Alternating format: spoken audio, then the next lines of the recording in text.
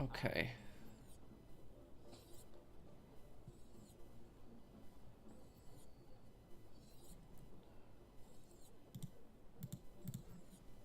How's everyone doing? I hope everyone's having a great day today.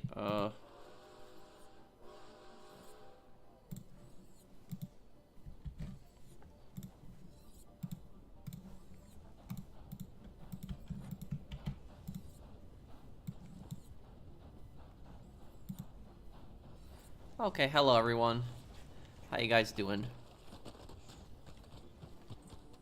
I haven't checked it out yet, Seiki. First part of Fallout 3 is gonna be after the stream tonight, by the way, also.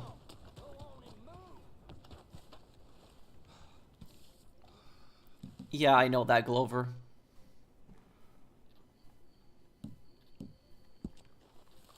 Okay.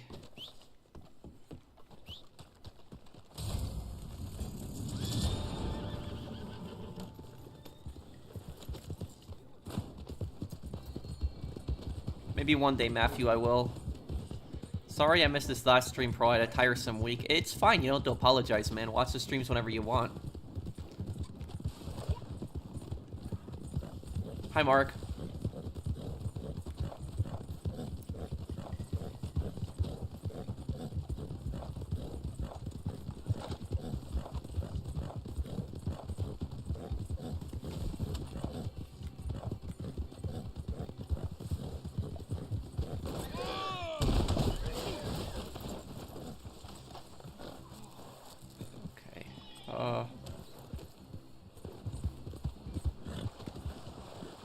Heard it's not good in terms of lore, but good on visuals. Well, that's one thing people are always worried about with video game TV shows. Hey, Pro, thanks for the great videos always. Thank you, Sebas. Red Dead Redemption 2 is fun playing for friends. That's what I'll say about it. If you're playing by yourself, not really, probably not.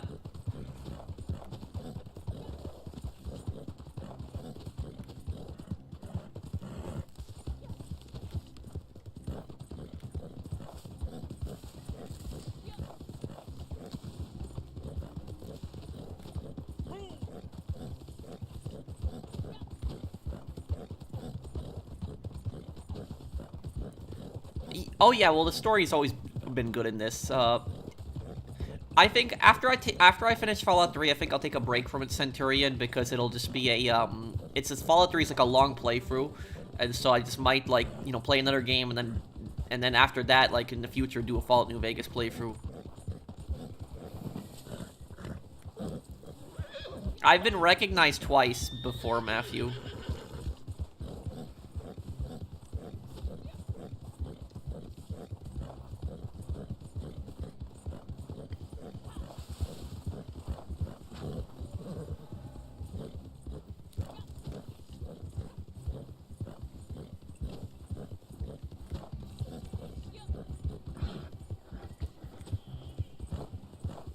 Yes, I heard about O.J. Simpson.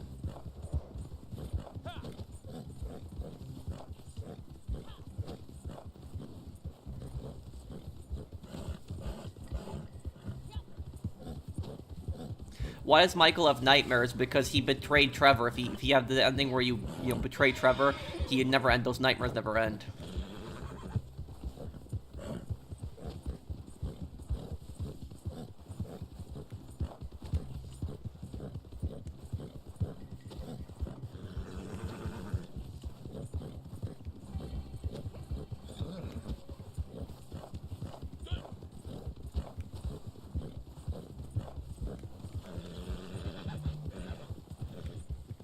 Do I think O.J. Simpson did it? Yeah. Definitely. What about GTA?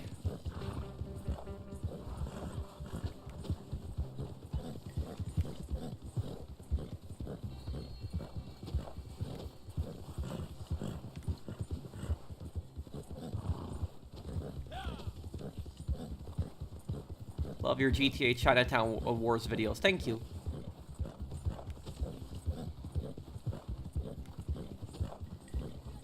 Nice outfit you have on, Pro. Thank you.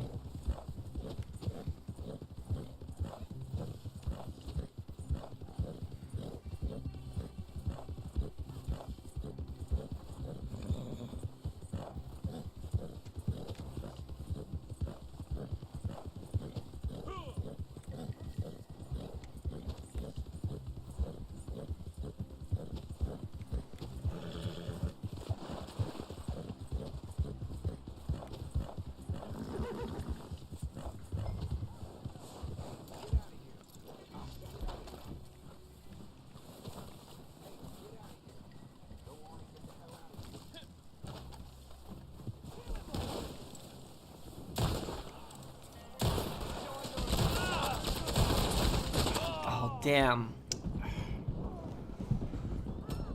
Hey, Pro, wasn't expecting to see O.J. Simpson passing on my radar this year. Yeah, I didn't even know he was sick. Howdy, Pro. Have you seen the Fallout, if show thoughts? No, Manuel, I haven't seen it, but I will watch it. I haven't seen it specifically, though.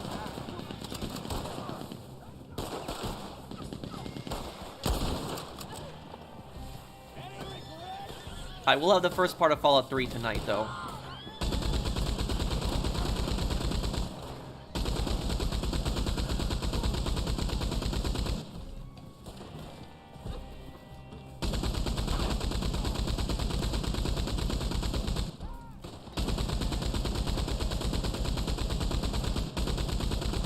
Yes, you do, Mr. Waifu.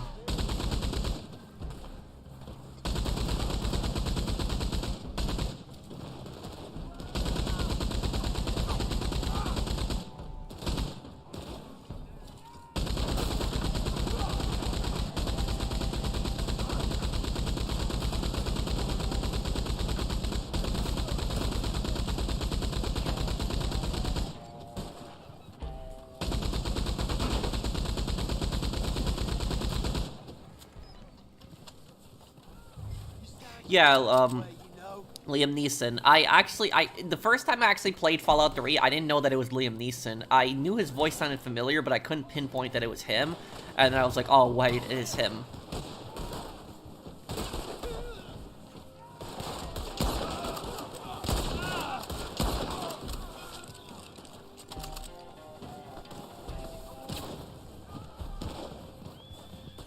Hey Pro, how are you? Have you seen Danger Mouse yet? Also, it's my parents' anniversary tomorrow, and I gave them cash for my anniversary gift.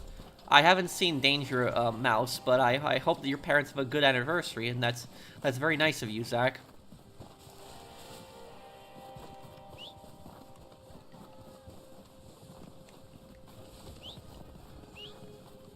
You know, the thing about that is, Mario, is any kind of movie that O.J. Simpson is in, it's kind of ruined now at this point, even if it's a good movie, just because of the fact of what he did.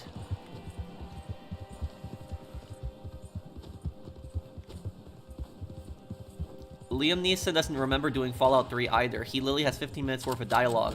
Oh, it's only really 15 minutes worth of dialogue? Really?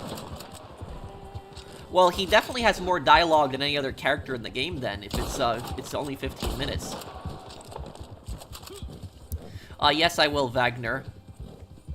It's a little it just the thing about scam baiting, like pissing off scammers, is it's the hardest thing about it is trying to find like a scammer to troll, like trying to find their phone number, trying to get in contact with them, and like a lot of times the scammers they text, they do text messages, and so they don't like getting into phone calls, so it's kind of hard getting them into a phone call.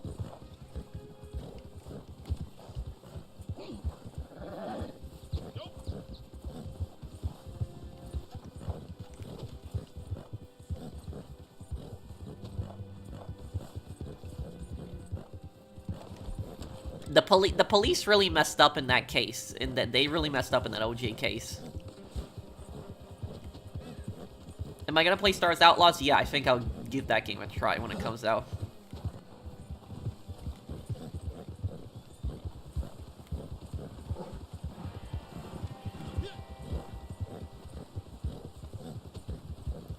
What character death in a video game hit you the hardest? Probably Roman dying in GTA 4. Yeah. That was probably that one, yeah. I'd say Roman's death in GTA 4. No, I don't, Zach. Oh, this is the target, okay.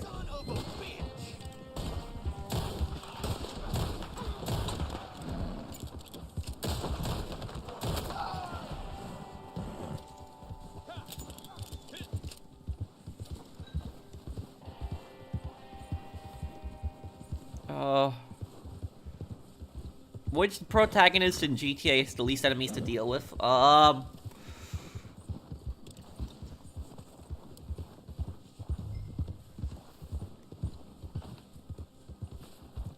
trying to think right now.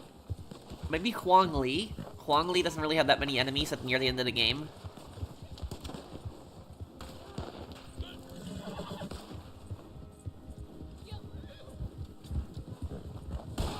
Well, thank you, Mario, for the super chat. And the thing about the OJ case is, when the OJ case happened, there was people that were cheering on OJ when, like, there was that car chase in the highway and he was, like, trying to escape. People were cheering him on to, like, to get away, and they didn't even realize this guy, like, murdered 2 people. No, I haven't, Zach. Oh, no, Claude has a ton of enemies. At the end of GTA 3, he still has a ton of enemies left.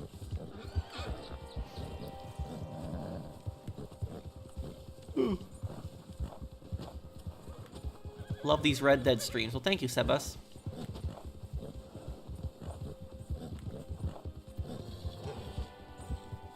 I'm trying to get 100% completion in Bully Scholarship Edition. My concern is the errands aren't showing up. What? You might have like a few errands that you haven't completed. What I would do if I was you is go on Google and look up all the errands and just read through them and read through the ones that you don't think you did. That's how I ended up finding the last errands. Which Saints Row 1 and 2 gang would win in a war? The Saints.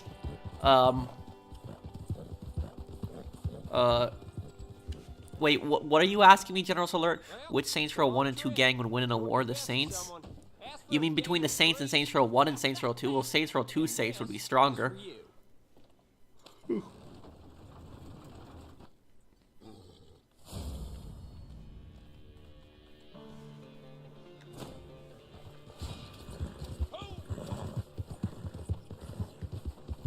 No, I've never really watched it much, Juan. Oh, minus the Saints. You mean that's what it means, minus the Saints.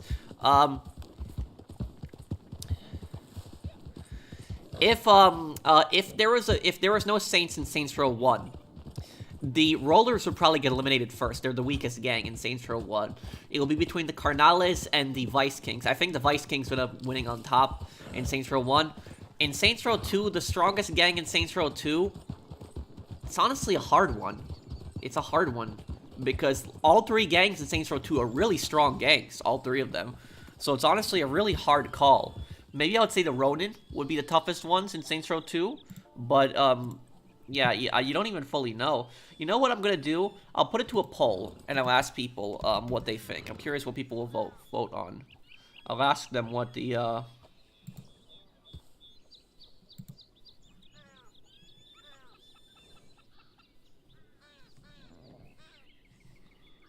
hold on, I will ask people right now.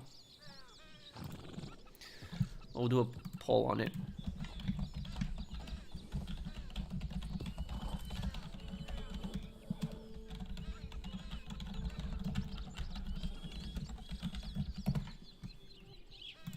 Let's ask people. Get a poll on this. Hang on.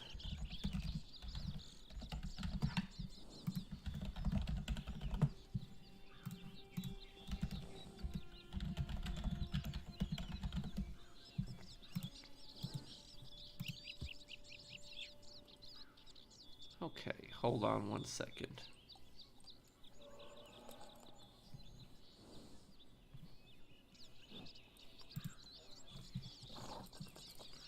I'll make a pretty good poll on this right now.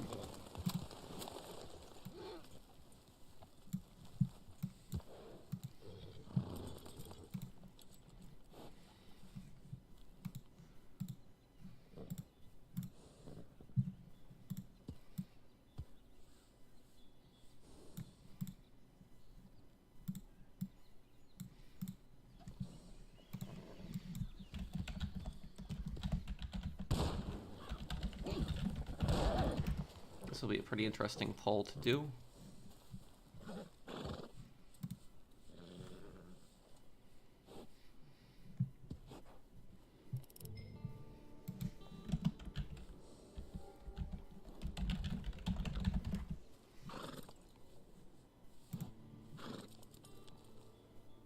Okay.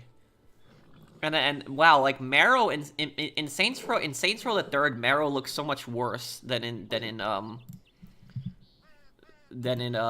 Saints Row 2. Like the Saints Row 2 models looked so much better than the Saints Row 3 models.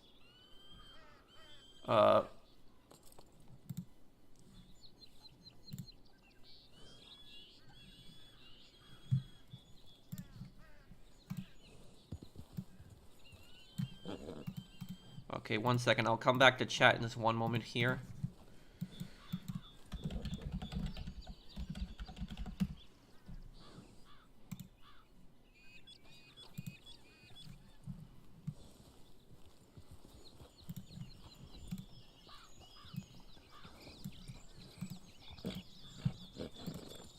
Okay, I just made the poll. Okay. I just posted. That's a great question. Yeah, so I honestly wouldn't be able to tell you what the strongest gang in Saints Row 2 is, because I think that all of them are kind of equally strong in Saints Row 2. I would say maybe the Ronin are the toughest in Saints Row 2, because the Ronin have connections outside of America. You know, they run a lot of things in Japan. But the Brotherhood has connections to mafias in Europe. That is true.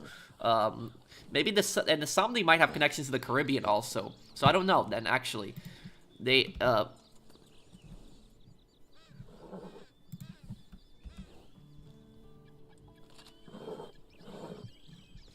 I'm curious what people will vote on that. Okay, let me look here. Why does Uncle Ruckus hate his own race? Are you talking about the Boondocks? Thank you, Greatest Within. It's because it's abuse, and it was from his father and his mother, who was like brainwashing him. Like his mother basically raised him, brainwashing him into thinking that he was white, and brainwashed him into basically hating his own race. So that's pretty much why Uncle Ruckus is the way he is in the Boondocks. And the thing about Uncle Ruckus is, there is an episode that basically explains his racism. Like, his mother basically raised him thinking that he was white, and it convinced him of that in his mind. His mother was a pretty terrible person, and his father was a very abusive man also. But there's an episode later on that explains the whole thing of Uncle Ruckus. Uncle Ruckus is kind of a victim too, even though he does some messed up things. He had a pretty terrible childhood.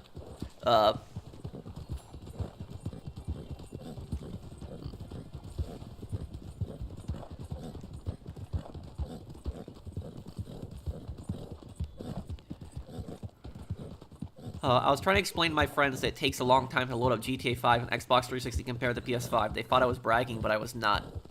Yeah, those games, I remember how long they would take so long to load.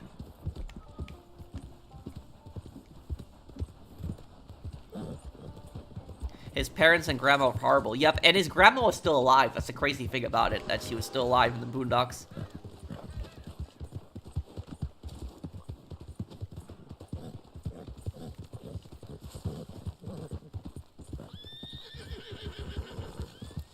The thing about the Ronin is, Kazuo might not have come from a samurai bloodline, and he might have actually hated them, growing up. That's why the gang is called the Ronin.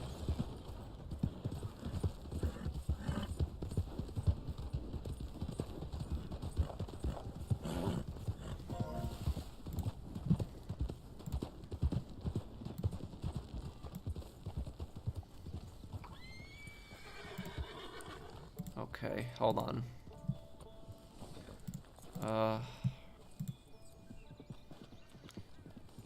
Thank you, Chaz. Thank you for dealing with that.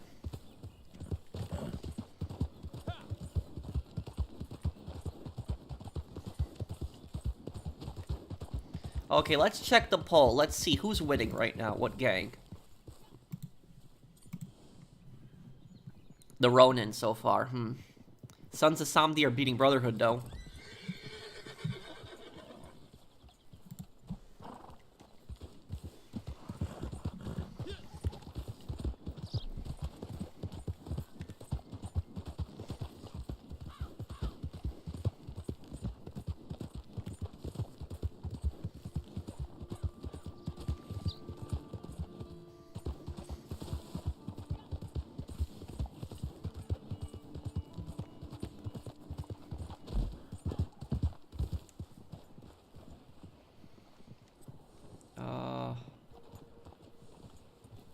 We're gonna go. We'll go back here.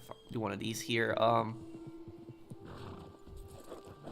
Have you heard of a person named Darlie Rowdier? She's apparently the longest female that's been on death row for 20 plus years. No, I've never heard of that, Mark. What did she do? Well, she probably committed murder, because that's really the only charge you could be accused of, that you can get the death penalty for. The thing is, though, is that, 99% of cases that involve the death penalty is a murder case. 99% of them. However, though, there are actually a few charges where somebody can actually face the death penalty without actually killing somebody. So if somebody engages in terrorism, even if they hadn't killed anybody, they could actually technically be given the death penalty under federal law. And additionally, what else is there?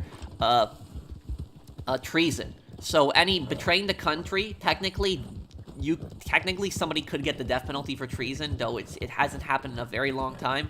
The last people the U.S. ever executed for treason was the Rosenbergs during the Cold War. That was the last people that I think has been executed for treason.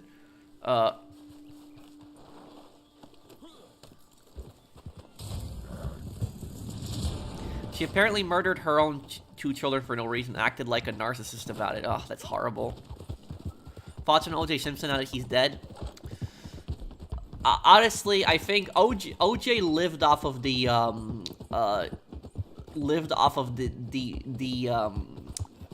I wouldn't call it fame, but the notoriety from that case. OJ lived off of that. He even wrote books about it, and like the best thing we can do is to just forget about him, pretend it like he didn't exist, because OJ was just a massive scumbag. And again, like I said, he just loved all the attention.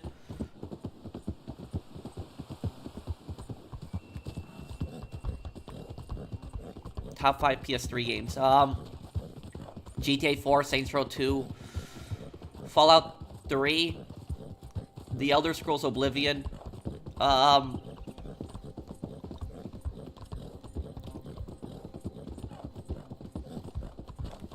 I have to think of one more game. I'm not sure what I would put on there still.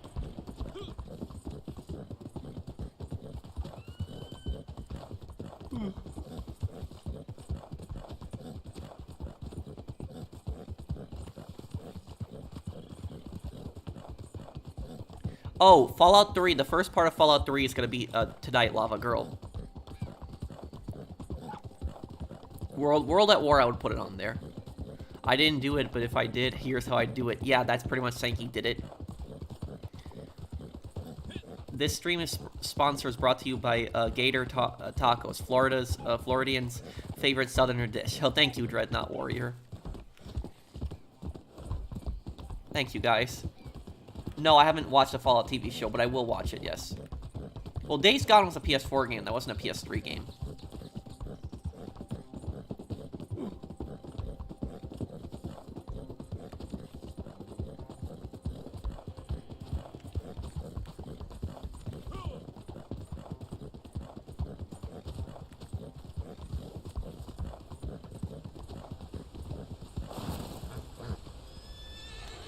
Well, okay.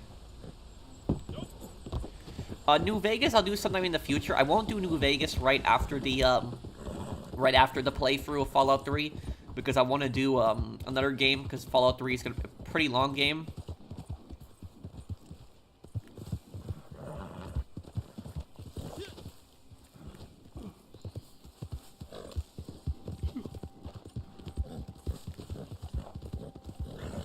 Yes, I'll do a playthrough of the original Hitman games.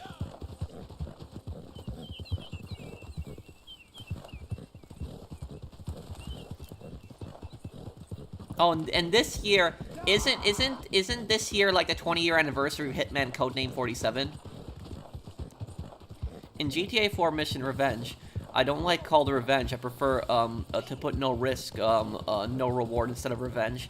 I honestly, I don't like the title Revenge either. I think for like killing Dimitri, it should be called something like Justice, something like that.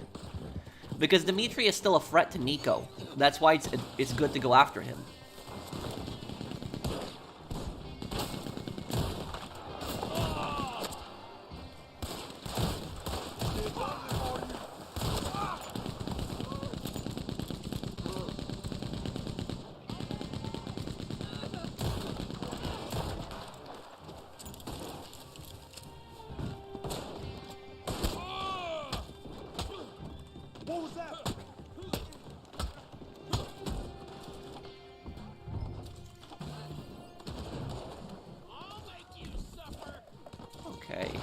Here we go. Let's get this guy out of here.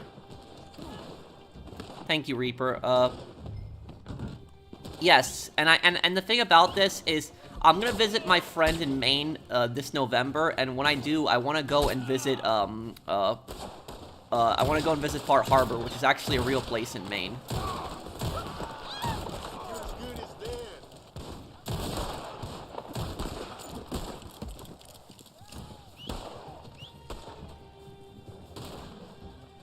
What?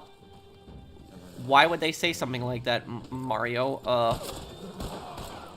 Well, that's horrible. Thank you for the super chat. Why'd you change your horse? Thank you, Mexican mercenary Mario. I didn't really change my horse. This is like the other horse that I have. It just, my Black Arabian horse died, and I guess I just didn't call in the stable, so I'm just using this horse right now.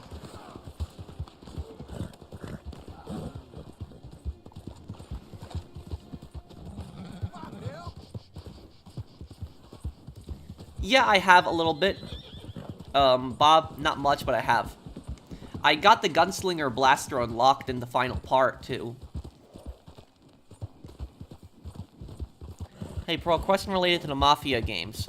Why did the Triads kill Henry Tomasino? And are you gonna play Mafia 3 and its DLC? I will, and the reason they killed Henry is because he was a government informant. I'll have a video on that in the future, but yeah, that's the main reason why.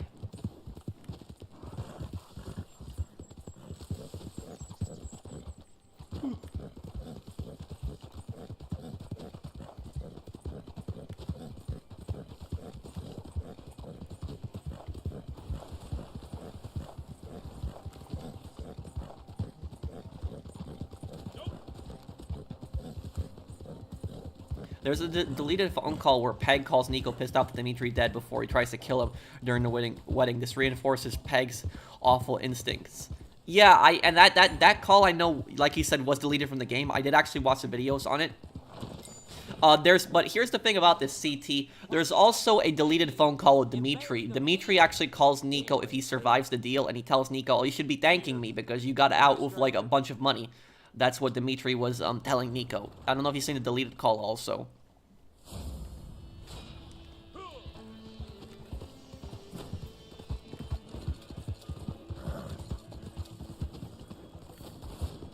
Henry's death was brutal, yes. And here's the thing about that.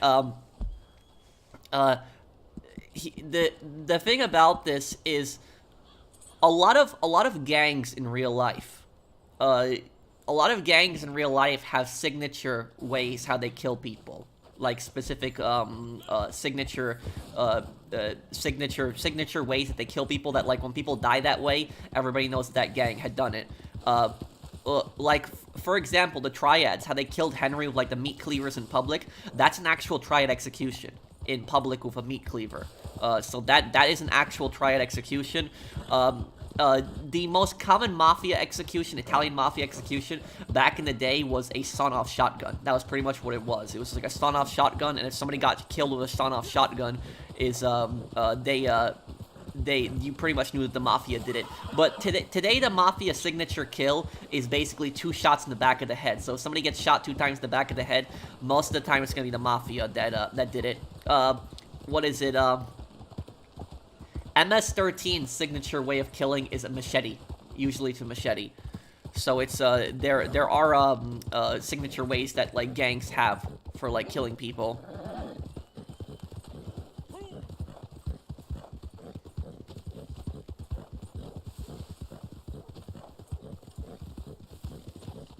I still have to get that brush. I never actually even got it. Trademark warning, what, Chaz? Hey, Pro, watch your mental health video about retail. I'm going for the same thing, by the way. Cashiers have to stand in Australia, too. Oh, I didn't know that. That's horrible, Bailey. What about New Zealand? Do they have to stand there, too? I know that's next to you, but, I didn't know that. I know that in Europe, most cashiers actually do not stand in Europe. They actually sit. But in America, if you ever go into American stores and you see American workers that are standing, the reason American workers are standing and not sitting is because in America it's seen as laziness if you sit down. That's pretty much the culture in America. Get the money from the Blackwater heist. Why is 20,000? Wait, what? Wait, what, Jam58? Yes, I did hear about that. It's like a female billionaire that got sentenced to death in Vietnam.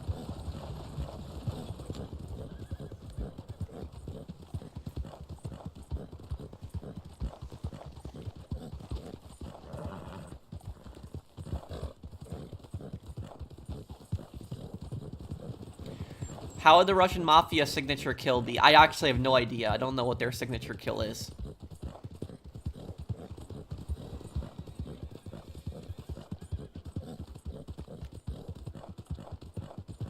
Oh, it's only 20,000 when you get the money. Is John from the Blackwater heist? Well, I don't think it's ever confirmed whether that money is directly the one from the Blackwater heist, because it could have been stuff that Micah was stealing over time too.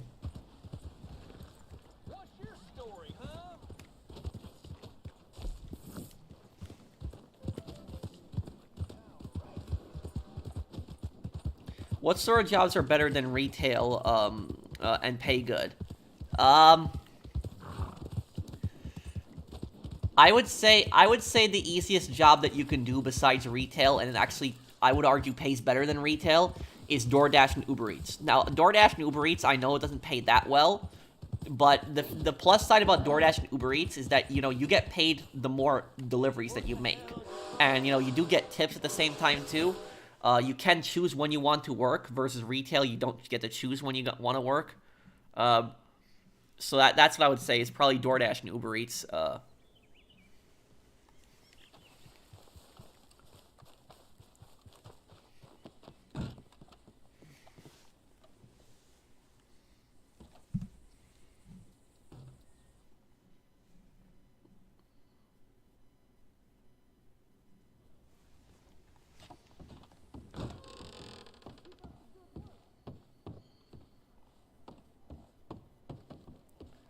Oh, I get that. Yeah, it does depend on your location. Some places it's gonna be better to do DoorDash and Uber Eats, yeah. Bonjour. It is c'est parti.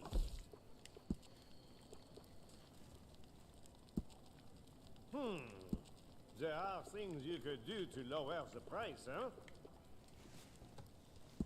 I saw your videos, top 10 most evil, Dimitri's top 10 most evil. In my opinion, #1, Roman got kidnapped and killed instead of Faustin's wife, and he's his daughter. I think that, like, just betraying Faustin's, like, after he had Faustin killed, that he, like, continues still hurting somebody even after he killed them. That's what I would say about Dimitri. I'm not sure, Zach.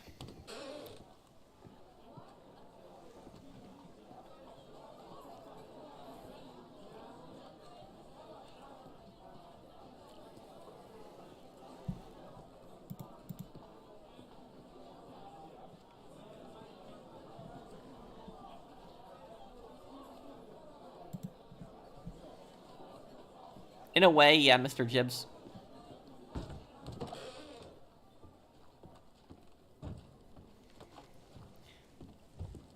Hey, bro, remember your video about the squatters? There's a guy that does get them out. That's Flash Shelton. Does he like go in the house and annoy them? Because I know there are people that do stuff like that. Like, they just overwhelm a squatter and just keep annoying them until they move out. Only when I really get a good recording, I'll get something like that, Cody. But most of the time, the people that I verse in GT Online most of the time are just blowing themselves up constantly. There's like not even any fun to it.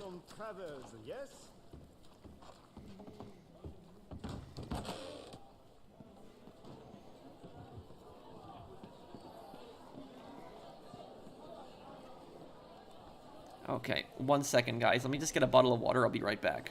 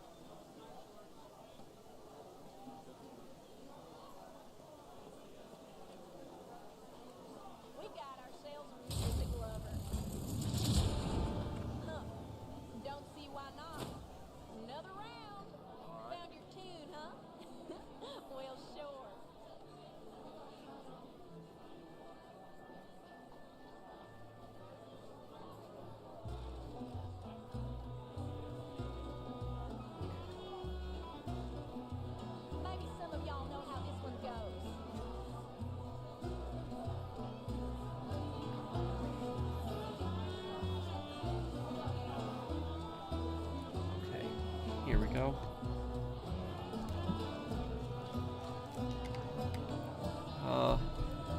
love how genuine you are, not like, I like how genuine you are, not a lot like you these days. Thank you, Bailey, that means a lot to me.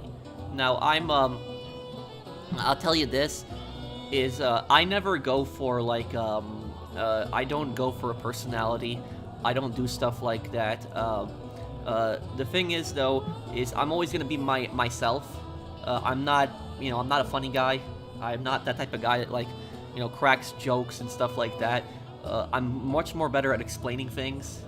That's what I specialize in, and I really specialize in making people laugh. I specialize in explaining things, and that, that I am who I am. So I would never put on a personality just for views. Like, even if I had a personality, even if I made a personality and I would have, like, double the amount of views, I still wouldn't do it, because it's just not myself. So I'm always gonna be myself. Thank you, JM58. Thank you, Agent Reaper and Bailey. Dimitri or Micah, who's worse? I would say Dimitri, because Dimitri pretends to be Nico's friend. Arthur had a pretty good idea that Micah was always a scumbag.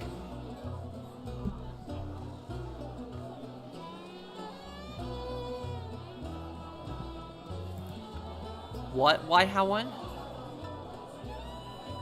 What chat link do you use, the original or the pro? What are you talking about, Lock? Chat link? What do you mean? You don't have to super chat me again. Can you post a comment explaining? You talk about history during your playthroughs is probably my favorite reason to watching you. Not many YouTubers do that, and I love learning history myself. Well, thank you, at her nuts. Thank you, man.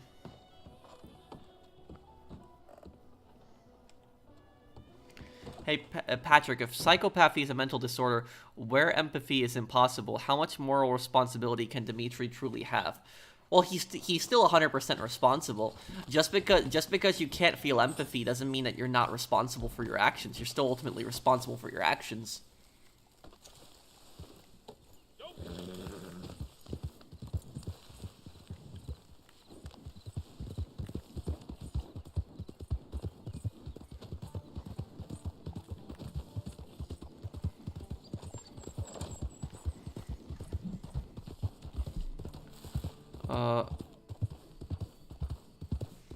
Can I do a Last of Us walkthrough? Maybe one day.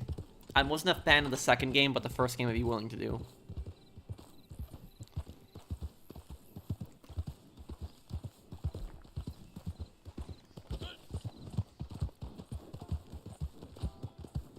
Getting $5.50 a good tip on DoorDash to Dasher. Whenever I tip, I always give 25%. That's how I do. The only time I would not tip somebody is if the service is, like, really bad, but that has really never even happened for me.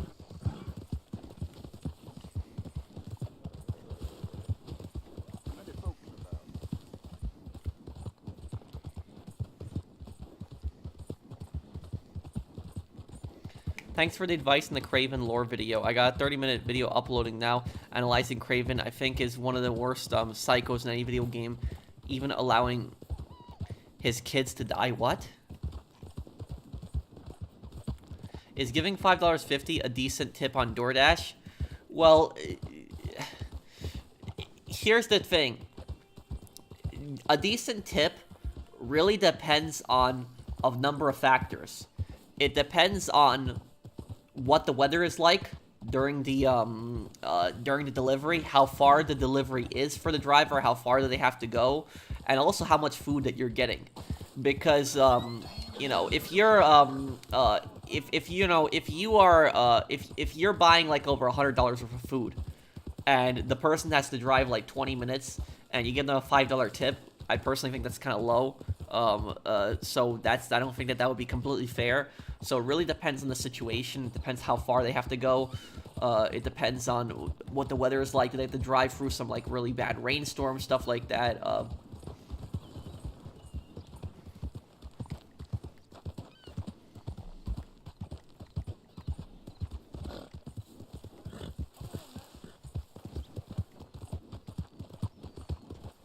What's your problem? Thank you, Ryan Z. Thank you for sponsoring my channel. For the capture card, transferring audio through the headset to the OBS. Oh, I transfer it to my Yeti, and through my Yeti, I listen to the game. That's basically it.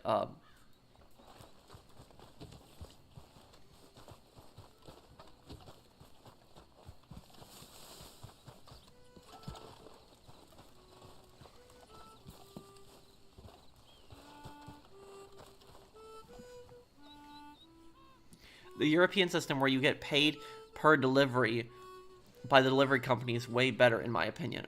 Really? And how does that work exactly?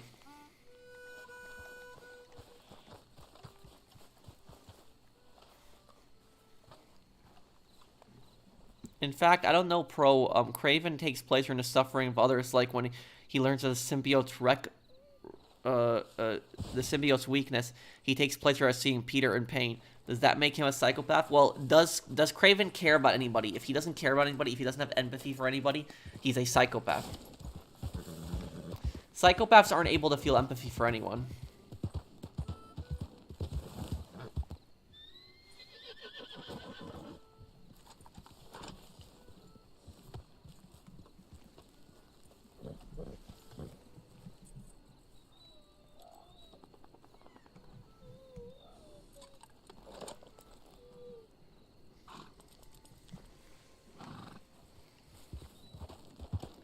What characters in the Mafia series are scumbags?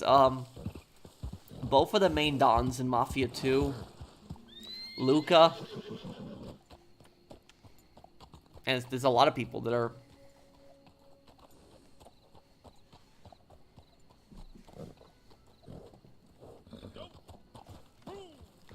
My favorite secret in the Red Dead Redemption 2 storyline, probably the Strange Man, I would say.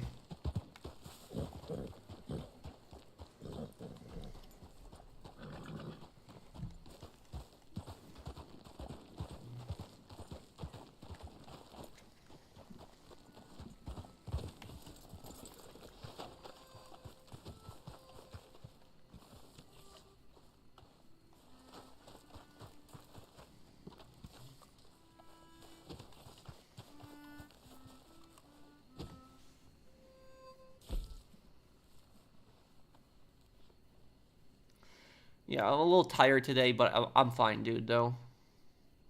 Is the Nigerian police video rant coming soon? This month it is, yes. Gonna be out of supplies before Nothing too here. long.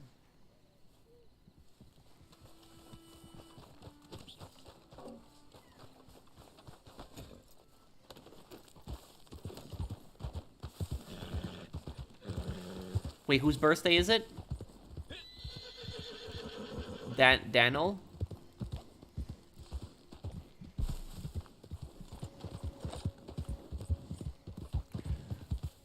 Does anyone here need help selling anything? I'm good, Ryan. How was your day?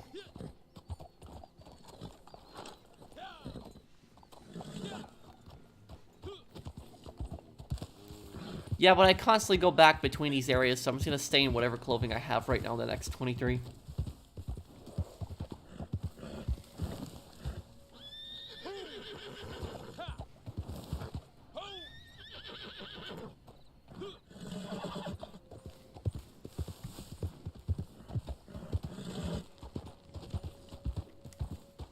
Not really. I don't really watch UFC. I don't care for it. I much prefer boxing. Pro, do you think LA Noire will get another game? I'm playing it and it's really good. Got promoted to Homicide. Yeah, the promotions in that game are a little bit too fast, but it is overall a great game.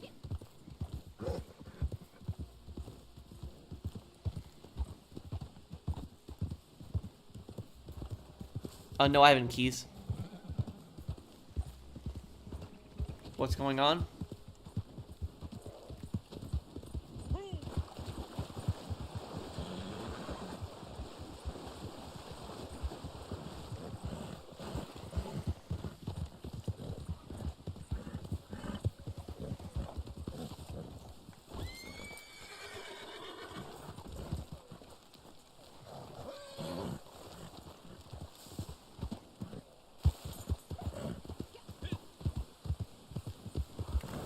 Oh, probably get Rest Curiosity, but no, I'm gonna watch the Fallout TV show. A lot of people have been requesting it, but I definitely will watch it. Yes, when it comes out.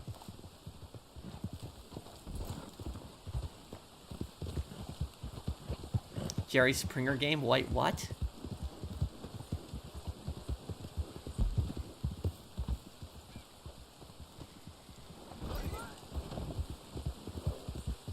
No, I don't really use those Ludwig. They're kind of cheap.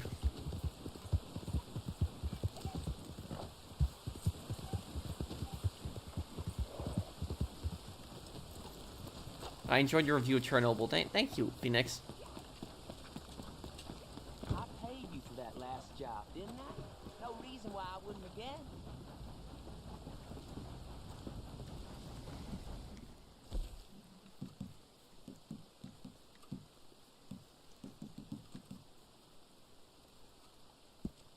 Okay, I'm gonna speak, and you better listen. You see everyone out here on the range, desperados, lawmen, regular folks. Well, we're in a They're private just session right trying now. to get what they can.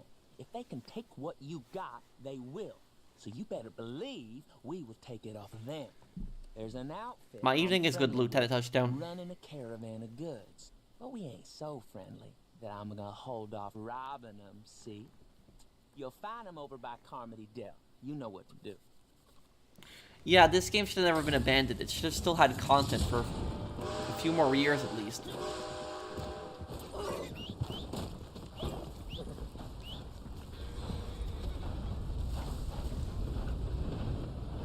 I might do a Fallout lore once I complete Fallout 3, but yes.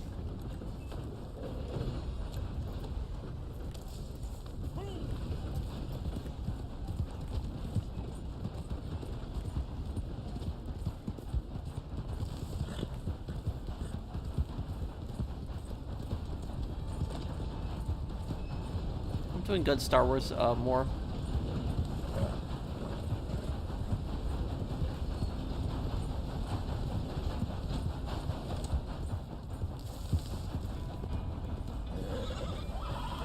Thoughts on GTA Plus increasing? I heard about that. How much more is it going up by? Well, they both do considerable damage. The Lemmat and the Navy Revolver.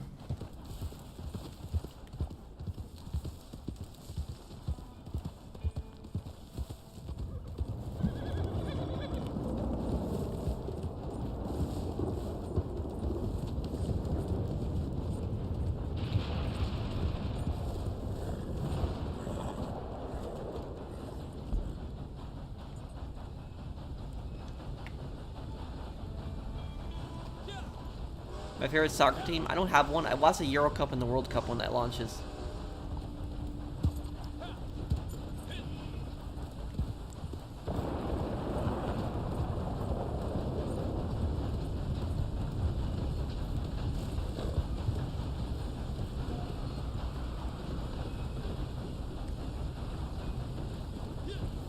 What do you mean, a chop? You seem tired, pro. Everything okay? Yeah, I just I had like 5 hours of sleep last night. I'm gonna, I just need to get in the game a little bit, and I'm yeah, I'm sorry about that, guys. Yeah, no, I just had like 5 hours of sleep last night. That's just primarily why. I just woke up kind of early. Yeah, sorry about that, everyone. I'm just woken up now, but it's I should probably make a coffee. So yeah, sorry about that.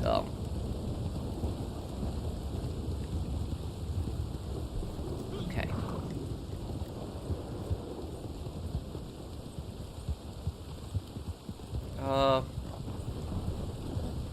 No, it's fine, dude. I'm fine. I'm awake. No, usually, you know, just play for a little bit. And you know, wake up sometime. The most evil character in Sleeping Dogs is Big Smile Lee.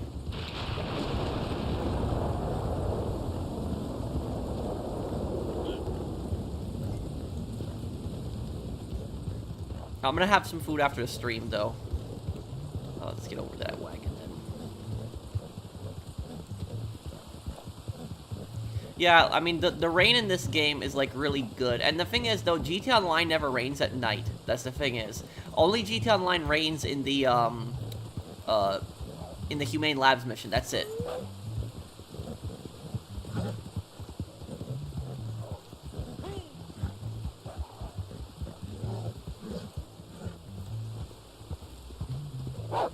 He has respect for his daughter, but not love. It's only because he respects his hunting traditions, but oftentimes he gets pleasure out of the suffering of others, like he beats Miles to make Peter angry. Then if it's just respect, and if it's not true love for, you know, for his kids, then if he doesn't really have empathy, then he can be a psychopath.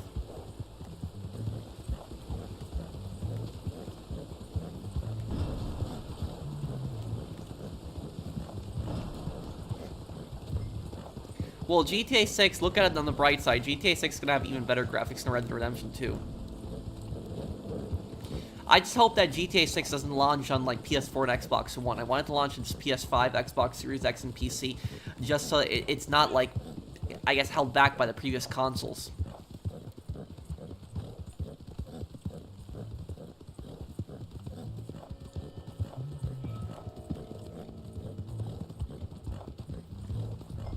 Yeah, and I saw my friend Michael streaming Metal Gear Solid 3 the other day. I did share the stream.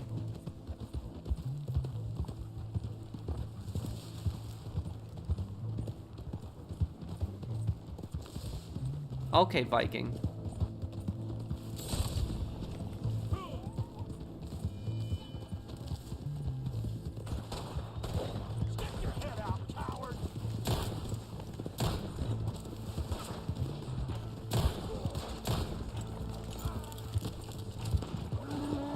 Was the wedding the darkest moment in Sleeping Dogs? I don't know. Maybe Jackie's death was even more darker. I'm gonna announce it this week, Locke.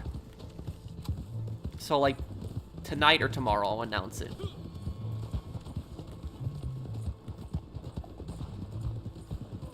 Yeah, so, like, that's why I don't want GTA 6 to come out on PS4 and Xbox One, because I want the, I want it to come out on the new-gen consoles just so it's not held back at all. Because when you really think about it, GTA 5 is just it's a PS3 game that's been reskinned for the PS4 with this first-person mode, better graphics, and then just ported over the PS5. So it's really a PS3 game that got ported over the PS5 and the PS4 and the PS5. Do I think GTA 6 will have that crazy censorship crap? What you mean, like political correctness sensitivity too? I hope not. I hope nothing gets censored in GTA 6.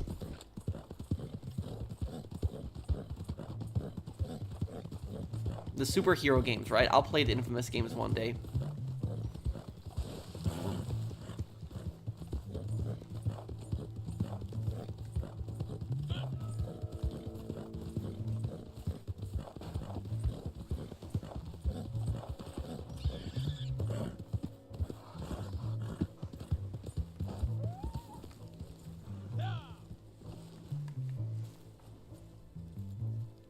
Telltale's The Walking Dead, I could definitely do a playthrough of that one day.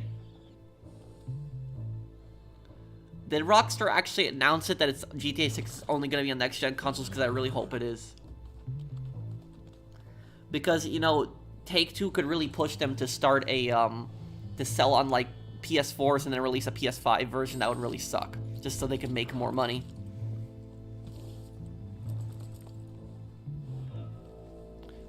I'm going to be doing High Honor for my Fallout 3 playthrough. I already recorded the first part. It is uploading right now, processing at this moment.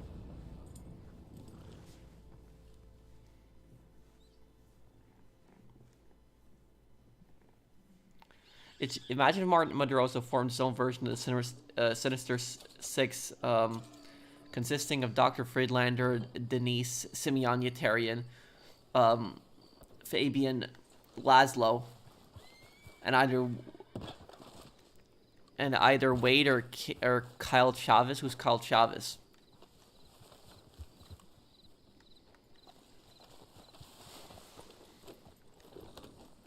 Aunt Denise, yeah. Never forgot her. I've seen Law by Mike's videos, the lawyer guy.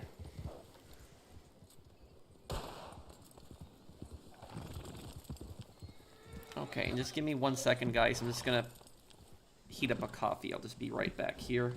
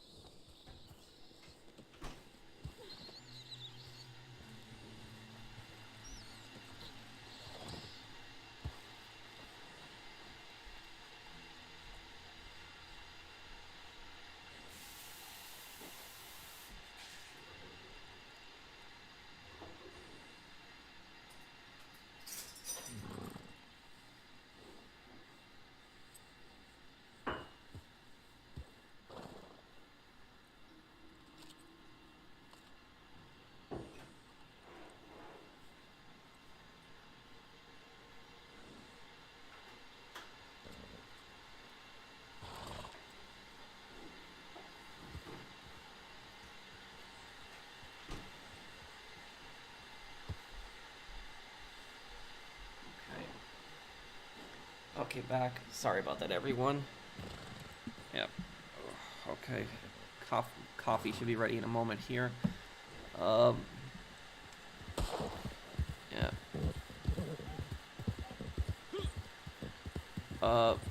I'm good, Mark. How are you, man? Okay. Does anyone need to sell anything here?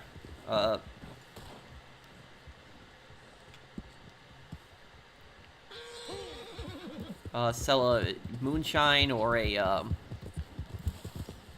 moonshine or a trader. As astrology influencer killed her husband, an infant, because she thought the eclipse was a sign of spiritual warfare. Her other daughter's alive. Oh my god. I can't believe people believe stuff like that. It's horrible what happened. Thank you, Why Howen. Well, the thing is, truth be told, I actually think coffee is disgusting. Most of the time I don't like coffee. I just have coffee on rare occasions when I need, you know, I'm getting a little tired, because I am a little tired, guys. Like, I'm not, you know, passing out or falling asleep here. It's just I had like 5 hours of sleep last night. I just woke up because like, the thing is though, is, it's like, the way I sleep is, if something wakes me up, like, if something wakes me up, I can't go back to sleep. I just can't. So, like, if something just wakes me up, even if I sleep for, like, 3 hours and something wakes me up, like a loud noise or something like that, I just cannot, I can't go back to sleep. I just can't. So I don't know why. It's just like my body refuses to go back to sleep if I get woken up by something loud. So that's why I just really hate when I get woken up, because it's so hard for me to go back to sleep. But about coffee is, I can only drink coffee with a lot of sugar and milk. That's the only way I can drink coffee. Other than that is, I think coffee is personally disgusting most of the time. It does help me stay awake a lot of times, but I just don't like the taste of it, honestly.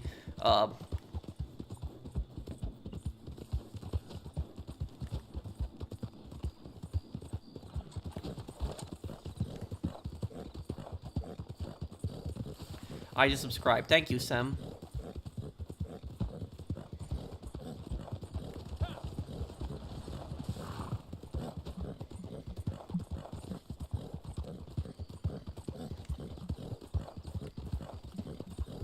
You sleep through alarms?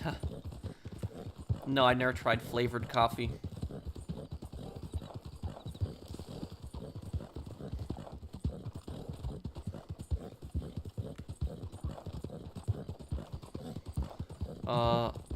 Wait, what CW games? Checking, because one of the debates I made in my lore video, if you don't mind spoilers, check it out. I took inspiration from a lot of your lore videos. What do you take inspiration on, specifically CW games? I'm just curious. Do I have a dedicated closet for my costumes? Kind of. I have a walk-in closet. And so, basically, on one side of the closet is just all my regular clothes. On the other side of the closet is all my costumes.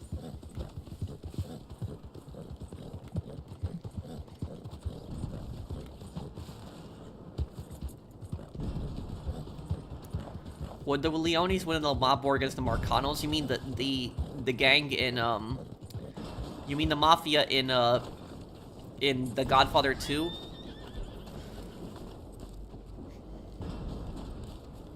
Well, yes, because the Leones, you have to remember, beat the Sicilians. They beat the Sicilians. They beat the what was the other gangs? The Diablos, the Forellis, the Sindacos.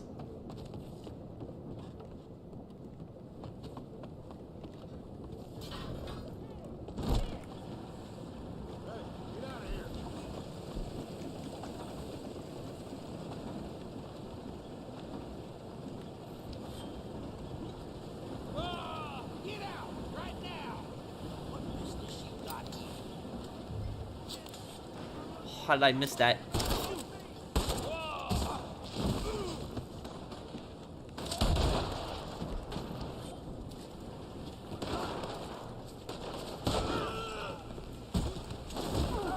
The Marcanos are from Mafia 3.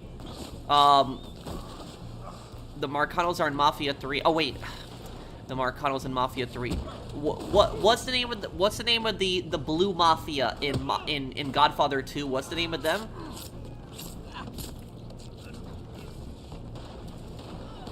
Manganos, isn't it? Manganos?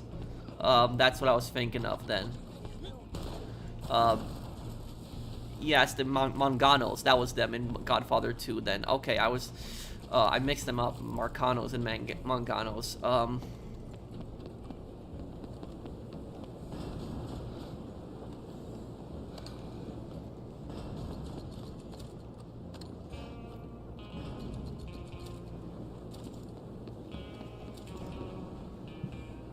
Okay.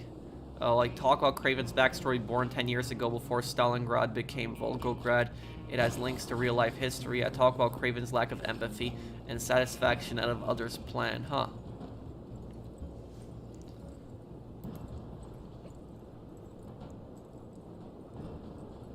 Okay,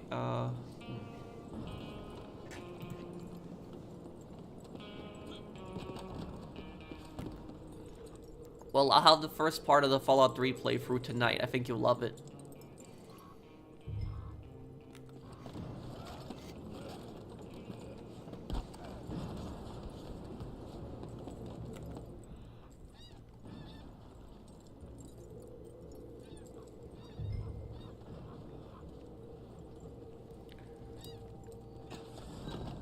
Okay, the Manganos. Yeah, so... turquoise? That's the color?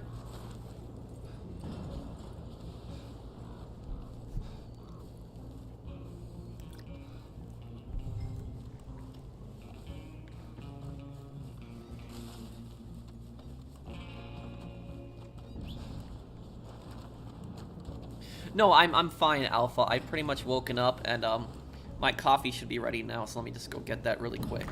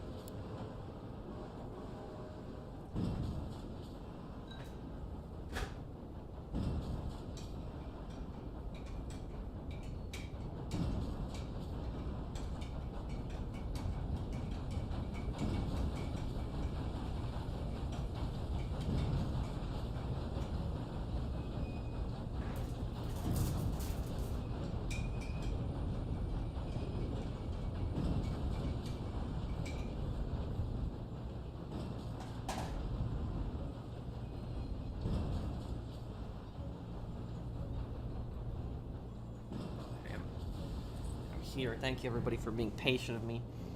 And sorry for being a little tired earlier, but I'm, completely woken up now.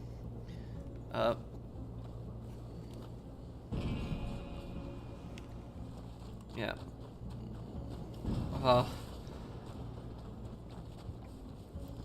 Let's here? Yeah, I can only have coffee with milk and sugar. I can't have it with anything else. I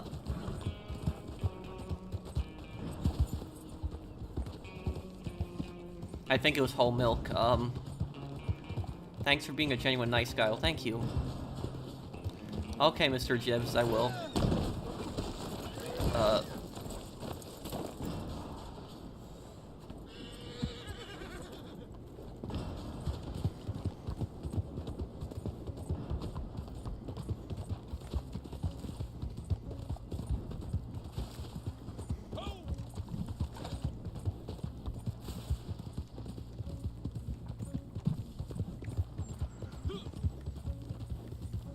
Madurazzo forms the group to get revenge in the GTA 5 trio. The Six have their motives as well. The Six? Who are you talking about?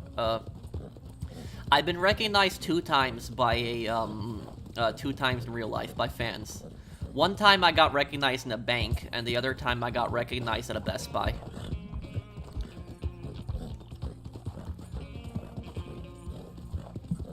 I also, speaking of which, I went to the Fallout convention that was last year in Good Springs. I went to that, and the one, the one in Good Springs, Nevada. And when I went to that, I did get recognized at that, but I only got recognized after I told a few people that I'll be filming this for my channel. So I was taking a few pictures, filming stuff, and I was like, I'll put this up on my channel. And they asked me what your channel is, and I said, oh, it's The Professional. And they're like, oh, you're The Professional, you're the GTA guy. So that's, that was basically it. So they didn't recognize me from face, but when I said I was, they recognized me then. Hey, what's with you? I wonder what happened to your retail store. Oh, it's still open, but you want to know something? I read the Google reviews for my retail store, and it was complaining about some of the annoying people that I worked with. It was actually complaining about them.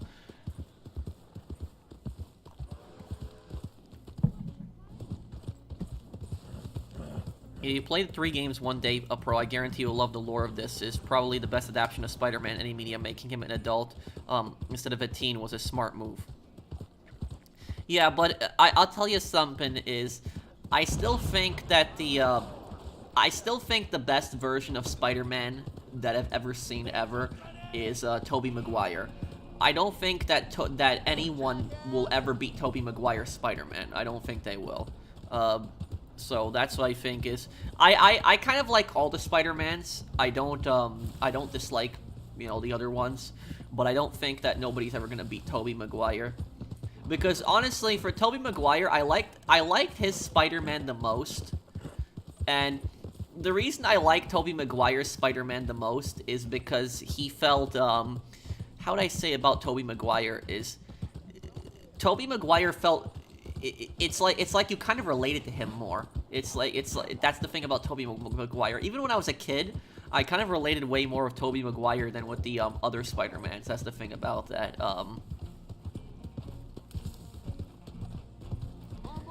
He just had that thing about him, that performance. It just you just felt he was he was perfect for that role. And the thing about Tobey Maguire is Tobey Maguire was kind of awkward at times. But even though he was kind of awkward at times, that was the point of him. Like, that was Spider-Man is not supposed to be this, socially accepted, person in public. That's the thing about him. So that's it. He felt more realistic, honestly. And what I'll say about Tobey Maguire's Spider-Man is about Tobey Maguire's Spider-Man. I thought that all 3 movies were great.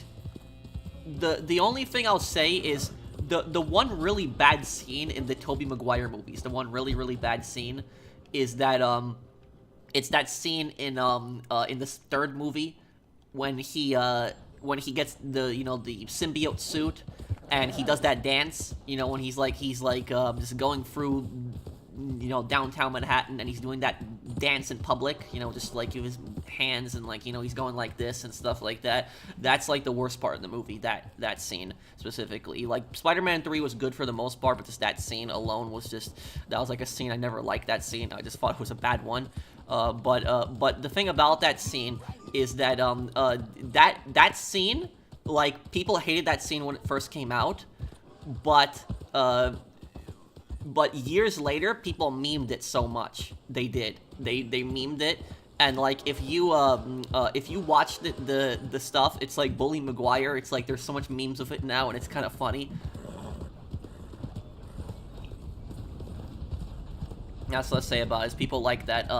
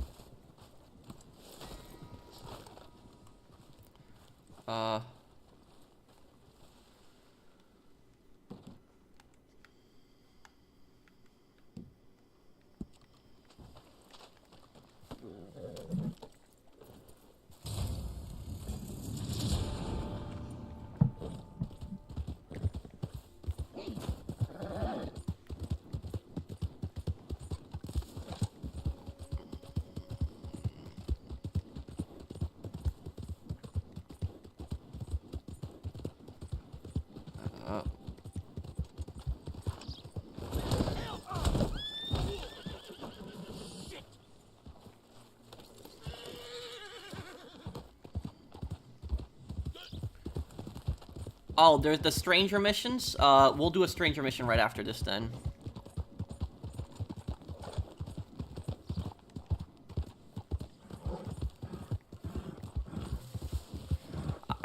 Well, I haven't really watched that channel much, King.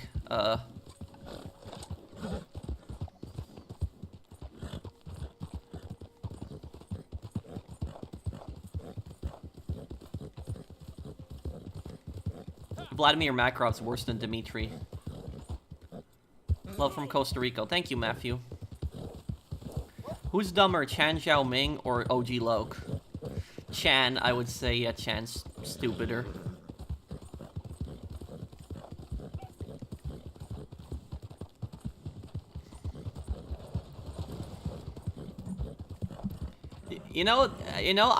It's crazy. It's crazy how many British actors actually play American characters. There's just so many. And I was wondering, is there any American actors that have played a British character before? Has that actually happened?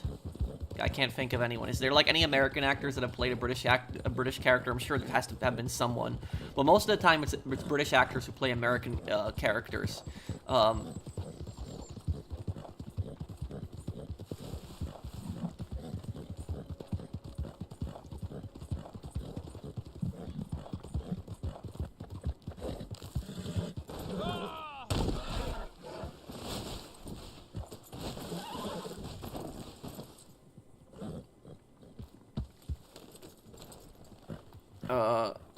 Robert Downey Jr. Sherlock. Oh, he played Robert Downey Sherlock. Oh, that.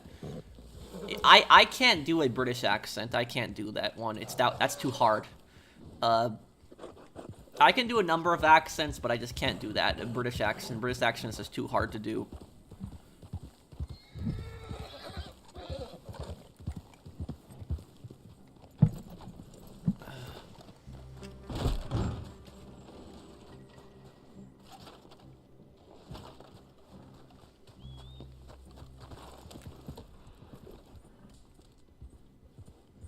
Hey, Pro, do you think OG Loke, foreshadowing of modern face-tattooed mumble rappers? Wait, what? What do you mean, Arivaden? Thank you for the super chat. Can you explain a little bit more? What do you mean?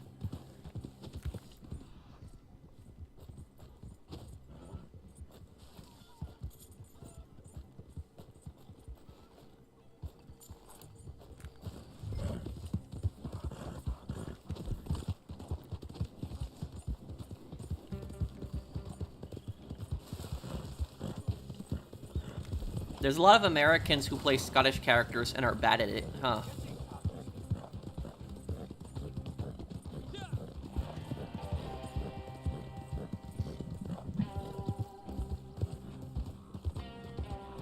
Can you make an accent make a different language, like a French accent in Japanese? I'm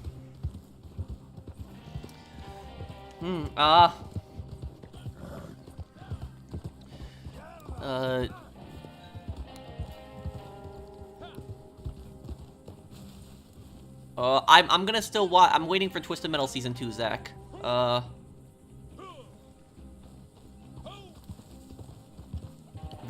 The American comedians doing very good British accents, huh?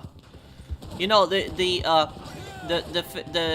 thing about that is, I'll tell you this: a lot of the actors in The Walking Dead are British, and they did really good American accents. They've done some really good American accents. The Walking Dead cast.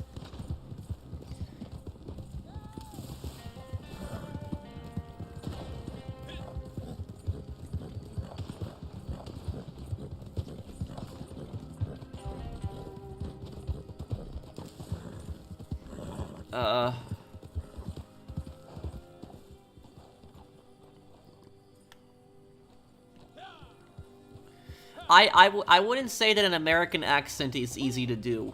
I wouldn't say that. Because one of my friends from Australia could do a few accents, but when he tried to do an American accent, it was really, really bad. But to be fair, I can't do an Australian accent either.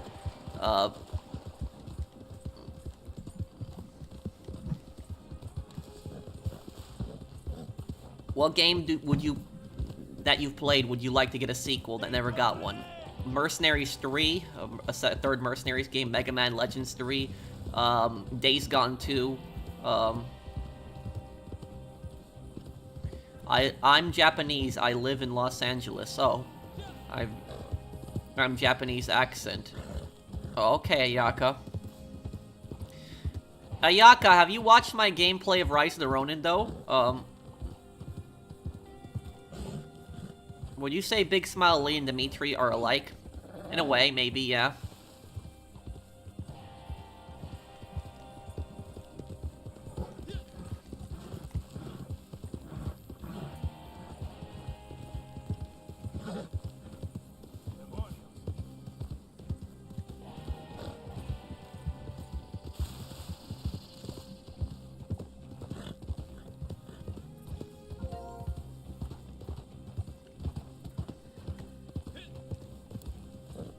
I'm not sure, Sutherland.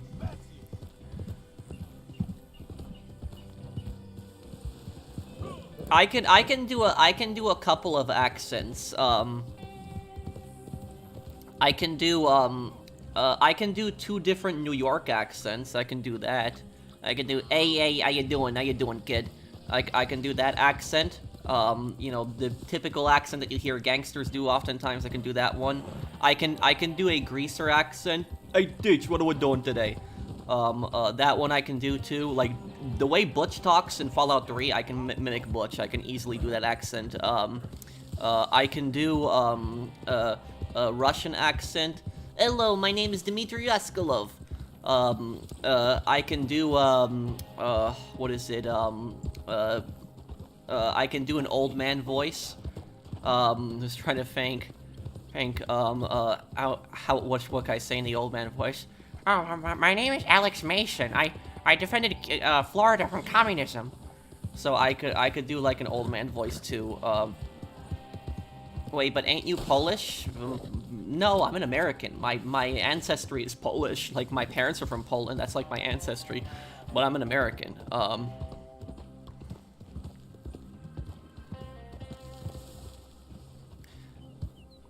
Did anyone watch my my last part of Ace Attorney that I uploaded? Was my French accent bad? Because I was trying to do a French accent for LaBelle, but I kind of butchered it.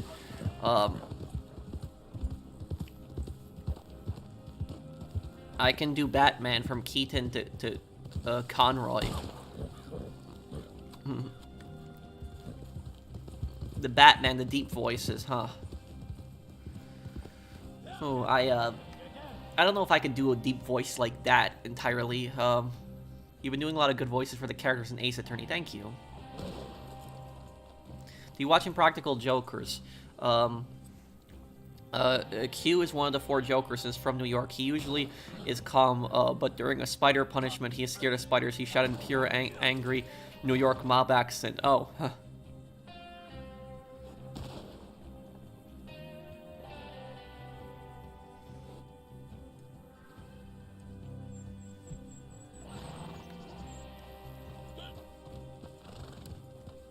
When I hear the old man voice, I think of the judge from Ace Attorney. The thing is, though, you know what I started doing? I'm gonna change the judge's voice for like the next part of Ace Attorney. I'm not gonna do the old man voice for the judge. What I'm gonna do is I'm gonna try to sound like he did in the anime. So I started watching the Ace Attorney anime because I watched it like years ago. And in the Ace Attorney anime, the judge is actually the same character in the anime that's in the game. And so, the judge in the anime, how he sounds, I'm trying to, if I could do his voice, Mr. Right. That's like more like what he sounds like. That would mean that the defendant is guilty.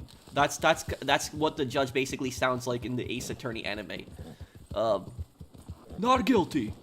That's basically what he sounds like in the anime. He's not like the old man voice,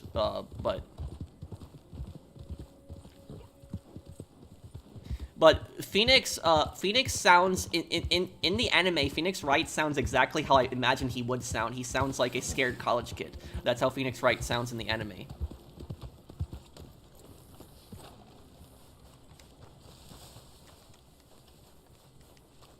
Okay.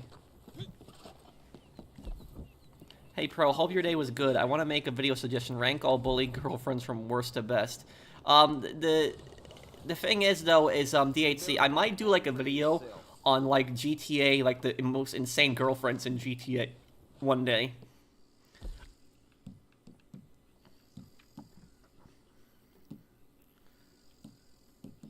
Delivery, let's do this. Well, as usual, it's non-stop here in paradise. Somebody was meant to pick up the mail but didn't show, and I sure as shit ain't delivering it. So, looks like you're the lucky winner. Hopefully, my miserly overlords might even see fit to pay you for your trouble. You know, one thing I didn't realize about Japan, is that the developers, when the developers made Ace Attorney, the developers are actually criticizing a lot of Japanese law in their games. That's what I didn't realize that about Ace Attorney until later on.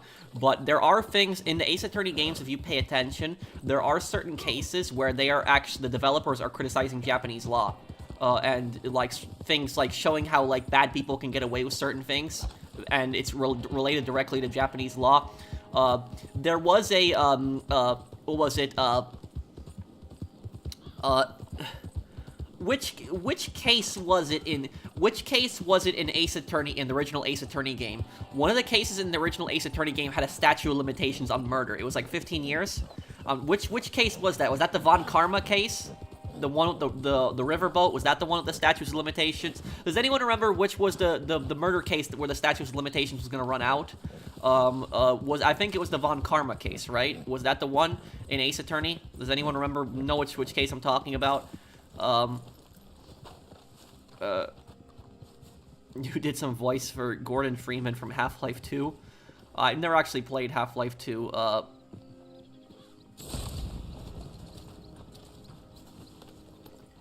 Yeah, my horse should, I should feed my horse something here. The Von Karma one, yes.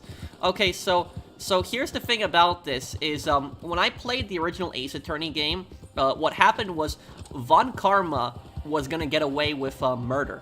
And the reason that he was gonna get away with murder was because the statute of limitations is gonna run out. For people that don't know what statute of limitations is basically when you don't prosecute a crime in a certain period, that you can't prosecute it anymore. So once the statute of limitations run out, even if you find the person that's responsible for the crime, you can't prosecute them anymore. So you have to prosecute them in that time frame. So once that time period passes for the statute of limitations, you can't prosecute them anymore. And what happened was in the original Ace Attorney game, there was a case with this guy called Von Karma, who's a prosecutor, and he had actually murdered a lawyer like 15 years prior.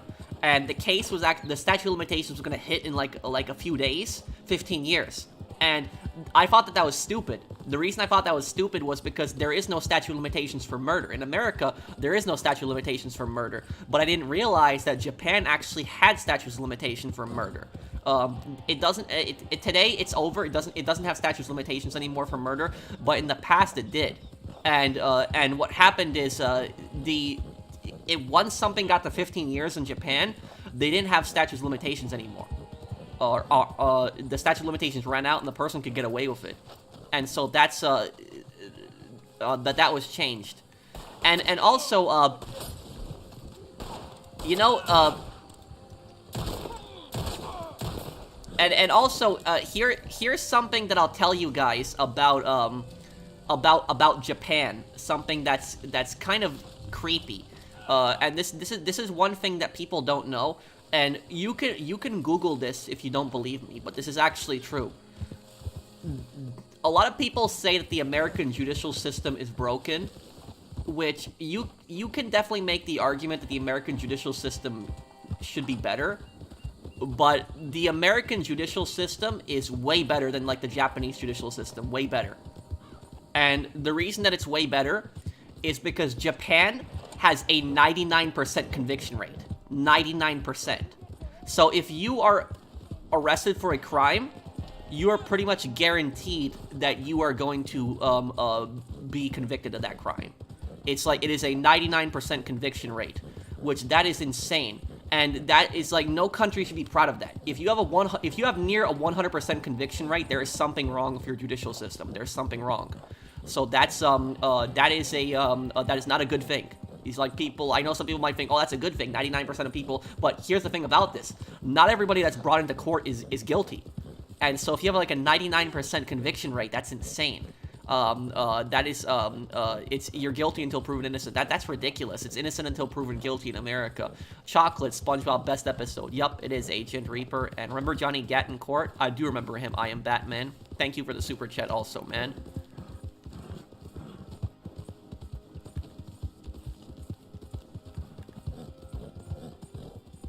No, I haven't, Antonio. I haven't seen Shogun. You're right, Mr. Professional. Thank you, Ayaka. But Ayaka, you're Japanese.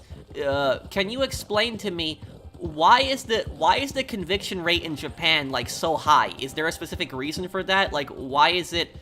Is there trials by jury in Japan? Is there like a jury system, or is it just trial by judge? Like, why is the conviction rate so high in Japan?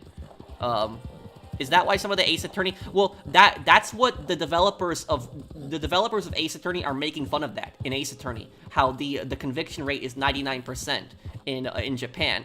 And you notice how the prosecutors in the Ace Attorney games, most of the prosecutors are like scumbags in the Ace Attorney games. The prosecutors in the Ace Attorney games don't really care about justice most of the time. They just care about getting a conviction for their like record.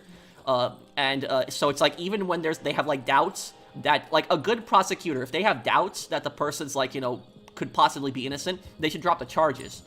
But that's what basically Capcom is making fun of with that, how broken the Japanese legal system is. But let me actually Google this right now. I'm gonna Google this because I'm just generally curious right now. What is the conviction rate in Japan? Let's see here. What is it? 99.9%. Jesus, excuse my language, but that's the conviction rate in Japan. Let me see. What is the conviction rate in America? Let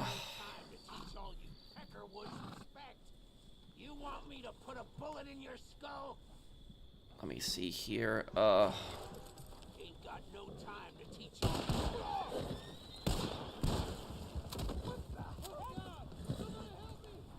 Let's see here. Conviction rate. Let's see. What is it?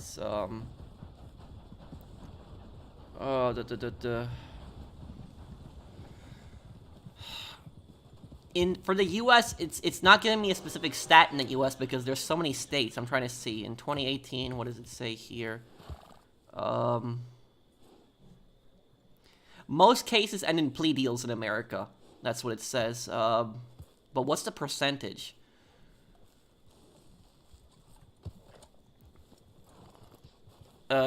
Okay, so it says it in 2018, 68% of people charged with a felony were convicted.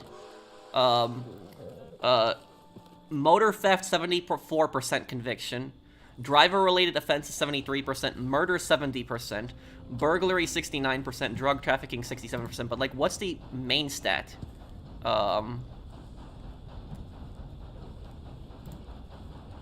The conviction rate of the federal government is 90%.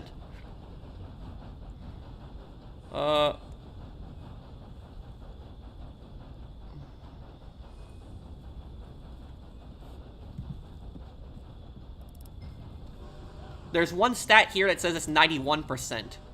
But still, that's might be really high, but that's way different than 99.9%.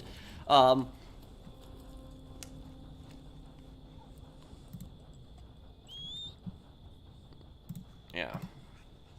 Okay,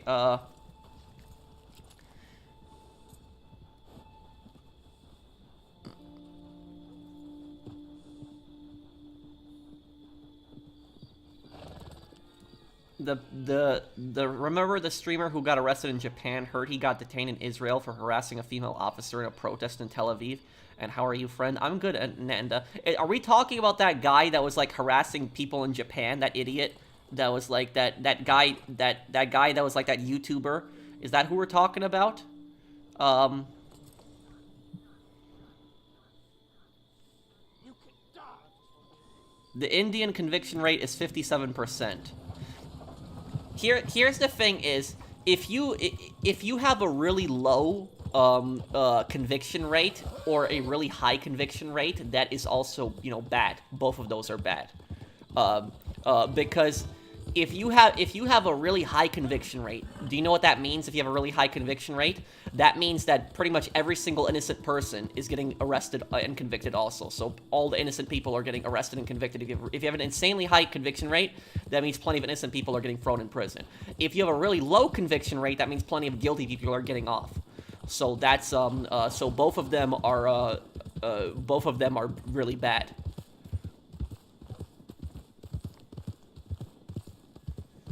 Let me see.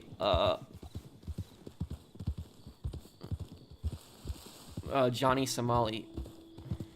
Is Ayaka still here? I wanted to ask Ayaka her opinion on why in Japan the conviction rate is so high, if she's still here, why she thinks that Japanese police, prosecutors, and court is dirty, huh? Is there a jury system in Japan? Is it just? Did you watch my Ace Attorney series, by the way, Ayaka? Is there like a jury system in Japan, or is it just trial by judge like an Ace Attorney? Remember, this was before that in 2020. Those numbers could be way different in 2024. Hopefully, it hasn't changed though. Oh, thank you, Mario. And I did read Batman's super chat. Remember Johnny Gatton-Court? Yes, I remember him. There are no statute of limitations for murder. Well, why do you have not? Remember that too, yep.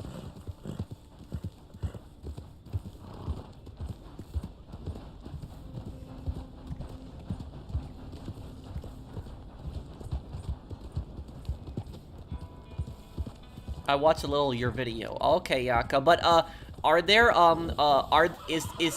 does Japan have trial by jury, or is it trial by court? Or trial by judge, I should say. No, innocent until proven guilty in Japan. No, Japan has very strict punishments, but also Japan has what was it? Japan has the death penalty. I'm pretty sure. A lot of people actually don't know that. I think Japan does have the death penalty, and I think it's still enforced. They did, General's alert.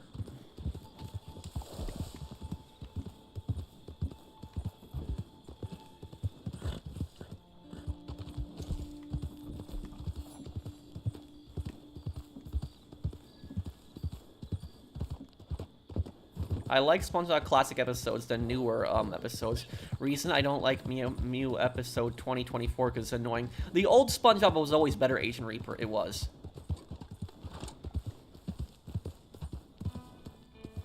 Japan has death penalties for murder. Oh, okay.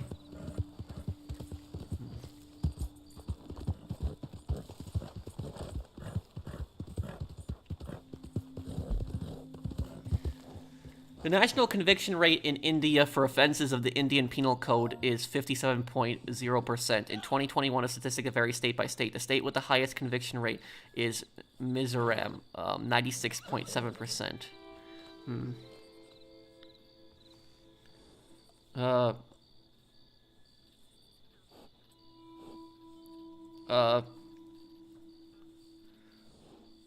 No, I mean, don't say that to me, To.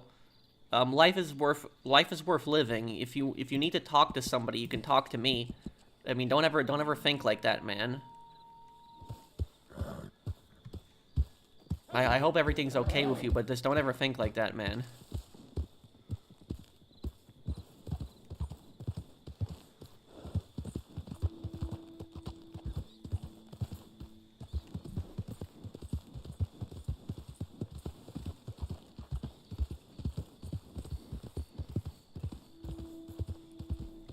The principal cause of low rates of conviction are an order delay in disposal of cases by courts, resulting in witnesses not being available or changing the version, abducting fabricated evidence. The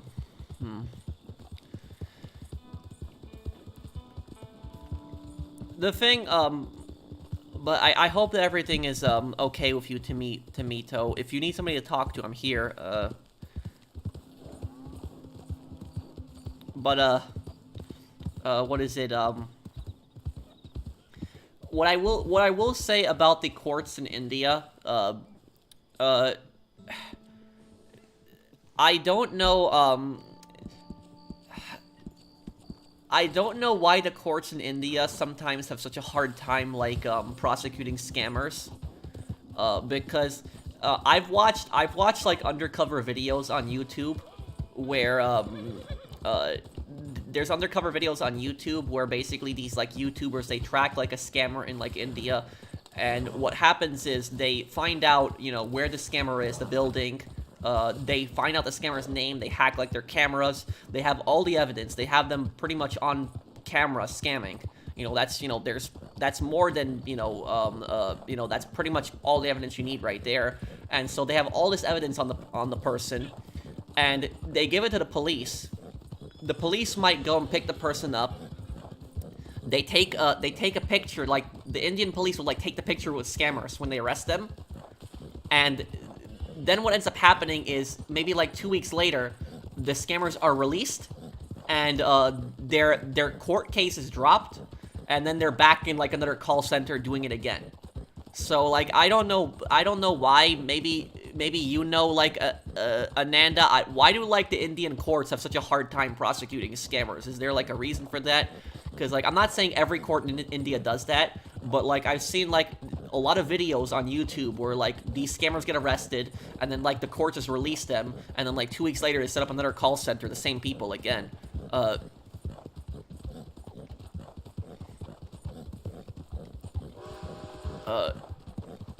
me see here,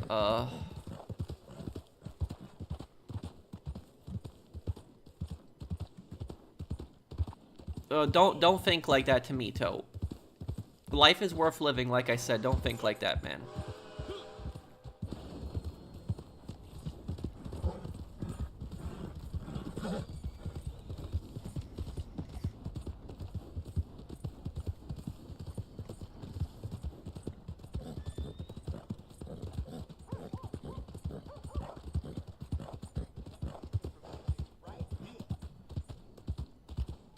Yes, I know the creator SpongeBob passed away sometime. You should watch Witch. It's a good yet underrated show. I've never watched it, Ellie and Brown. I'll look into it. Good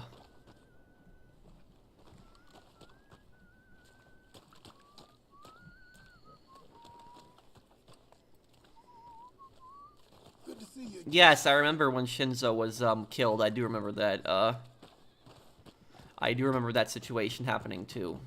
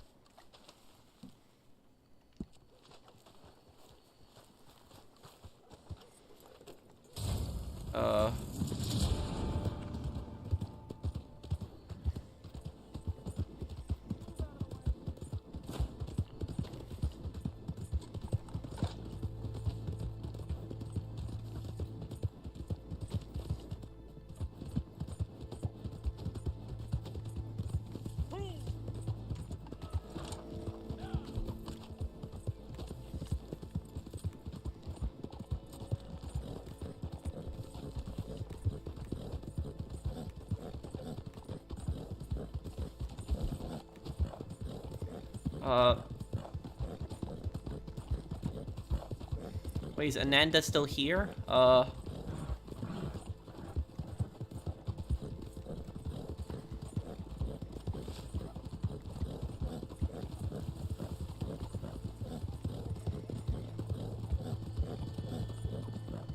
Well, you know, what I'll say about the Shinzo Abe, the Shinzo Abe death, that was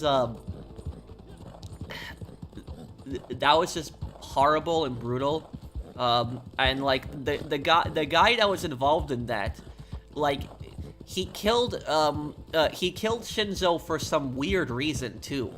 Like, it was, most of the time when people assassinate politicians, most of the time they do that is because they hate the person's politics.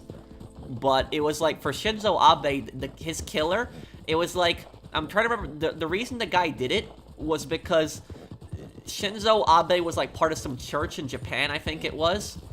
And the guy's mother, the killer's mother, had, like, donated her entire life savings to, like, that church or something like that, and pretty much went homeless because she kept donating so much to, like, this Japanese church. And because, like, Shinzo was, like, a member of this church, that guy had, like, blamed him or something like that for it, and so he just decided to shoot him. I mean, you might know more about it, Ayaka, but that was basically the whole thing. Oh, I don't know anything about his politics, Ayaka. I just know that, I just know a little bit about the details of the case. Each state has its own corruption problem. Northern India is where most scammers are present, in Delhi, capital city especially. But, you know, where is Kolkata in India? Is that south or north? Because one of my friends, he's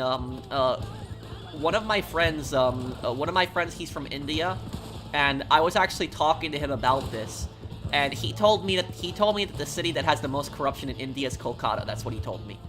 And he said that Kolkata has the most problems with, like, the police and courts are, like, just so corrupt in that city. That's what one of my friends from India told me. He said Kolkata is, like, the most corrupt in India. I don't know if that's true or not. This is just what my buddy told me. But that's, oh, it's in the south? Oh. Okay, thank you, Agent Reaper. I remember in GTA 4, the part was very sad when Nico said, "I want Roman back" to Kate. I cry. I was in grade 9 at high school in 2008. Yeah, I was in, what was I? What? I was in 8th grade at the time when that happened. Yeah, I was 8th grade, too.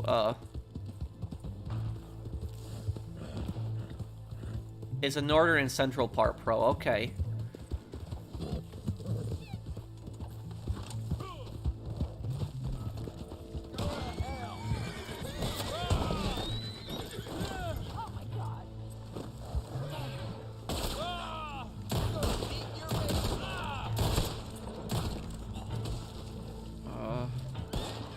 No, I didn't watch the eclipse. I can't even watch the eclipse. I'm in central US.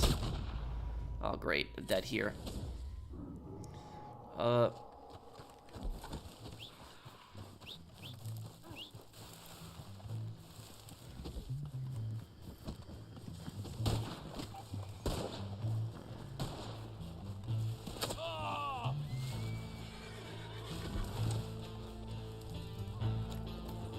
Did that guy get loose?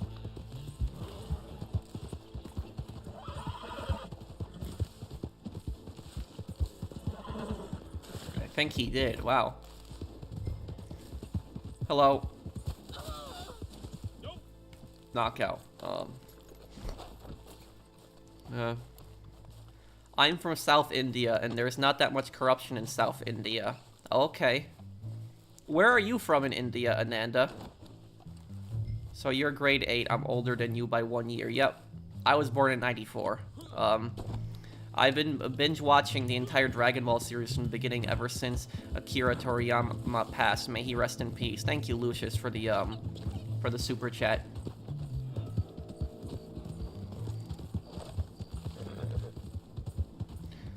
I watched Dragon Ball Z when I was a kid. I remember the characters Goku, Vegeta, some of them, but I did stop watching it a lot a long time ago. Yeah, I do want to start watching a lot of other stuff, Zach. You look young for your age. Well, thank you.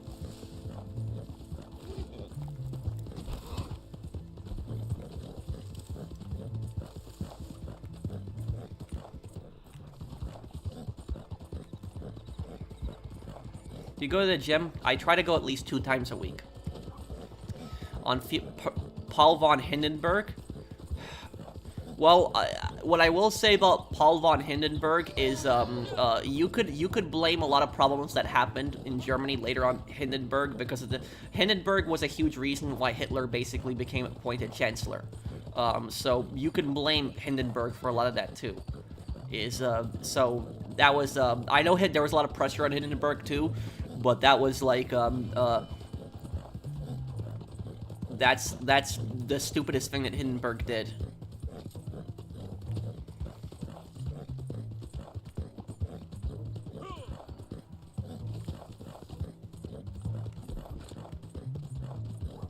An estate called Kerala. Oh, okay.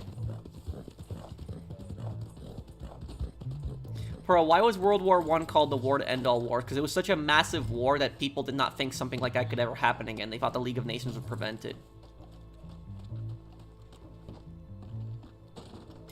They did, Mario.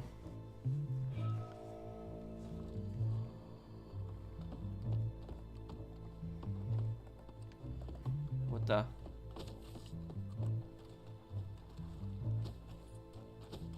I will eventually make it, Francisco. I just don't know when, but I'll eventually make it. I will. I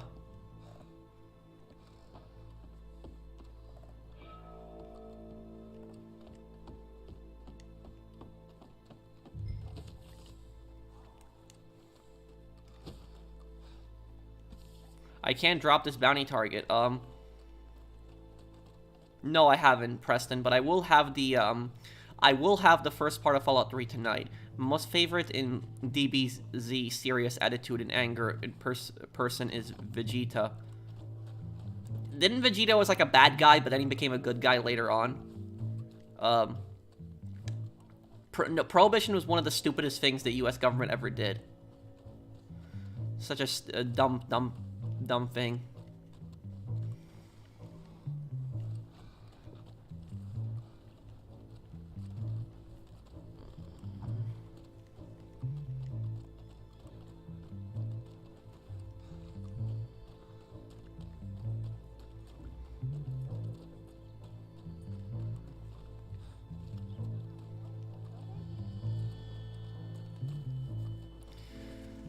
Hey Pro, it's Ananda again. World War I was a stupid war where people of my country, India and Poland, had to for these stupid colonial powers, and our people suffered because of them.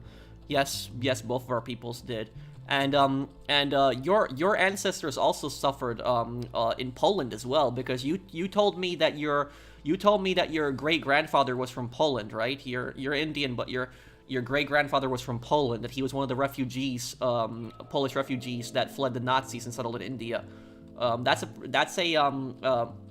It's interesting that you can trace your family history back to Poland, but yeah, it was, and that's what I'll say is that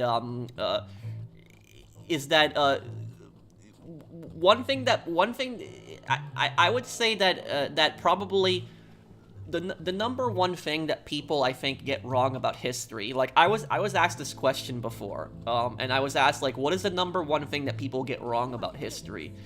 And I think the number one thing that people get wrong about history is they think that colonies were only outside of Europe. I think that's the thing that people get wrong, because there was plenty of colonies that were inside Europe as well. That's what, like, not every single European country was a colonizer. There was plenty of European countries that were actually victims of imperialism.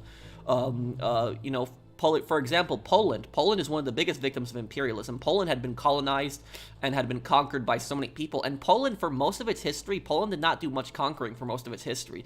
The most conquering that Poland ever did was when it was in the Polish Muscovite Wars. That was the most conquering that Poland ever did. And that was like the 17th century. That was a war of Russia. And Russia was trying to do the same thing to Poland, too. So Poland never really had any colonies in, like, in Africa, never had colonies in, like, South America, North America. Poland never had any of that. So that's what I think a lot of people don't know, that is that there was plenty of countries in, like, Europe that were, also victims of colonialism and victims of imperialism. Poland wasn't the only one. Other European countries that were victims of imperialism was Greece. Greece was a victim of Ottoman imperialism, Turkish imperialism.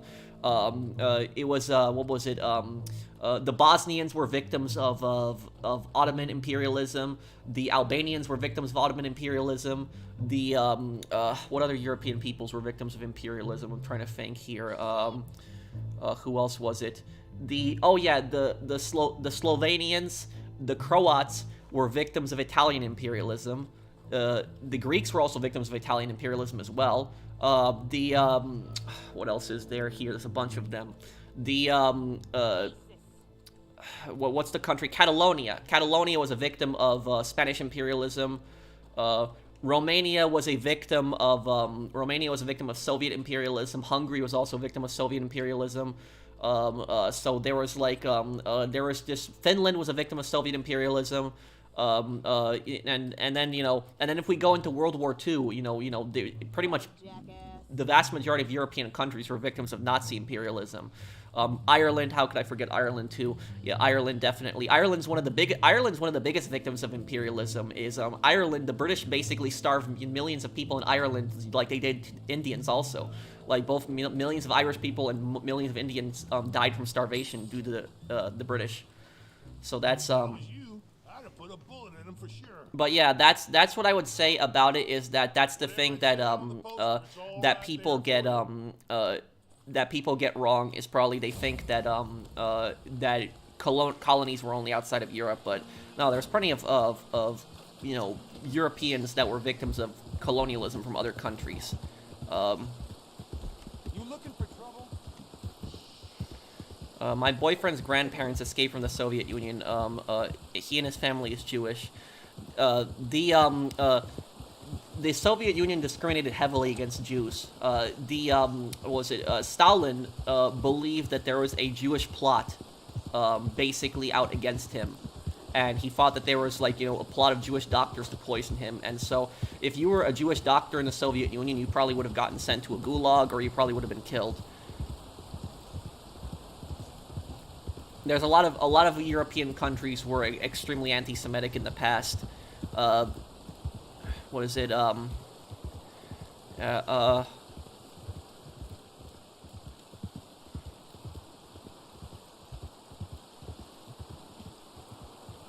Yeah, I know that, Steven.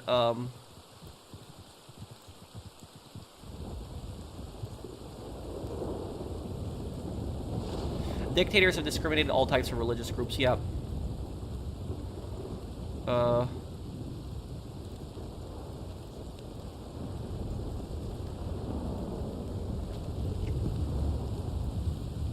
I have a neighbor who escaped communist Nicaragua. He said it was horrible, especially since his family were Christian missionaries that were hated by the Sandinistas and the Communist Party. The thing about Nicaragua is Nicaragua was very similar to Cuba in that Cyprus was a victim of Turkish imperialism. How could I forget that too? Yeah, but what was it?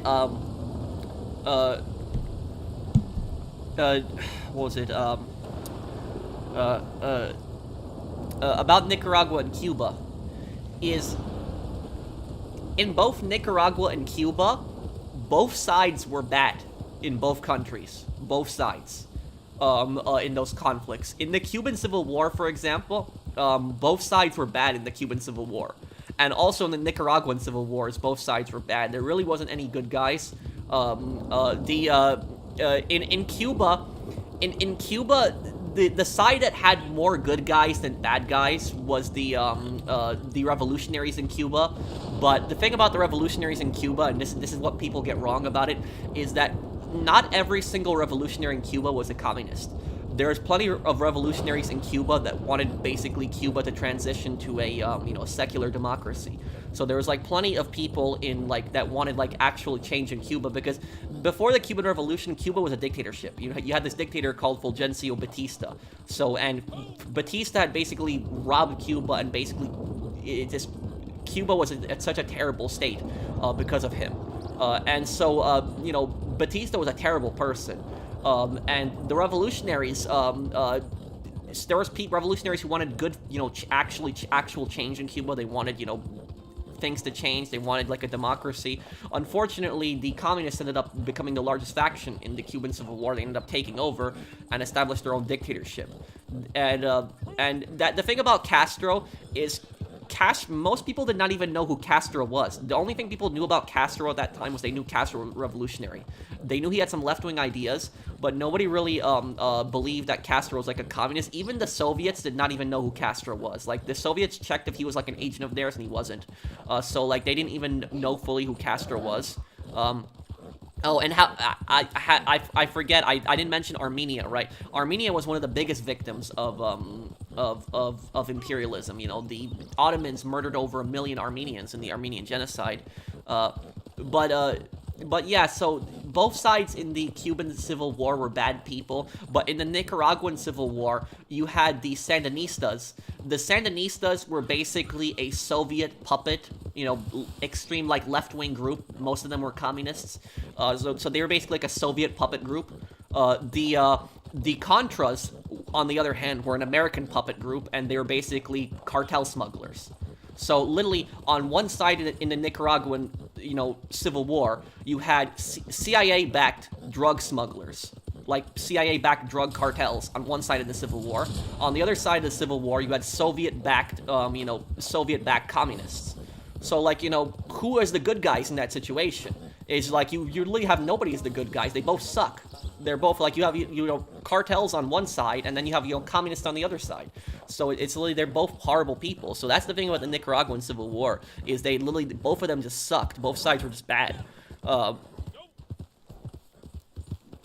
Yeah, and in Nicaragua, the Contras were just as bad as the Sandinistas. My neighbor said the Contras had full-on death squads that killed people that were suspected communists. Yes, that's true.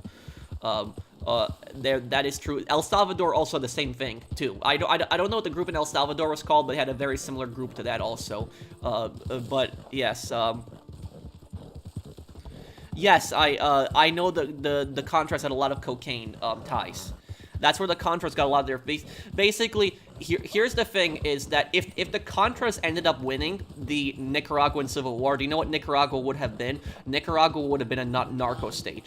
Like think of like what Panama was basically like with Panama of Manuel Noriega. That's exactly what Nicaragua would have been like if the Contras had won. But because the Sandinistas had won, Nicaragua became basically a socialist dictatorship that was a puppet of the Soviet Union. So that was like that was it. And honestly, you know what you know one thing that I really don't like that people do when it comes to history is like you know people will say you know like when you take like a historical event like the Nicaraguan Civil War, right? And like you try to teach about it, you try to talk about it, there are people that will just immediately take sides in that conflict. And they will be like, you know, they'll be like, oh, you know, the Sandinistas, they were less worse than the Contras. And then there'll be like other people that will say, oh, the Contras were less worse than the Sandinistas. It's not necessarily about who was less worse, but it's the fact that both of them just sucked. They were just both really horrible people. It's like, why do you have to choose either one? That's the thing is, why can't you just destroy both of them? So, like, that's it. Honestly, both the Contras and the Sandinistas deserve to be destroyed, both of them. So they were both horrible people. So, like, I'm not in the business of, like, saying which side is, like, you know, less worse or which side is, like, you know, better, because they both suck. That's really the thing about that. And I remember when I was, like, doing my Godfather 2 playthrough, and I was talking about how, like, the Mafia was, like, in Cuba, and, like, the Mafia was working with the Batista government. Like, there was people that were saying in the comments, there was, like, people getting into arguments in, like, the comment section, like, saying, oh, you know, Castro was worse or Castro was better and stuff like that. And it's like, my position is basically, like, you know, screw Castro, you know, screw Batista, screw all these dictators. I don't care if it's a capitalist dictator. I don't care if it's a communist dictator. You know, screw both of them. F both of them. So that's what I say, is I'm not, like, in the business of, like, choosing a side here on like, situations like that. It's like, you know, screw all dictators. See, this game isn't a trash game. I don't know what you're talking about, dude. Do you know that the Golden Path in Far Cry 4 is based off the Shining Path in Peru, which is a communist militant group that has been classified as a terrorist organization in the US and Japan? I didn't know that. That I didn't know.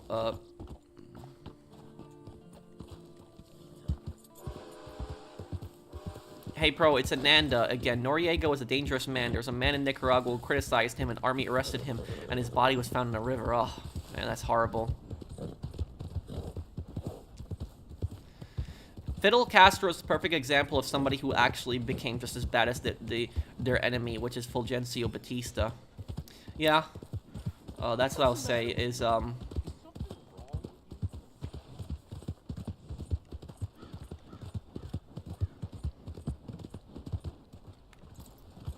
well, I don't talk modern conflicts, Mahmoud. I don't talk that. So like I stay away from like the Israel-Palestine conflict. I don't talk about that. I don't talk about the Ukraine conflict anymore also.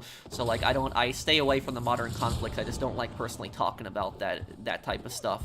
I just don't you know, I don't talk about that. The only thing I'll say is for both conflicts, I will say is I'm on the side of peace, and I just want the killing and the violence to stop. That's the only thing I'll say about it. Is I'm not like you know, I don't take sides and like so that's what I say. So I just want the violence and the killing to stop and the wars to stop and it's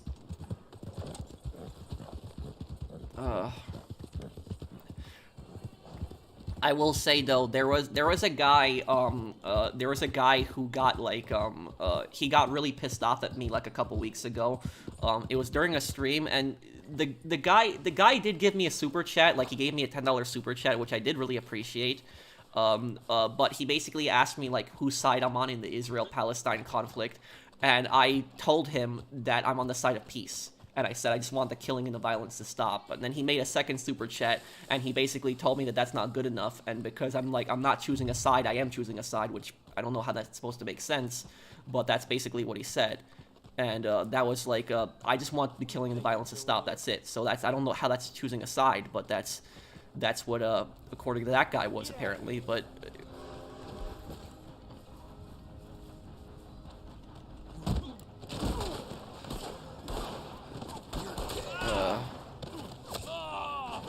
the thing about that is that when that guy made that super chat though, like the vast majority of the chat supported me though. Like when I was looking at the comments, like the chat was freaking out on that guy. But it was like, and I appreciate you guys defending me. But like you guys don't need to do that. But I do appreciate it. But it was like yeah,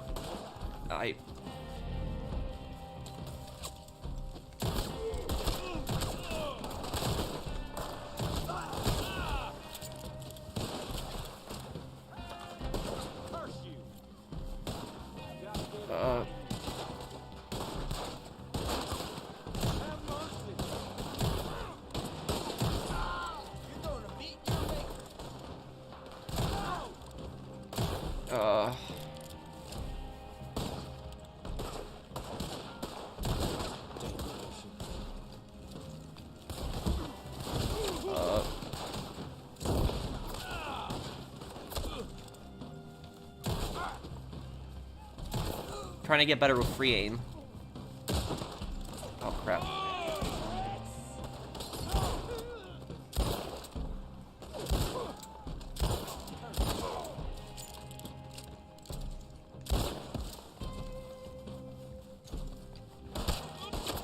Bro, please stream a little bit later for your viewers in India. I request you. I'm gonna be doing a, I could try to do some, if you watch my Rise the Ronin streams, I usually stream a lot later, so that probably will work better for you. Here's the thing is I will actually have a video about India in like, in a couple weeks from now. I'll actually have a video about India, but basically, the video that I'll have about India in like a couple weeks is, there's a video I wanna cover, which is like responding to like the negative stereotypes that some people have said about India, because like when I've seen some comments of people basically like thinking that like, so I've seen some nasty comments of people thinking that like every single scammer is like from India, which is just not true. And so, like, I want to make a video a couple weeks from now, which I will, and like, you know, covering that specific issue, because I've annoyed scammers before a lot of times, and I've annoyed 4 different scammers. No, actually, I've annoyed 5 different scammers, and out of the 5 scammers that I've actually annoyed, it was 4 of them were not from India. Only 1 of them was from India. So that is so I'll probably make like a video talking about that, but it's like there's things that people don't understand about like about that situation. What I will say about it is the thing that people get wrong about that stuff. What people get wrong about any confirmation if Makarov ran out the back door. Thank you for the super chat, Happy Solid Snake. That's that meme I was talking about, Makarov running out the back door. But look, here's what I'll tell you about it. Is no, I don't believe those stereotypes, Bad Gamer. I don't believe them. And you're gonna like my video. When I put out my video, you will like it. Which I'm gonna basically prove those stereotypes wrong when I make that video. But look, here's what I'll say about India. When it comes to the scammers, is in certain places around the world, there are certain scams that are more common in certain places. And these could, you know, be a lot of different factors: economy, you know, population size, and laws. Laws are probably the #1 effect on that. But I'll tell you, you know, the most common scam, you know, from India would be the telemarketer scam, you know, the gift card scam. But do you know what the most common scam in Poland is? You know, where my parents are from, the most common scam in Poland, and there are so many scammers in Poland, so people don't know about it. But here's the thing: the scammers that are in Poland, most of the scammers that are in Poland target Polish people and Polish tourists, like inside the country itself. They're not really targeting people outside of the country, but there are there's anybody here in the comments, can anybody guess what the most common scam is in Poland? Because the thing about this is this scam is sort of control in Poland, that basically my family members have basically told me how to watch out for the scam, because this scam is a sort of control in Poland. It's just so ridiculous. Anybody have any idea what the most common scam is in Poland? It's, yes, you got it right. Both of you guys right there, Random Gamer and Mr. Jock, got it right. The most common scam in Poland is insurance fraud. That is the most common scam. And basically what these Polish scammers will do, what they do is, they will be right in front of you. So you'll be at a red light or a stop sign. What the Polish scammers will do is they will slowly back into you, like slowly. Maybe they'll go like 2 miles per hour, just slowly backing into you, where it like taps your car. And what they will do is they will get out of their cars and they'll say, "You hit me," even though you didn't hit them, they backed up into you. And they'll say, like, you know, "Give me like, you know, 5,000 zloty right now," which is like, you know, Polish currency, or I'm gonna report this to the police or the insurance, and your rates are going to go up. And so that's basically what it's a form of extortion. So that's the insurance scammers are just sort of control in Poland because of that. And also car thieves, it happens too, where what will happen is people will back up into you in extreme situations, and you will get out of the car, and there's 2 people in the car who backed up into you.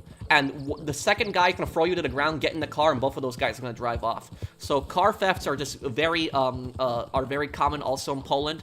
You know, that's out of control. But the point that I'm getting at is that there, like I said, is that while the telemarketing scams might be more common in India, you know, insurance fraud in Poland is way more common in Poland than in India. So there are certain scams in certain countries that are more common than in other places, but every single country has its fair bit of scammers. That's the thing about that.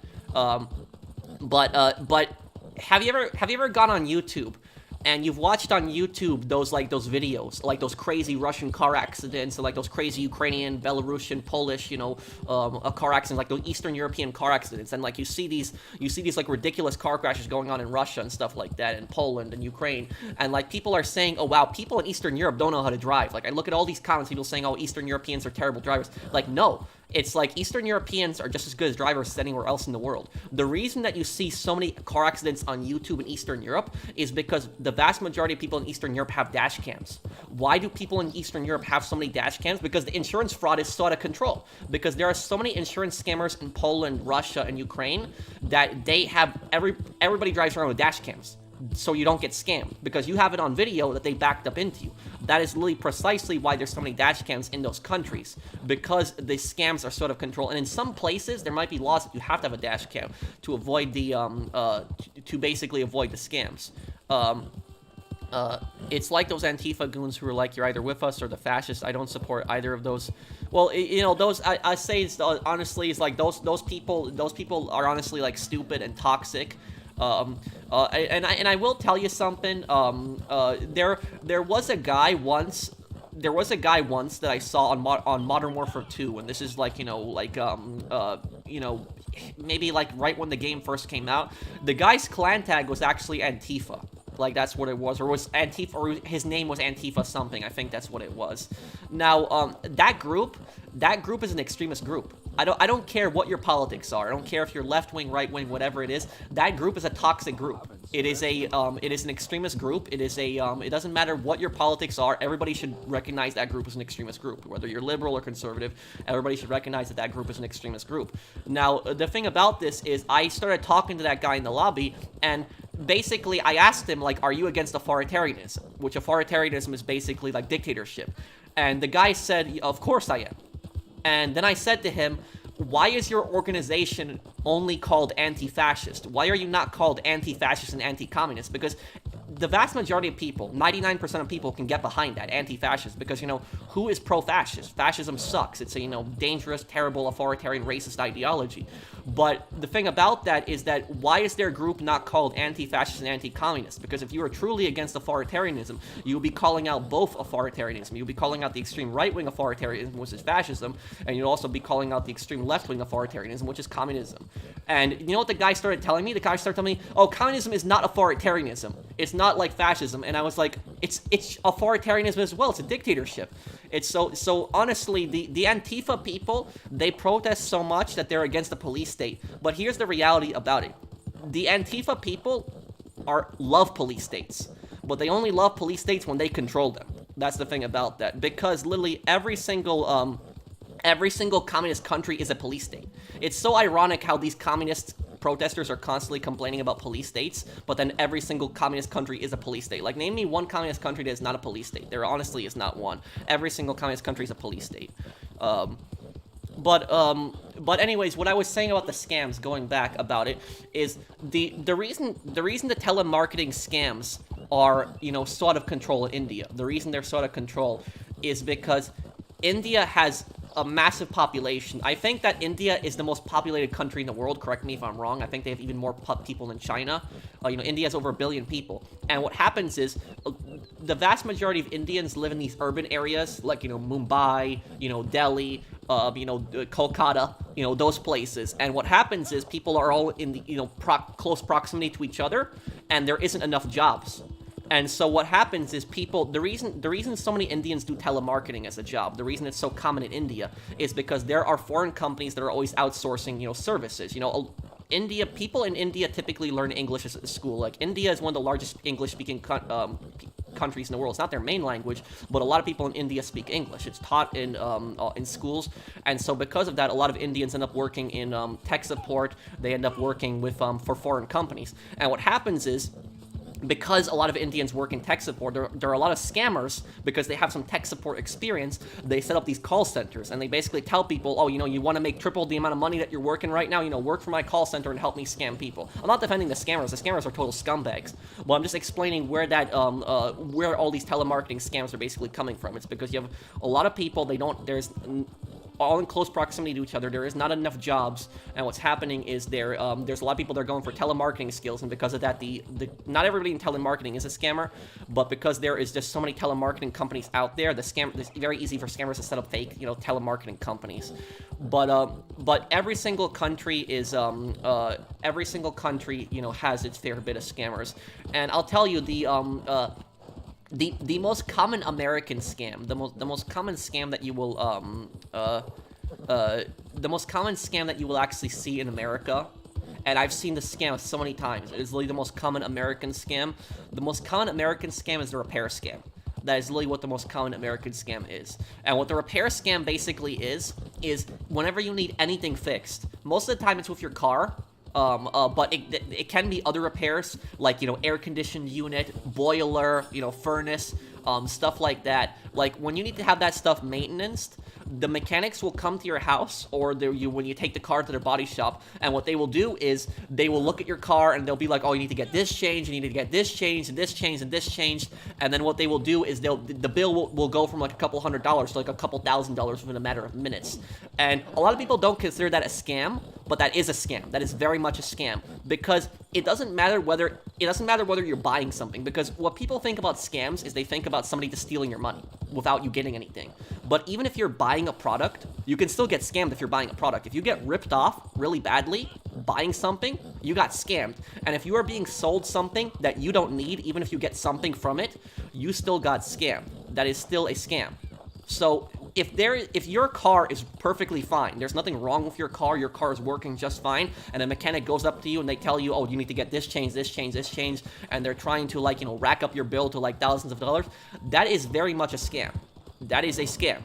So that, and I've seen this scam in action. I've seen this myself. I've seen, like, I remember my dad and me, we went to a mechanic, you know, years ago. And this was a mechanic that was in my town, like half a mile from my house, and the mechanic was saying, oh, you know, you gotta get this changed, this changed, this changed. The bill went up to like over $2,000.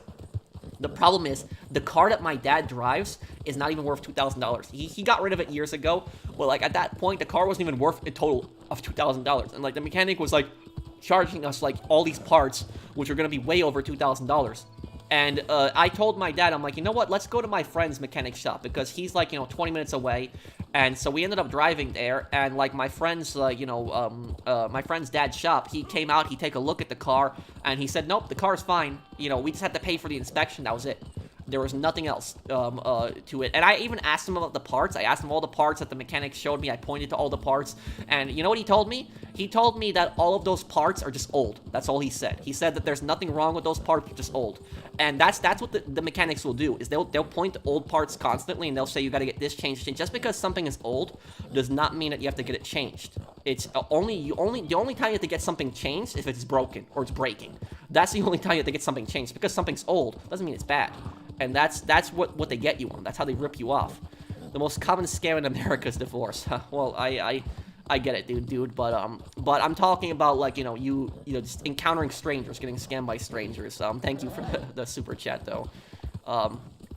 But yeah, that's what I hey pro and end. I wanted to say something. You know, the partition of India, all because of British Empire. India wanted to be like USA in economy and freedom too.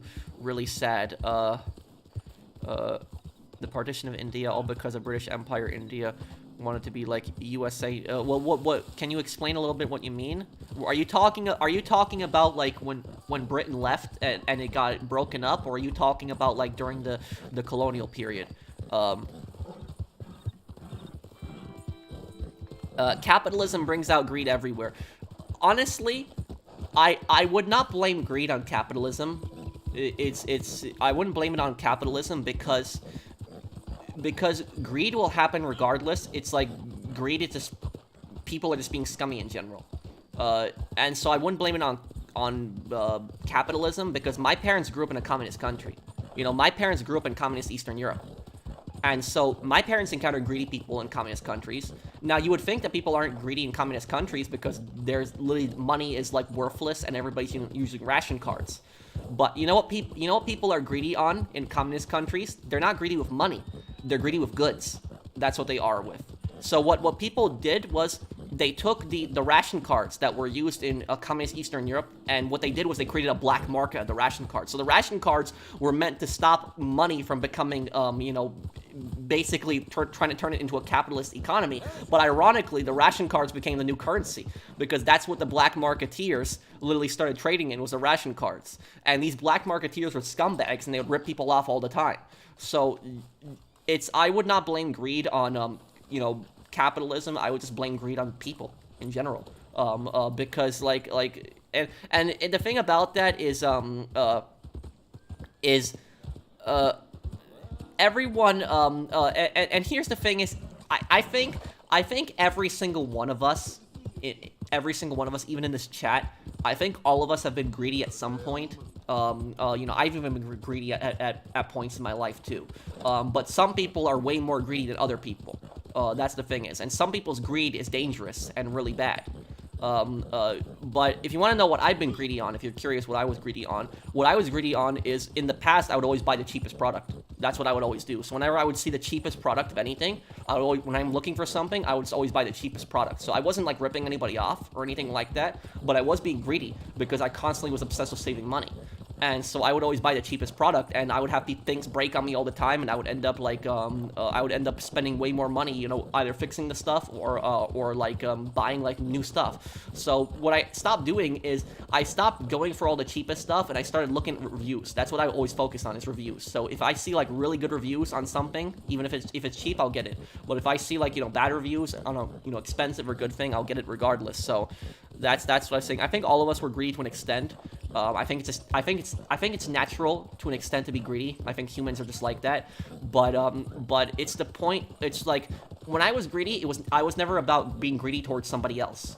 I was only greedy for myself because I just wanted to save money. I wasn't like hurting anybody or ripping anybody off or doing anything like that. That's what I was greedy of. I was greedy about my personal finances. But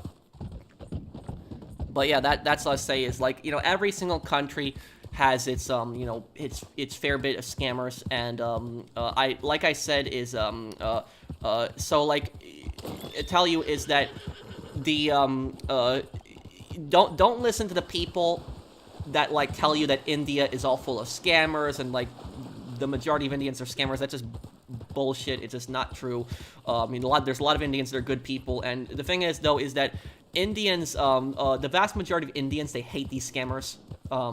They despise these scammers because these scammers, make their country look bad, make their people look bad. So look at it from their perspective also. Just think about how Italians feel about the mafia. Most Italians hate the mafia because whenever you think of the mafia, you think of it Italy. So that's it. So just think about that too. Is that like every people have had like bad criminals from their country that have like brought disgrace to their country. So like don't blame Indians for like the scams in the country. What I would say about it is I would say though is I don't blame like any Indians for the scams or anything like that, but if you want to do something about the scams, like the best thing, like the tech support people, like those gift card scammers, if you want to do something about that, I think the biggest mistake that those YouTubers when those YouTubers like contact the Indian police, like those YouTubers when they like hack into scammers like cameras, those gift card scammers, they get their full names and stuff. Those YouTubers are on the right track. They're getting the evidence. But the thing that they're doing wrong is that they're constantly trying to contact the Indian police. Because the Indian police oftentimes is not going to do anything about that. And that's the thing is, I blame lots of the Indian police. I don't blame Indians. But there are cops in India that I would say they're bigoted and racist to an extent. Because a lot of cops, and it's the same thing in Nigeria too, what a lot of those cops will think, the reason those cops, like cops in India and cops in Nigeria, the reason those cops don't do anything when you report the scammers, even like, I'm sure you guys have seen those videos on YouTube where you see like those YouTubers who get like the videos of like the scammers on their like security cameras, and they get like their photo, their first and last name, they get their location, their IP address, they have all the evidence, but when they give it to like the cops in India, the cops don't do anything. Why? The reason the cops don't do anything is because the Indian cops, how they look at this thing, is they basically think, oh, these scammers are not targeting our people, is they're targeting Americans. Americans are rich people and they can take a hit. And so that's what I would say about it. It's partially like bigotry and racism too, because some of the cops in India, they think that Americans are rich people and they think that Americans can take a hit, and so because of that they don't bother investigating a lot of scammers. That's the main reason. A lot of people think that it's like the main reason the Indian police don't do anything about these scammers is because of corruption, but I wouldn't say it's corruption. I would say it's just more incompetence. It's more like they don't care. That's ultimately what it's more about. It's not that they're in league with the scammers. It's just more that they don't it's more that they don't care. You don't know what their police do. Look, I don't know fully, but look, it's just from everything that I've seen on YouTube. And so that's everything that I've seen personally about, like, you know, Indian police, like, handling the scammers. That's just what I've seen, because I've seen plenty of YouTube videos where they're, like, where the police just don't do anything. Like, this YouTubers get all the evidence. What I would say is, like, don't blame Indians for, like, the scams that are going on in India, because it's not their fault. You know, Indians hate these scammers just as much as we do. You know, these scammers, like, you know, they make their country look bad. And it's not fair to Indians to blame, like, you know, them for the scammers. But if you want to blame anybody for, like, you know, the scammers being out of control, I would blame, like, you know, I would blame the Indian police, but I would also blame the American government. Because what the American government needs to do is the American government needs to also put pressure on the Indian government and tell them, like, look, you know, you guys gotta arrest these scammers, like, you gotta raid these call centers. And if the American government put pressure on the Indian government, the Indian police probably would raid these call centers. So the American government is also at fault for this too. So that's the thing about this, is what these YouTubers, the mistake that these YouTubers are making is they try to report these scams to the Indian police. What these YouTubers should be doing instead is, when they get all the evidence together, is they should write a letter to their congressman, their senator, their governor, any federal official also, and, like, basically say to them, like, look, I tracked these scammers, this is exactly where they are, and it's like, can you do something about this? Because it's like the politicians, and literally the best way to get these politicians to do anything is tell them, I won't vote for you. That's literally the best way to get anything done, is tell these politicians, I won't vote for you if you don't do something about this. So that's what I would say is probably the more effective than, like, reporting it directly to the police, is go to the politicians, like, you know, that have some diplomats, that have some international influence, and, you know, tell them, like, you know, you gotta do something about this. That's what it ultimately is.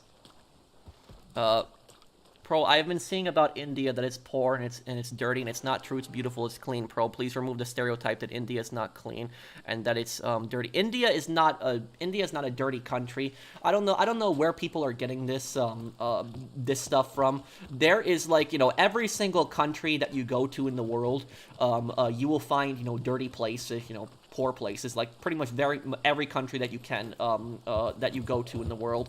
You know, I'll tell you something about this, is I was actually talking to one of my friends about this a couple months ago, and he's from India, and I was talking to him about this exact subject, and he was telling me how he you know, how he doesn't like it, how, like, foreigners are constantly, like, think that India is, like, a dirty place and there's, like, garbage and, you know, all this stuff out there. And what I basically, what I told him is, you know, I told him, send this video to those people. Next time somebody says that India is a dirty country, send this video to them. And what video did I send to him? I sent him a video of the city of Portland in America. The city of Portland. And do you know what the city of Portland had? The city of Portland had tent cities, like tents of just homeless people all over the place. You had drug addicts on so many streets in downtown, and people were, like, doing heroin in the middle of downtown, and, like, the police were doing nothing in, like, Portland. And you had garbage all over the place. And I said, like, the next time, you know, you see somebody making, like, a racist comment about, like, India, just send them this video of Portland, because this is in America, and you'll see, is this place not dirty? So that's what I'll say about that, is, like, there are so many cities in America that are, like, dirty and broken, and, like, you can find places like drug addicts all in so many places too. So when I see those comments, people saying that India is, like, a dirty place, I don't believe it. It's, like, it's BS, because I grew up in New York. And I've seen really dirty places in New York, really dirty places, and plenty of the places that I've seen in YouTube. I've seen Carl Rock's channel. If anybody's know Carl Rock, he's that New Zealand guy that lives in India. I watch his channel, and when I watch Carl Rock filming in India, a lot of the cities that Carl Rock goes to in India are cleaner than the places I grew up in New York. So, like, don't believe that stereotype that, like, India is this dirty place. It just, it's not. O.J. Simpson died. Oh no. Yeah, I really, honestly, the O.J. I think the best thing we can do about O.J. is just ignore him. And just, like, just don't even talk about him, because OJ lived off the attention. He liked it.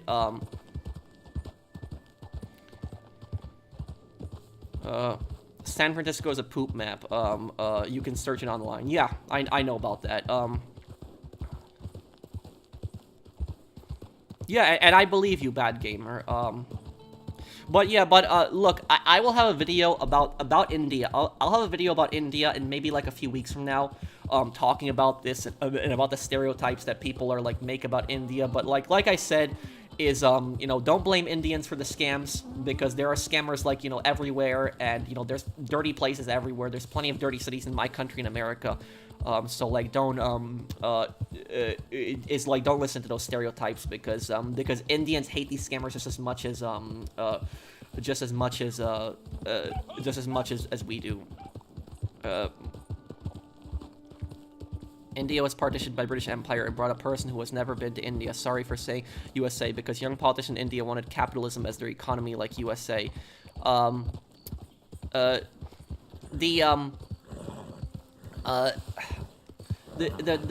thing about India is India could have been a much richer country than it is today, and it's the exact same thing for Poland. My parents' country. If both India and Poland were not conquered and destroyed, both of those countries would probably be much richer today. Because, like, the thing about that is, Britain mainly looted India. Poland was looted by Germany, Austria, and Russia, and also Sweden to a degree, too. So it was, and those countries had, like, looted and pillaged, both India and Poland, and Poland also suffered under Soviet imperialism. First it was German, Austrian, and Russian imperialism. Then it suffered under Nazi imperialism, then Soviet imperialism for 40 years. And during World War II, Poland had entire cities that were just blown up and destroyed. So like, I look at I wonder how much more of a rich country Poland would be today if it never had all those invasions and all those problems that it did in the past. And the same thing for India too, is India could have been a much richer country today if it wasn't looted and taken advantage of. But also the thing about India is India can't catch a break in its history. It can't, because even when India got its independence right after World War II, the problem is conflict started immediately right after India got its independence, because what happened was on the western side of India, the vast majority of the population that lived on the western side of India was Muslim, and the vast majority of the population that lived in southern India was Hindu. And what happened was is that both religious groups had conflicts with each other, and they didn't want to be in the same country together. And that's when India got basically partitioned a second time, and you had Pakistan, which formed from India, and then also you had Bangladesh, which was originally East Pakistan, but then Bangladesh broke away when there was a revolution, and then Pakistan invaded Bangladesh, and then India stopped Pakistan. India stopped Pakistan from killing people in Bangladesh. So that was like, so it's like India can't catch a break, because it's just constantly it's even to this day, India is just dealing with just so many toxic toxic governments that are next to them. You look at Pakistan. Pakistan is a very toxic government towards India, and then you look at China. China is a very toxic government towards India. China is basically trying to steal land from India. China is, I forgot the Sino-Indian War, but China is basically trying to steal Indian land. And what I will say is there was one of my friends that was actually from India. He sent me this article, and it was basically like this Indian politician that was like saying, oh, we should give like those border regions to China just to like stop the conflict and stuff like that. It's like, and he was saying that it's not hospitable land. And I was reading that article, I was thinking, like, this guy is selling out his own country, like, to China, basically. It's like, it doesn't matter whether the land is inhospitable or not. That land is Indian land. That's not Chinese land. China has like no claim to it whatsoever.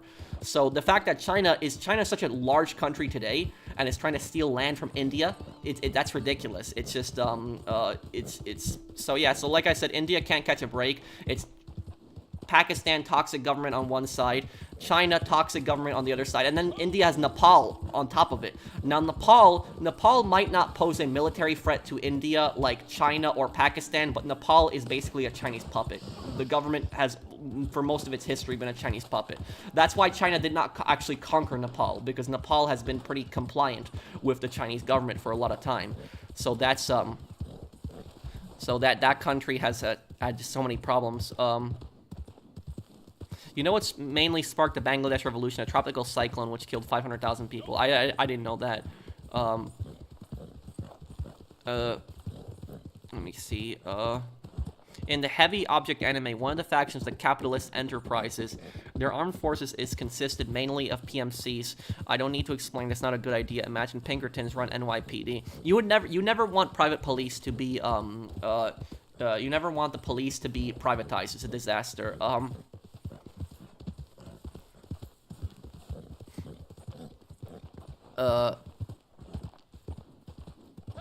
The Punjab riots is the most deadliest riot in human history. Literally about 10 million died in August 1947. Trains attacked, people killed and mutilated by bare hands, worse than guns. Oh, that's horrible. I'm sorry to hear about that.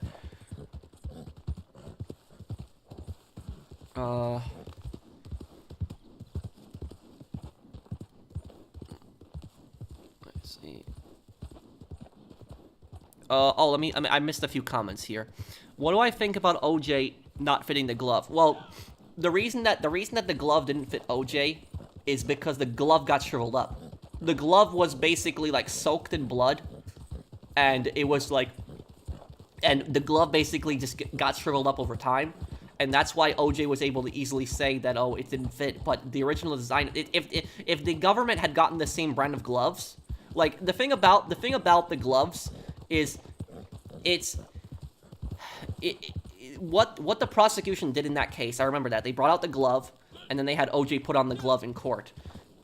That was such a stupid thing to do. Because what the prosecution should have done instead is they should have taken that exact same brand of gloves, like the same company, the same size, and the same brand of gloves, and had OJ put it on, like a fresh pair, to see if it fits. But giving him that shriveled up pair, that's stupid. And also, that's evidence. You can't have a suspect put on evidence in court. You can't have a defendant put that on in court. You can't have a defendant has no right to touch the evidence in court. The evidence is just there in court for people to see, and nobody should be touching the evidence directly. So that's that is just a stupid thing that they did personally. Thank you, Lucius. Also, and thank you, Fake, for that super chat, and thank you, Lucius.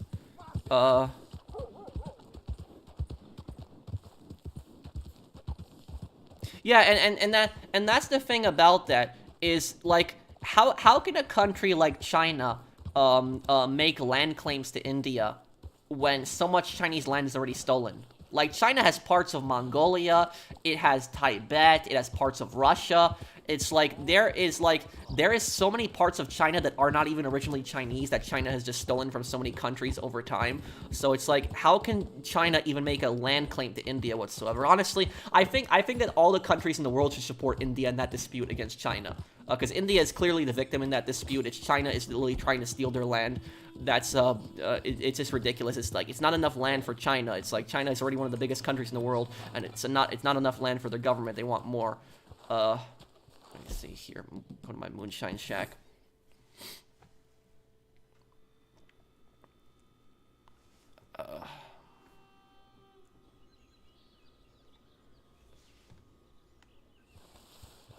China and India is the most polluted. Well, both China and India have massive pollution problems. They have massive pollution problems. There's no question about that. But I don't see what that's the relevance to that, though, regular dude. I do appreciate the super chat, but I will say, though, is that the thing about that is that what I will say about this is that there are people in my country, in the United States, for example. And I don't know if you guys have ever noticed this, but have you noticed, like, the largest polluter in the world is China. China is the largest polluter in the world, and there's something that people should pay attention to really carefully. Now listen to what I'm about to say right here. Listen to what I'm about to say right here. And next time you watch the news, pay attention to this. Make sure, check if you notice this happening in the news specifically.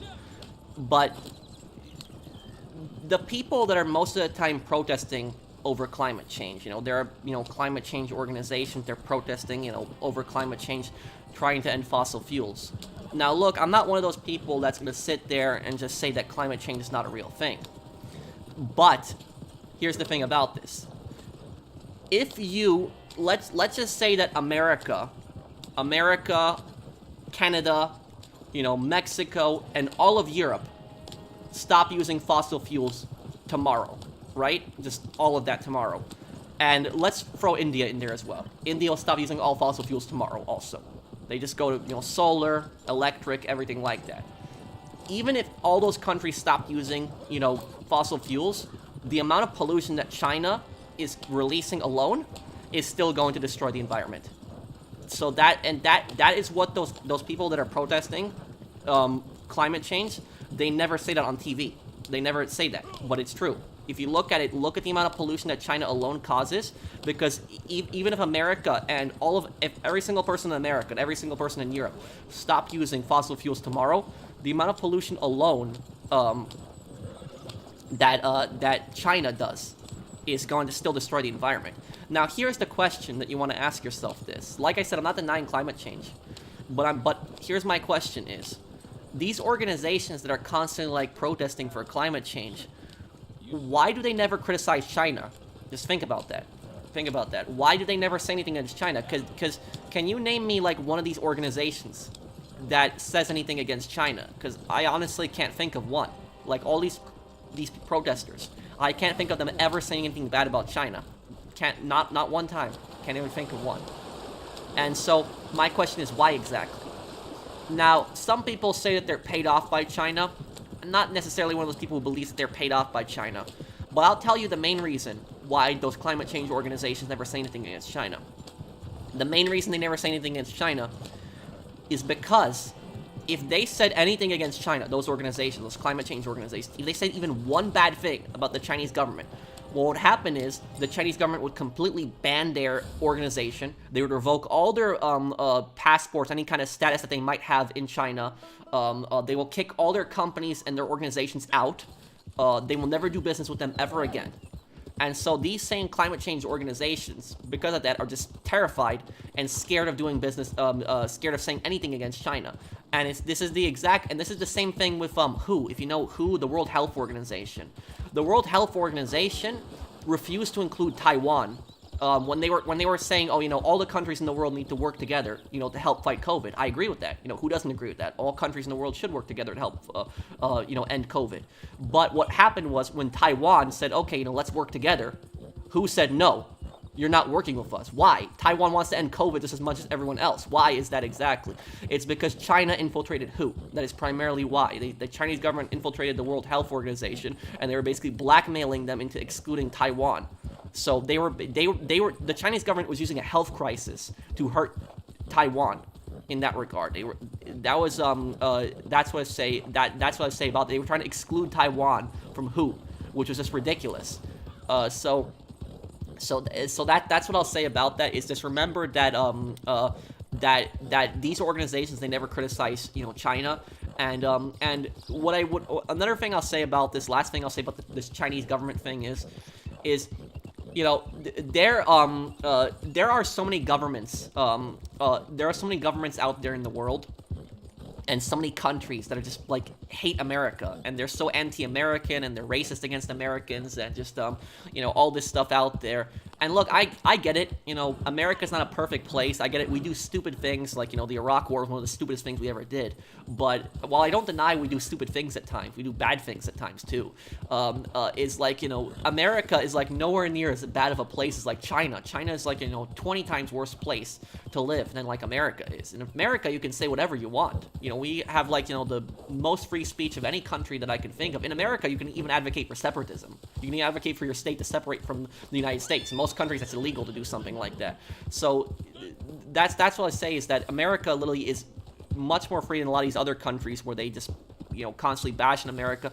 They hate on America. And I will say this is, when I see those countries where they burn American flags in the streets and stuff like that, what I will say about those countries is they can burn the American flag in the streets, but I highly doubt that in their countries you can burn their flags in the streets in those same countries. that would probably be a punishable offense. Because in America, we have something called freedom of speech, which those countries don't. So in most places in America, you can even burn an American flag. That's how much freedom of speech we have. Now, I would never advocate anybody burning the American flag. I think it's extremely disrespectful. But that's the thing about America, is that we even have that much freedom of speech. Who gives Doctor Who such a bad name, man? Oh, thank you, Happy Solid Snake. Oh, and I missed a bunch of super chats. I'm just looking right now. I'm sorry. I'm surprised that China hasn't tried to land grab Australia yet. Oh, thank you, Aussie guy. Honestly, China probably will have more conflict with Australia in the future, because do you know China is probably going to try to steal Australian land in the future, and I'm not joking when I say that. China will try to steal Australian land in the future, because you're probably wondering, how could China make a land claim to Australia? Well, they actually could. Because what China does is they build these artificial islands in the oceans, and what happens is whenever there's an island in the ocean, I think it's like 10 miles out, international law, it's like 10 miles out of the island, it's like all the water 10 miles out is yours. So what China does to expand their naval presence is they build these artificial, like, fake islands, and they basically say, oh, you know, this is now extending our borders, and they're constantly expanding their borders out in the sea. That's why China has so many problems with Vietnam. Vietnam hates China, and so does the Philippines. Vietnam is a communist country too, communist government, but they hate China because the thing about it is I hate communists. I do. I'm no fan of communists. But the one good thing I'll say about the Vietnamese communists is the Vietnamese communists, at least they're not interfering in other countries' affairs. They're not attacking other countries' borders. They're not interfering in the politics of other countries. They're not trying to disrupt global trade. The Chinese communists, on the other hand, are trying to do that.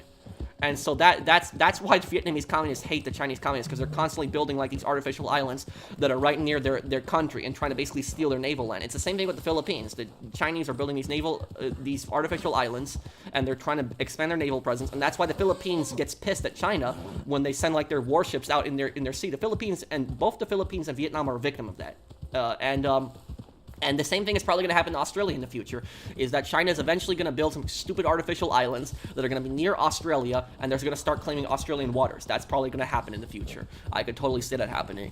I'm pretty sure I learned more useful stuff from you than my whole time in elementary, high school. Thank you, cringe name. Thank you. $50 super chat, largest super chat today. I'm sorry that I missed your super chat earlier. It's the largest super chat today. I'm sorry I didn't see it earlier. I was just so busy talking to the chat, but I didn't even look at the chat. So I'm sorry about that, dude, but thank you for the super chat. In 1979, Vietnam defeated China in the border war. They did. China got humiliated by that. Now, here's the thing about that war with Vietnam is, do you know why that war happened? The Vietnam-Chinese War? The reason that war happened is because you had this communist group in Cambodia called the Khmer Rouge, which was Pol Pot, Pol Pot is one of the most worst dictators in human history. He's a complete genocidal maniac. If you want to know how psycho Pol Pot was, Pol Pot would have you executed if you knew how to speak a different language. So if you knew how to speak another language, Pol Pot would have you executed for that. He would have doctors, lawyers executed for that. He believed that everybody should be working class. He was a former college professor that basically brainwashed his students into this communist ideology, and eventually, became dictator of Cambodia. Now, what happened was Pol Pot was committing such ethnic cleansings in Cambodia, like thousands of people were being murdered. It was horrible. Like the Khmer Rouge were just going around. Those were those people that had the red bandanas. You would have the red bandanas were like their signature thing. Those guys, they would constantly go around commit such mass murder, such heinous things. And Vietnam, that was right next to Cambodia, couldn't stand that. Like, they couldn't take that. Even the Vietnamese communists were brutal. They were bad people. Like, the Vietnamese communists tortured a lot of people also. They murdered, American prisoners of war. But the Vietnamese communists, even though they were brutal, they weren't as brutal as the Cambodian communists. The Cambodian communists were actually even worse than the Vietnamese communists. So even the Vietnamese communists, despite how brutal they were, that was too much for them, even themselves. And so the Vietnamese invaded Cambodia to basically stop the genocide. And what ended up happening is China got pissed because China was allied with Cambodia and supporting the Pol Pot there specifically. And so Cambodia thought that Vietnam would turn Cambodia into like China thought that Vietnam was going to turn Cambodia into like a puppet state, so they invaded North Vietnam. And when China invaded North Vietnam, the North Vietnamese army basically destroyed them. They ambushed them. They just completely wiped them out. So that's what I'll say about it is that, yeah. What's worse, that Taiwan tried to warn us about COVID before it spread internationally, but they got hushed, even called racist, I think. What? Thank you, Mario, for the super chat. But yeah, I never forgot that thing when they excluded Taiwan from the when they excluded Taiwan from WHO. I remember that. That was such a stupid thing that they did too.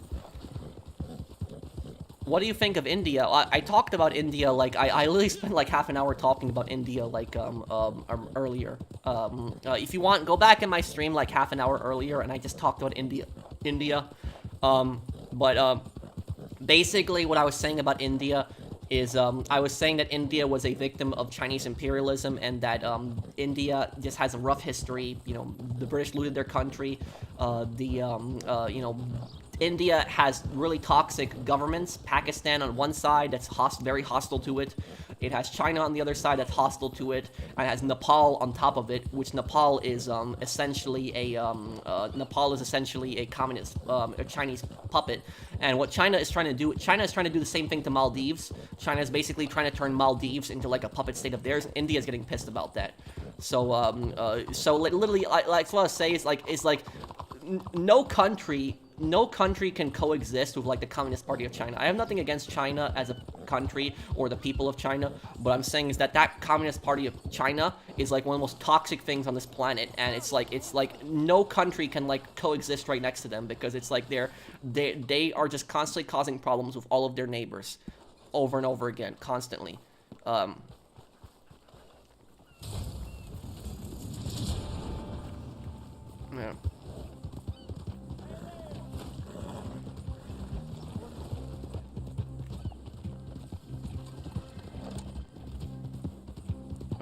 Brother, you know your knowledge 100%. That's true what you said about China influence in Maldives. Thank you.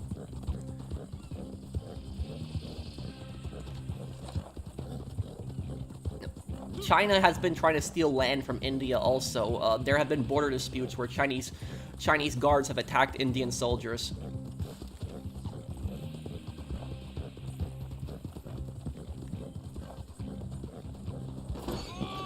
What's funny is that, what is it here? What's funny is the only man Stalin was actually scared of was Joseph Broz Tito. Stalin tried to kill him, and Tito threatened to kill him if he didn't stop. Yeah, Tito survived multiple assassination attempts on him, and Tito actually sent a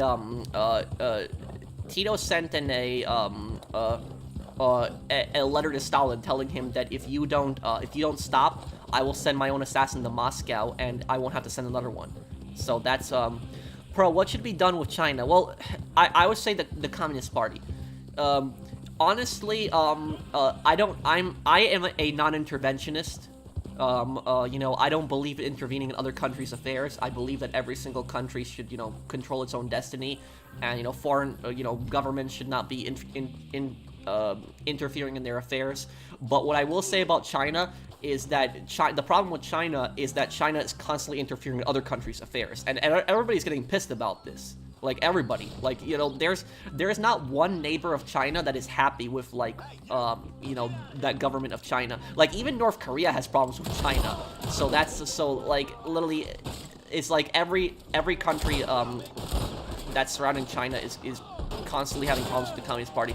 But if you want to know what the solution is to dealing with the Communist Party of China, it is not regime change. You do not want to do regime change, especially not in a country like China, because if you do something like regime change, it could be even worse, because history has shown us that when you do regime change, that the situation could get even worse. So when you get regime change, you could have somebody come to power that's even worse than the person that was beforehand. So that's happened so many times where the US government and other governments have overthrown like a dictator or somebody like in power, and then the person that ends up taking power afterwards is like even worse.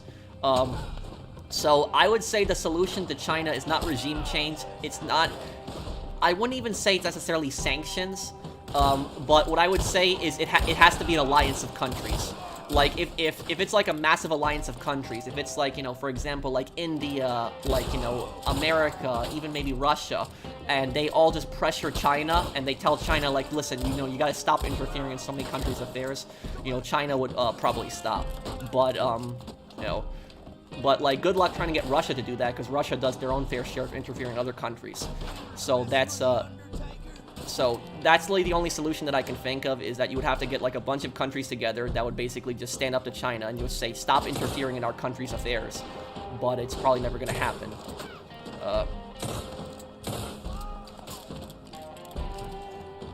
Let me see. Take out this guy here. Oh god, my aim is so terrible right now.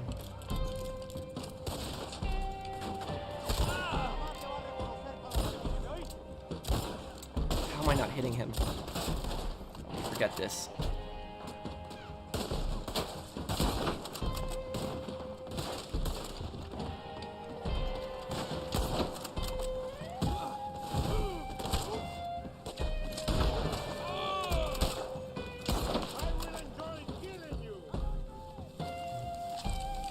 Bro, did you know that Russia helped us in 1971 when no one supported us? Russia is our friend.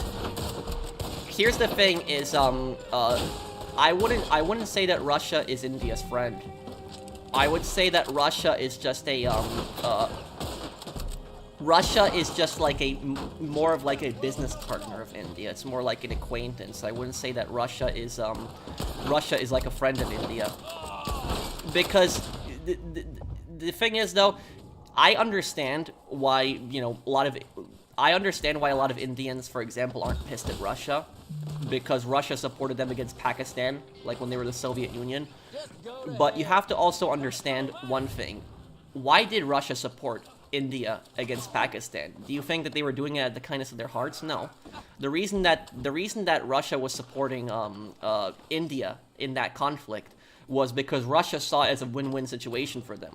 The U.S. was giving support to Pakistan at that time. Pakistan was India's, you know, mortal enemy at that time.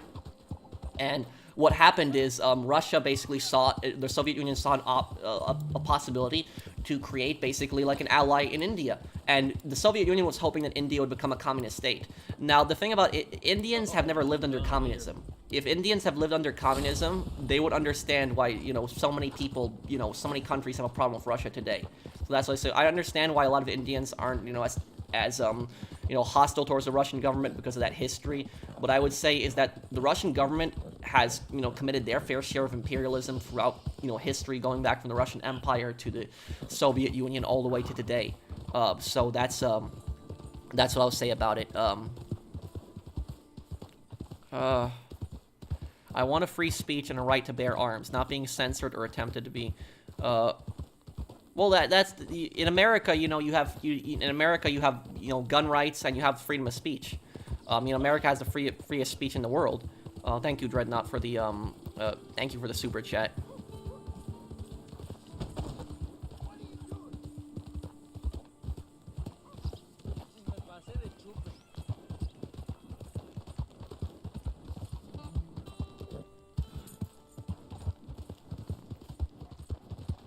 India, bad gamer, here's the thing. India gets a lot of gasoline from Russia, and they get a lot of arms from Russia. So a lot of India's weapons come from Russia, and a lot of India's gasoline comes from Russia.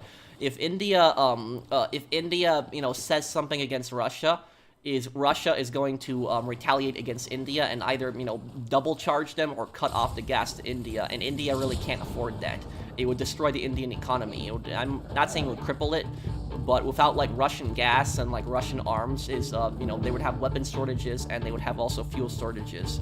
So I understand why India is neutral in that conflict. I get why they don't want to get involved, because it's their economy on the line. So I get that. But you know, I'm not gonna talk. I don't want to talk to modern conflicts personally, like you know, that personally. It's like I just have like I have like a massive problem with the Chinese government. That's like the government that I just get pissed at a lot of the things they do personally, but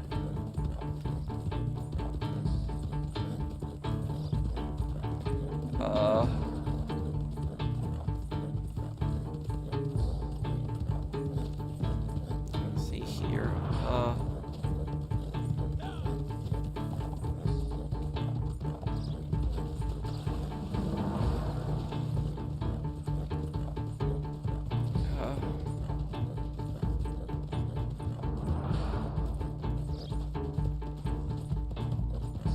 I missed some chats, I'm sorry.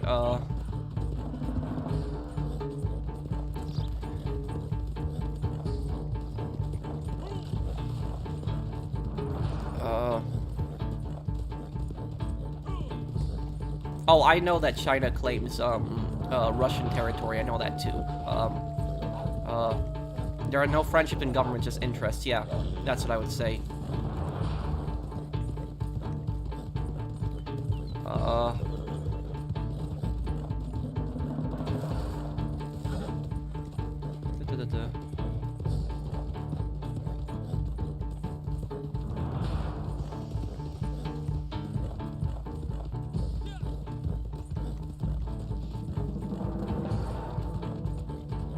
Well, I don't know what you're talking about, Defiant. Are you talking about me specifically? Because I never said your country has no freedom of speech.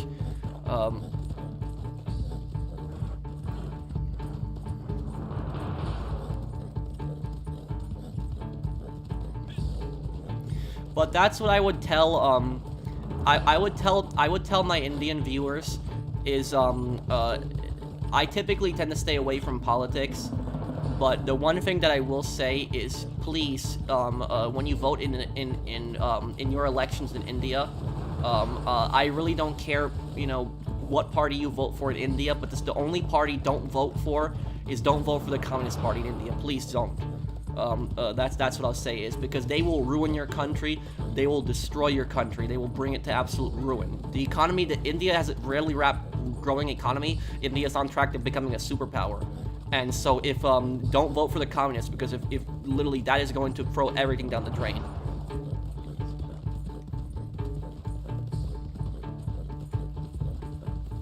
My parents lived in a communist country. They can tell you how it destroyed their country. I'll see you, Mr. Gibbs.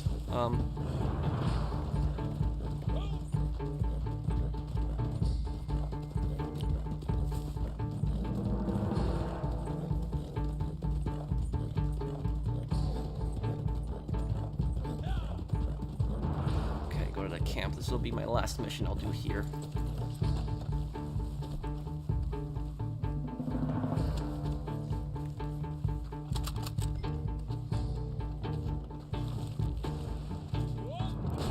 Oh crap.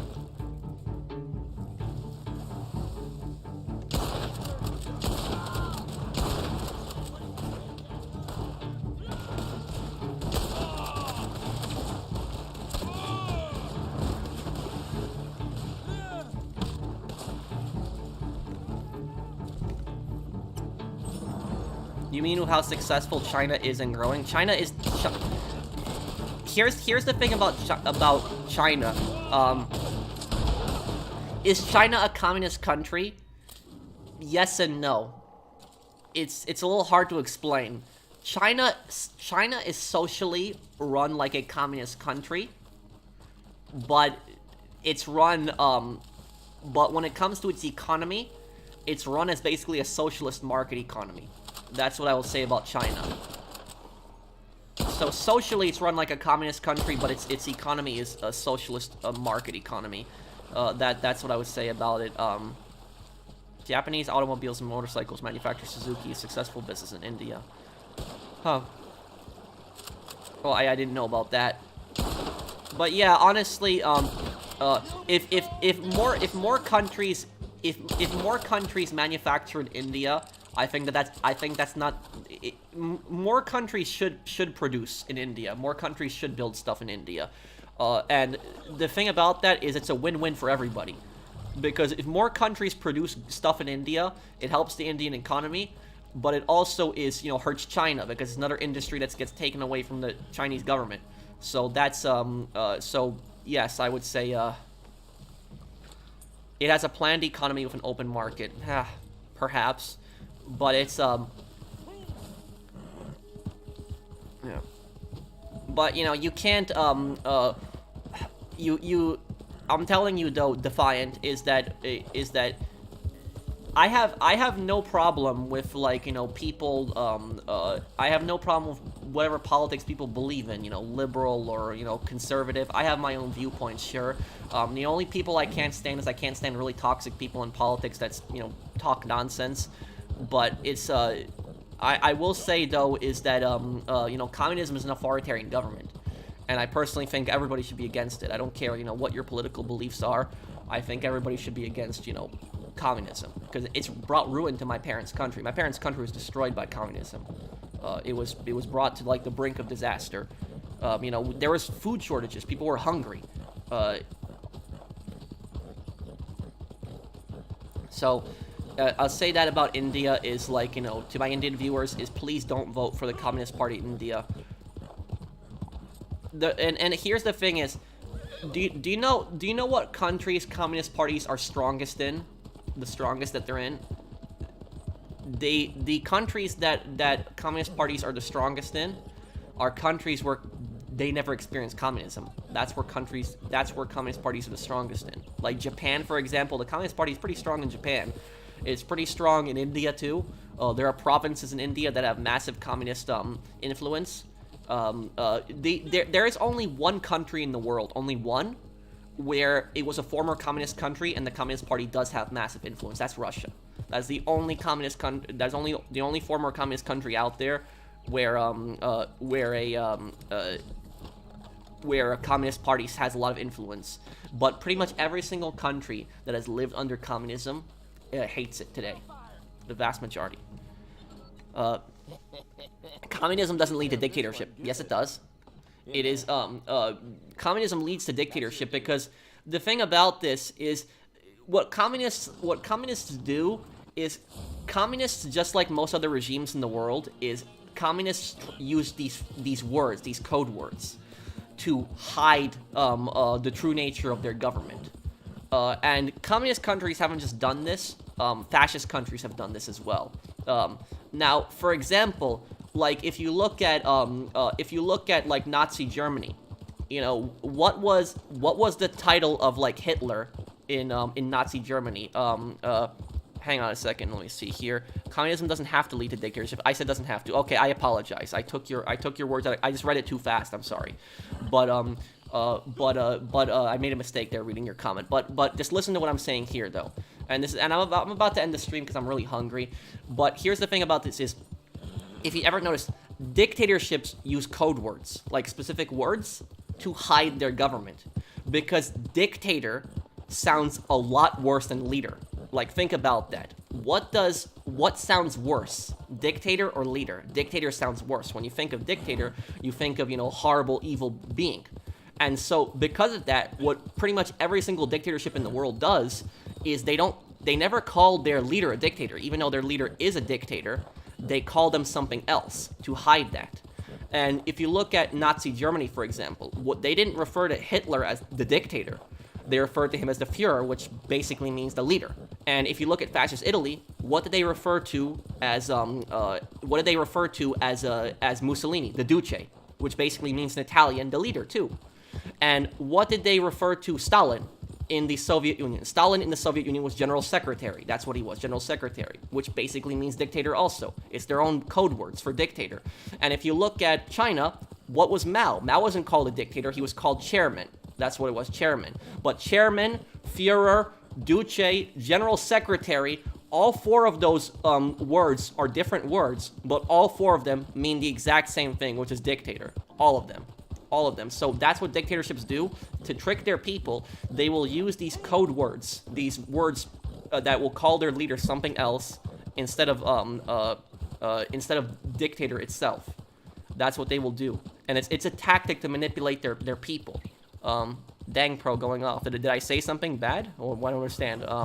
But yes, that's what they will do, is they will call their leaders, you know, something else. Now, if you look at, it makes them sound like better people than they actually are. That's it. It's exactly that.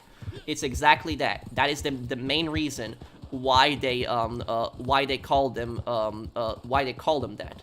They call these people, Lukashenko, the president of Belarus, he said he was the only dictator in Europe. Yeah. Well, here's the thing about Lukashenko is I'm very well aware of who Lukashenko is. I have family members that actually live in Belarus today. So I have family that lives in Belarus. So I'm fully aware of the person that Lukashenko is and the type of person that he is. Now, about Lukashenko is, it's a bit creepy. because my father, he was actually speaking to his cousins on Skype like a couple years ago that actually live in Belarus, and he was speaking to them in Belarusian. And you know, I'm not Belarusian. My grandmother was from Belarus, but my father is you know, a Polish Tatar. However, though, he speaks Belarusian and he has family that lives in Belarus, and so they're technically Belarusians, but they're descended from Poles, but they're still his family. But anyways, when my father was speaking to his family members in Belarus, and they were speaking on Skype, he asked them, like, what do you think of you know, Lukashenko? And they just kind of like laughed at it, and they didn't want to talk about it. It was like creepy and weird. So that was it. But the thing about Lukashenko is, and I am not complimenting Lukashenko when I say this. I want to be clear on that. So I'm not defending him. But Lukashenko is a bit more honest than a lot of the other dictators. Not that, I'm not saying he's a good person. He's a horrible person. But I'm saying he's more honest in the fact that he actually admits that he's a dictator. He admits to it. Lukashenko, when he said I'm a dictator, he literally said that on TV. He said, I'm a dictator, I do whatever I want. So I'm not saying he's a good person, I'm not defending him. But I'm saying is at least he has that where he's willing to admit to it. He's willing to admit to the fact that he's a dictator. The vast majority of dictators in the world will not admit to being dictators. 99% of dictators will not admit to being dictators. Like if you look at neighboring Russia, for example, Putin, what is Putin? Putin is so obviously a dictator. There is no question in my mind he's a dictator. It doesn't matter that Russia has presidential elections. He is 100% a dictator. Anyone who runs against Putin has no chance of winning. But when you ask Putin, you ask him, are you a dictator? Are you a Tsar? Putin says, no, I am the elected leader of Russia. I am the president of Russia. That is literally what he will say. Now, if you ask Kim Jong-un in North Korea, if you ask him, you know, who are you? Kim Jong-un will say, I am the supreme leader of the Korean people. That is what Kim Jong-un will say. He won't say, I'm a dictator. I'm the supreme leader of the Korean people. So dictators never admit that they are actually dictators, even though they know they're dictators. So Lukashenko is a rare dictator. He's a rare one because he's a horrible person, but he at least admits that he's a dictator. So I've never seen that before. He is the only dictator that I can think of that ever admitted that he was a dictator. There's actually only one other dictator that I can think of that admitted that he was a dictator, and that was Lee Kuan Yew, the dictator of Singapore. He admitted that he was a dictator. But Lukashenko and Lee Kuan Yew, they're the only two dictators who have ever admitted that they're dictators. There's no other leaders that I can think of in history that ever admitted to being a dictator besides those two. Well, he's honest. Well, it's like I said, I'm not defending Lukashenko. He's a horrible, evil person. But I'm just saying is that he at least admits to the fact. He has more honesty than Putin, for example, because he's at least admits the fact that he's a dictator. Or Putin will just say, "Oh, I'm just the elected leader of Russia. I'm the president." It's bullshit. So excuse my language, but that's what I'll say about that. And just responding to this final comment here. Yeah, but yeah, that was just one person saying. But about the person that was saying, what was it? Okay, the person that was saying, where is he here? I was getting into a little bit of a discussion with him, Defiant, when he said, I don't know if you're still here, Defiant, you said that communism doesn't have to lead to dictatorship. You said it doesn't have to. I misread your comment the first time. I apologize for that. I thought I was reading it too quickly, so I apologize for misreading your comment. But I'm just going by what you said right now, when you said that, communism doesn't have to lead to dictatorship. The thing about that is, communism naturally leads to dictatorship. There is no other alternative. Communism will always lead to dictatorship every single time. There is not one time when communism will not lead to dictatorship. It will always lead to dictatorship every single time. And no matter what form you have communism in, whether you have Stalinism, Titoism, Leninism, Castroism, Juche, which is the North Korean version of communism, Maoism, you have I forget, I don't know what Pol Pot's version of communism is called, but there's just so many versions of communism out there.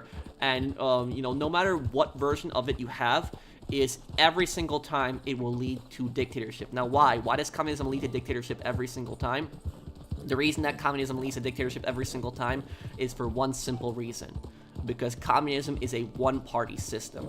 Communism does not believe in a government that is supposed to work with other political parties. Most communist parties believe in a revolution. They believe that the working classes should overthrow the rich, capitalist classes who they believe are oppressing them. And so they don't believe in working together with other political parties. They believe in total control of the government. And here's the thing, when you are going to create an economy like that, where you're going to have a completely controlled economy, where the government is going to control every aspect of industry, there's no private industry, the government owns everything, factories, farms, businesses, everything. If the government owns everything, if you have a system like that, that is not going to be democracy. If the government owns every single piece of property, that's always going to be a dictatorship, because you cannot enforce a democratic system where the government is going to own every single piece of property. It's not possible. It's not a dictatorship then if the government doesn't own every single. If the government owns every single piece of property, then it's going to be a dictatorship. So if the government owns all the property in a country, it is always a dictatorship just by default, because you cannot have a government like that that is a democracy. To manage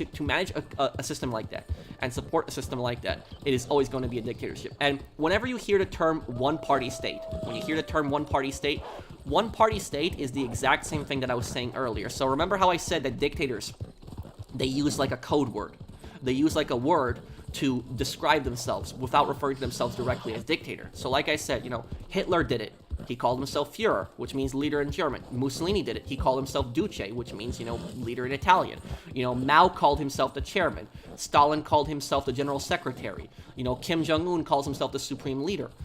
All of these dictators, the reason they don't say them, the reason their title isn't dictator, but instead it's just, these other names, is so that they trick their people. Because leader sounds very different than dictator. When you think of dictator, you think of bad person. So one-party states is the exact same thing. When you hear the term one-party state is basically a nice way of saying dictatorship. It's a nice way of saying it. So whenever you see a one-party state government, it's a dictatorship. Every single time.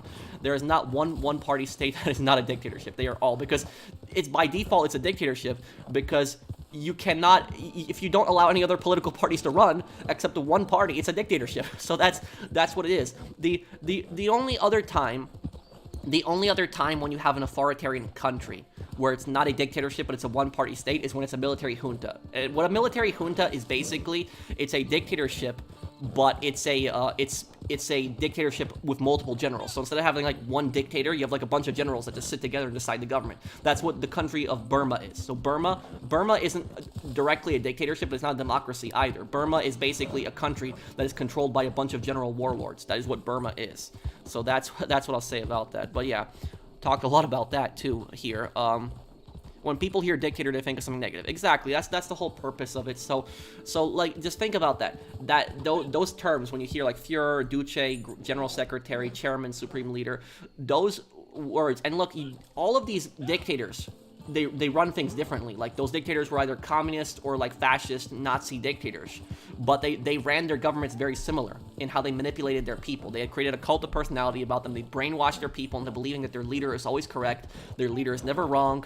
You cannot question the leader. If you question the leader, you question the country, and questioning the country or questioning the system makes you a traitor. So that is how these dictators hold power.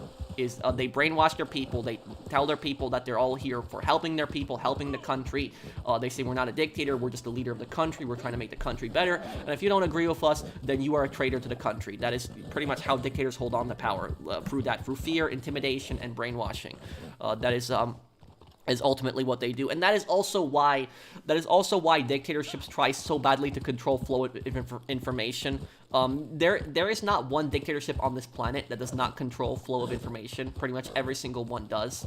And if you look at Nazi Germany, for example, what was one of the first things that the Nazis did when they came to power? Is they book burning. The book burning is, synonymous with the Nazis. If the Nazis went and they burned every single book that was that they did not agree with, because it was different ideas from their ideology.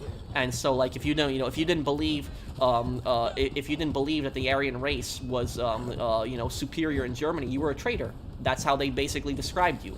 So they would basically, and they'd probably throw you on the fire with the books as well. So they would say that, oh, you're a traitor. These books are corrupting our youth and blah, blah, blah, this. That's how they would do it. That's how dictatorships basically run. They control the flow of information. They brainwash their people. Every single dictatorship is virtually run the same, whether it's a communist dictatorship or a Nazi dictatorship. Their economies might be different, but it's just like Reznov said in Black Ops, is the flags might be different, but the methods are the same. That's one of the best lines that he said in Black Ops. The flags are different, but the methods are the same. It's exactly how each dictatorship. So literally, the reason that North Korea banned internet is why, because if North Koreans had active internet in their country, they could just search YouTube and they could see what America looks like. They could see American cities, and they could see like what American stores look like in American supermarkets, and they would say, "Hey, wait, you can go into a store in America and like get whatever you want, and like people make much money. Why don't we have all this stuff?" And people will begin to question the government. So it's a lot easier to control an ignorant population than it is to control an educated population that can do their own research. That's what it is, and that's why China it tries so badly to control the flow of information. Also, China controls their internet heavily, not as badly as North Korea, but look, Google, Twitter, Quora, Facebook, all of these places are banned in China, and they have to be approved by China. China even controls like PlayStation Store, which is ridiculous. There's only 20 games on the PlayStation Store in total in China, which is ridiculous. It's just such a small insignificant amount, because anything that the Chinese don't like, they disregard as foreign propaganda. I don't know about that. I know one of the most famous books the Nazis actually burned is they burned All Quiet on the Western Front. All Quiet on the Western Front is a book that is against war. It's pretty much the entire message of All Quiet on the Western Front is it's an anti-war book. That's pretty much the purpose of it, is that these young people were just going to fight for their rich, powerful leaders that didn't care about them. That's pretty much what the whole purpose of All Quiet on the Western Front was. And so the Nazis hated that. They hated questioning the government. They hated they literally hated anything that was anti-war. And also, one other thing I forgot to mention is what dictatorships will do is dictatorships will also create enemies in their own country, people that they can blame all their problems on. In communist countries, what do communists blame all the problems in the country on? They blame all the problems in the country on business. That's pretty much what they do. They say, "Oh, businessmen, you run small businesses," and you can make an argument that large corporations, hurt countries. Okay, fine, but communists don't just do that. They also target, small businessmen. So if you own any kind of small business, you are targeted by the communists. You are being a capitalist. You are basically exploiting the labor of the proletariat, as they say, blah, blah, blah, this. And in Nazi countries, or fascist countries, I would say, is they also blame it on something. In Nazi Germany, what did they blame all of their problems on? They blamed the problems on the Jews. That's what they did. They targeted the Jews, and that's exactly, and that's how Hitler basically turned Germany so extremely anti-Semitic. What Hitler would basically do is Germany's economy was in ruin. It was terrible, and when Hitler came to power, what Hitler would do is he would find some Jewish businesses, and he would basically say, "Oh, why do these businesses have money? Why don't you have money? Why are you poor?" And it's he would just start saying, "Oh, Jews are exploiting Germany and creating all these conspiracy theories and all this ridiculous thing." And that's how basically he turned Germany so anti-Semitic. Is he chose a specific demographic of the population that he didn't like, started creating all these conspiracies about them, demonizing them, creating all this nonsense, and the people were stupid enough to fall for it, unfortunately. So people were idiots, and they fell for it. That's what dictatorships do, is they will create an enemy, they will find somebody that they can blame all their problems on. That is, what's funny is there's people who think that being pro-free speech makes you a Nazi. Yes, there are people who actually think like that. Well, the people who think like that are idiots. Being pro-free speech means that you are against Nazis and you are against communists, because neither Nazis nor communists literally support free speech. And both Nazis and communists did the exact same thing, where they would shut down free speech. So if there was any kind of public debate, before the Nazis came to power, what the Nazis would actually do is they would invade college campuses, and they would literally go into places and just harass people and shout down public speakers. That's literally what they would do. And communists would do the exact same thing, because they don't like something that a public speaker is saying, and so they would basically try to shut down any kind of discussion or any kind of dialogue. Do you like South Park? Your profile picture is based on it. South Park is one of my all-time favorite shows, and one thing I love about South Park is how the creators are not afraid of free speech. They're not afraid of that at all. Whoa, I just joined. What the hell? Well, what do you mean? Well, we're just talking about we were just talking about dictatorships and and that, but it's like, yeah, there's so I don't know how anybody can say that somebody who supports like free speech is like a Nazi. That's honestly one of the stupidest things that people can say. How did this argument even start? I don't know. I was reading a bunch of comments and it just got, and I apologize if I talk too much. It's like I get sidetracked a lot, so I'll start talking in like one topic and then it'll go into another topic and another topic, and I'll just endlessly going. So if any of my conversations bore people, I'm sorry if I sound annoying. Yeah, but that's it's like being pro free speech is like the opposite of authoritarianism. So I don't know how anybody can like say something like that. Is they're stupid. And also I'll tell you something else. So communists and dictatorships will control flow of information. They will create false titles for their governments. One-party state when it means dictatorship. Führer, Duce, General Secretary, Chairman, Supreme Leader, instead of calling them a dictator. To basically, because like I said, calling your leader a leader instead of calling them a dictator sounds a lot better to the people. And it's easier to brainwash the people. So they will create false titles for their governments, basically they'll be a dictatorship, but they won't directly call themselves a dictatorship. They'll control flow of information. They will create enemies for their, regime. Because think about that. A regime can only survive when it has, like, enemies to constantly create. So that's what regimes will do, is the regimes will point to other countries or people in their own country, like how the Nazis targeted Jewish people. They will find some target that they can take advantage of, and they'll blame all the problems that are going on in the country on those people. That is literally what happened with the Nazis. Is they targeted people that they did not like. They blamed them for all these problems. And the thing about this is, like, it's like you gotta think to yourself, is like, how stupid were people back then? Like, that people actually believed a lot of this stuff, because it's like, I know people didn't have like access to the internet, but like, if you read into, like, for example, like what Hitler believed, is Hitler believed that capitalism and communism was both a Jewish plot, which makes no sense whatsoever. How does that make any sense? But he believed that both capitalism and communism were like a Jewish plot. So that is how insane Hitler was. That, like, he would come up with these ridiculous, insane conspiracy theories, and, like, people would believe all of this stuff. So, like, I don't know how, like, people got so stupid that they believed all this stuff, but it's like I said, people can be stupid. And unfortunately, is people will just support really stupid things. And that's what happened. People supported that. They got an authoritarian government. They got brainwashed by it. And, that is, it's like people need to have critical thinking. They need to always question the government. Even if your government is a democracy, you should always be questioning your government. Questioning your government is healthy, because it's like, it's pointing out the problems of your government. Never get too compliant with a government. Never get to a government where you're never gonna question them at all. It's always questioning government is always a good thing. Well, desperation is part of it. Germany's economy was in ruin. They were, completely poor. That was a part of it, but it's still like, that's like how they could, like, people could get that stupid. That was,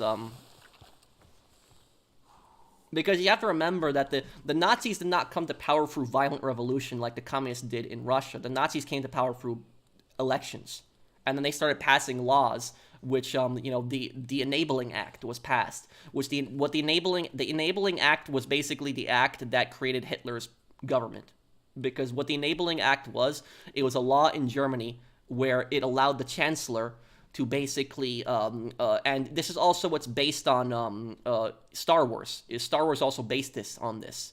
It was the Enabling Act in Germany, because when Hitler was the Chancellor, he passed the Enabling Act.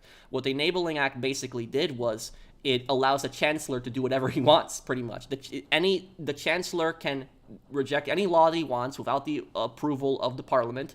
Any law that the Chancellor passes is law right away. It basically gives the Chancellor unlimited power, and that's how Hitler was able to create his regime, through the Enabling Act specifically. So that is, and Star Wars did that also. George Lucas took that history and he created that with Palpatine, with the Enabling Act and Palpatine, how he started pushing all these acts through that kept giving himself more and more power. So that's where, it was historical examples that were used on that specifically. But yeah, that is and also another thing is dictatorships will also try to control arms. So dictators will never support the population actively owning weapons. They will never want anything like that. They will always try to control the flow of weapons, because if people are educated, if people have weapons, then that is the worst possible thing for a dictatorship. If you have an armed population that is educated, that is the worst possible thing a dictator can have. So that's why dictators try to keep their people stupid with brainwashing. They don't want their people educated, and they also don't want their people armed, because an armed and educated population is going to get rid of their government. What do you think of inflation in the U.S.? I think the government should stop printing money. That's, I think, causing the most problems. It's called checks and balances, yeah. And the government should always have checks and balances on it, and that's why honestly is that's why I've always liked libertarianism the most. I know libertarianism isn't the most perfect system, but I've always liked libertarianism personally. I know there are some policies in libertarianism that are kind of stupid, but for the most part, I think that libertarianism is probably the least corrupt form of government, because libertarianism basically advocates the smallest possible government ever. And if you have a government that is really small, does not have that much power, you have the least chances of it doing something bad and going tyrannical. So if you have already a really small government, the chances of it actually doing something bad and going tyrannical are minimal. So that's what I'll say. The larger, here's the thing is, the larger the government, the more chances you have of it doing something bad, because there's more people that are in the government has more power. With the government being bigger, it has more power, and by having more power, it has a chances of doing something bad. I'm not saying that a large government is going to become evil, but it has a higher chance of becoming evil than a smaller government. Just history has shown us that. Let me see. So no, socialism is a disaster. It's just not going to work. I tend to stay away from the politics, but I'm just going to say it doesn't work. You can and here's the thing about this is the one thing I'll say about socialism is the people that advocate for socialism, they don't know what they're talking about, because what they do is they say, like, oh, look at Sweden, look at Norway. Look at these Sweden and Norway. These countries are like really, socialist countries, and they're so rich, and they have the highest living standards in the world. I think Finland is the happiest country in the world. But the thing about this is, if you knew anything about socialism, you would know that Sweden, Norway, and Finland are not socialist countries. They're not.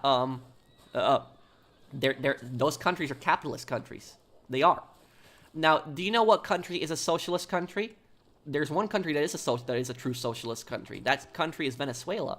Venezuela is the perfect example of a socialist country, because Venezuela, while it does have some private industry, the difference between Sweden and Norway and Venezuela is that Sweden and Norway has social programs like universal health care and universal education, but that doesn't make those countries socialist. Do you know why? Because Sweden and Norway does not nationalize everything. They might have healthcare and education nationalized, but Sweden and Norway does not ban private education. So if you want to get a private education in Sweden and Norway, you can do that. If you want to go to a private doctor in Sweden and Norway, you can do that. You have to pay out of your own pocket, but you have that option. Venezuela doesn't have that. Venezuela nationalizes everything. Everything is virtually nationalized in Venezuela, and Venezuela pays people in ration coupons. Their currency, like, you literally, to buy a sandwich in Venezuela, you have to bring in like stacks of cash. Literally, if you want to buy like a sandwich in Venezuela, that's how insane their inflation is. It's just sort of control. So Venezuela is a true socialist country because it literally nationalizes everything. That's why Venezuela is so poor. People, people blame America for like the economic crisis in Venezuela because they're saying all this American sanctions and American imperialism and all this other stuff. But I don't agree with sanctions. I don't agree with that, and the reason I don't agree with sanctions is because sanctions help dictators. I don't think sanctions overthrow a dictator. They help dictators, I think, because what a dictator will do is, and Cuba and Venezuela do this all the time, and all the time. is that because America has sanctions on both Cuba and Venezuela. The reason that there's economic problems in Cuba and Venezuela is not due to the American sanctions mainly. The American sanctions play some role, but it's minimal. The main reason that Venezuela and Cuba have so much problems is because they nationalized everything, and their government has a tight control on everything. There's no private industry allowed. That is the main reason why those countries have problems. But what Venezuela and Cuba does is when you have like a really long line of food in Cuba, when you're trying to go to the store to get food in Cuba, and you go through this huge line, it's like 100 people in line on you in Cuba, and you complain about this. You know what the Cuban government does? The Cuban government basically says, oh, you know why there's like a line of 100 people? It's because the Americans. It's because the imperialist Americans are putting sanctions on you, blah, blah, blah, this. And what the Cuban government does is the Cuban government uses this as propaganda against the U.S., and they say, oh, look, all the problems in Cuba are because of the sanctions. So personally, like, if I was president of the United States, you know what I would do? I would remove all the sanctions from Venezuela and Cuba. And when I would remove all the sanctions from Venezuela and Cuba, I would then say, look, I removed all the sanctions from Venezuela and Cuba, and your country is still really poor. So it was never because of my country's sanctions. It was because your government is stupid and your government doesn't know what they're doing. That's literally what I would do if I was president. I would literally shame those countries after I would remove the sanctions. I would say, look, see, I removed the sanctions, and your country is still, having all these economic problems.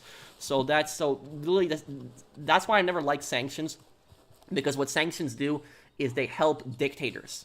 Because dictators will take those sanctions and they will blame all the problems in the country on the sanctions, when the problems in the country are not mainly due to the sanctions.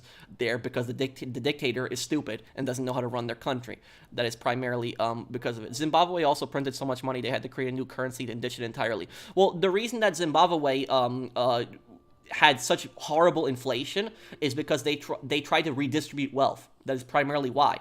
They threw richer people off farms. They tried to give farms to poorer people. They nationalized a lot of the industry in Zimbabwe, and that's primarily why Zimbabwe had such horrible inflation, because of that.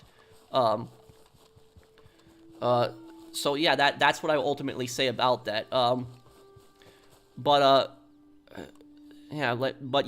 what I ultimately say is the sanctions are used by dictators to stay in power, pretty much. Let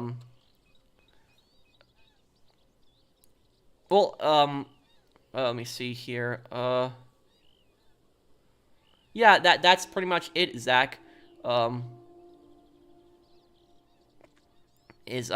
Countries. But there was one other point that I was gonna make on. There was one other thing I wanted to say here. Yeah, but, tomorrow's my great-grandfather's death anniversary, but I still miss him. I was 5 years old when he died. I'm sorry to hear about your great-grandfather.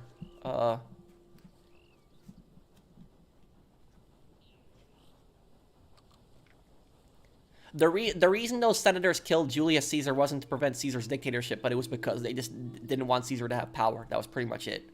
They were fine with dictatorship just as long as it wasn't Caesar. Pearl, let me cook for you now. I appreciate it, but thank you.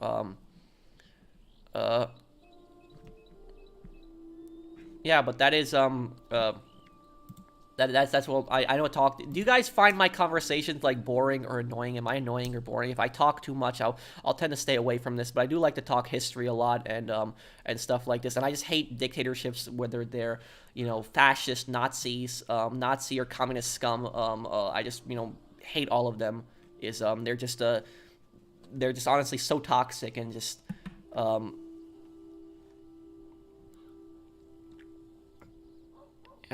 Oh, well, thank you, guys, then. Yeah. No, I like this stuff. Well, thank you. We're here to watch you pro talk about whatever you want. Well, thank you. The history tangents are quite interesting. Thank you.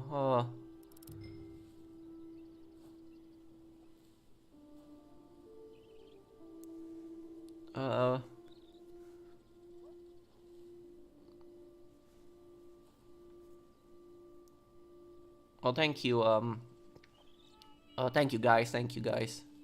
I think they did. The Nazis burned so many books. So the Nazis would burn any book that they didn't agree with. Yes, I will upload the Fallout part in a few minutes. Yeah. That coffee really did wake me up that I had earlier, because I was like passing out earlier, and now I'm completely woken up. Next Ace Attorney video, I'll try to have it out tomorrow.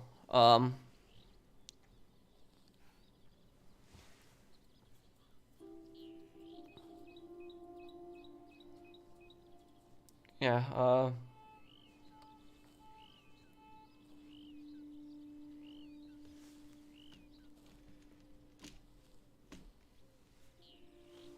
who do I think is worse, Edgar Ross or Dimitri? Dimitri.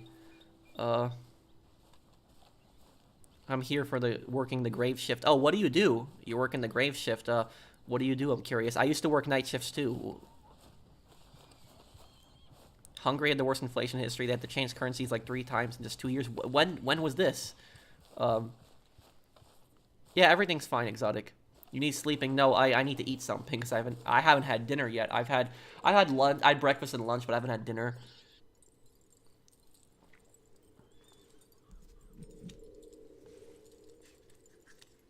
You know, I'll tell you guys something kind of funny today that happened to me today. I was today. I woke up a little earlier today. Because I had this problem sleeping. I think the reason I woke up earlier today than normal is because I wanted to make sure I don't oversleep, and so because I was so obsessed with oversleeping that I woke up a lot earlier than I was supposed to. When I wake up early, I can't go back to sleep. So like unless like I'm dead tired, like I cannot go back to sleep. So like I'll just lay there and I just can't go back to sleep when I wake up. That's why I hate when I get woken up early, because I can't fall back asleep. So I'm like tired, I'm exhausted, but I can't fall asleep. And so I woke up like, you know, 2 hours earlier than I was supposed to. And what happened was I went to a class today, and the class that I went to is I went to basically a landlord like permit class today, because the town that I live in, the town passed like a new ordinance where like all landlords have to like attend like a free course. I own 2 rental properties, and so I had to go to that course. I've been running rental properties for like 2 years now at this point. And so like I already know what I'm doing. I know everything, but I went to the course regardless.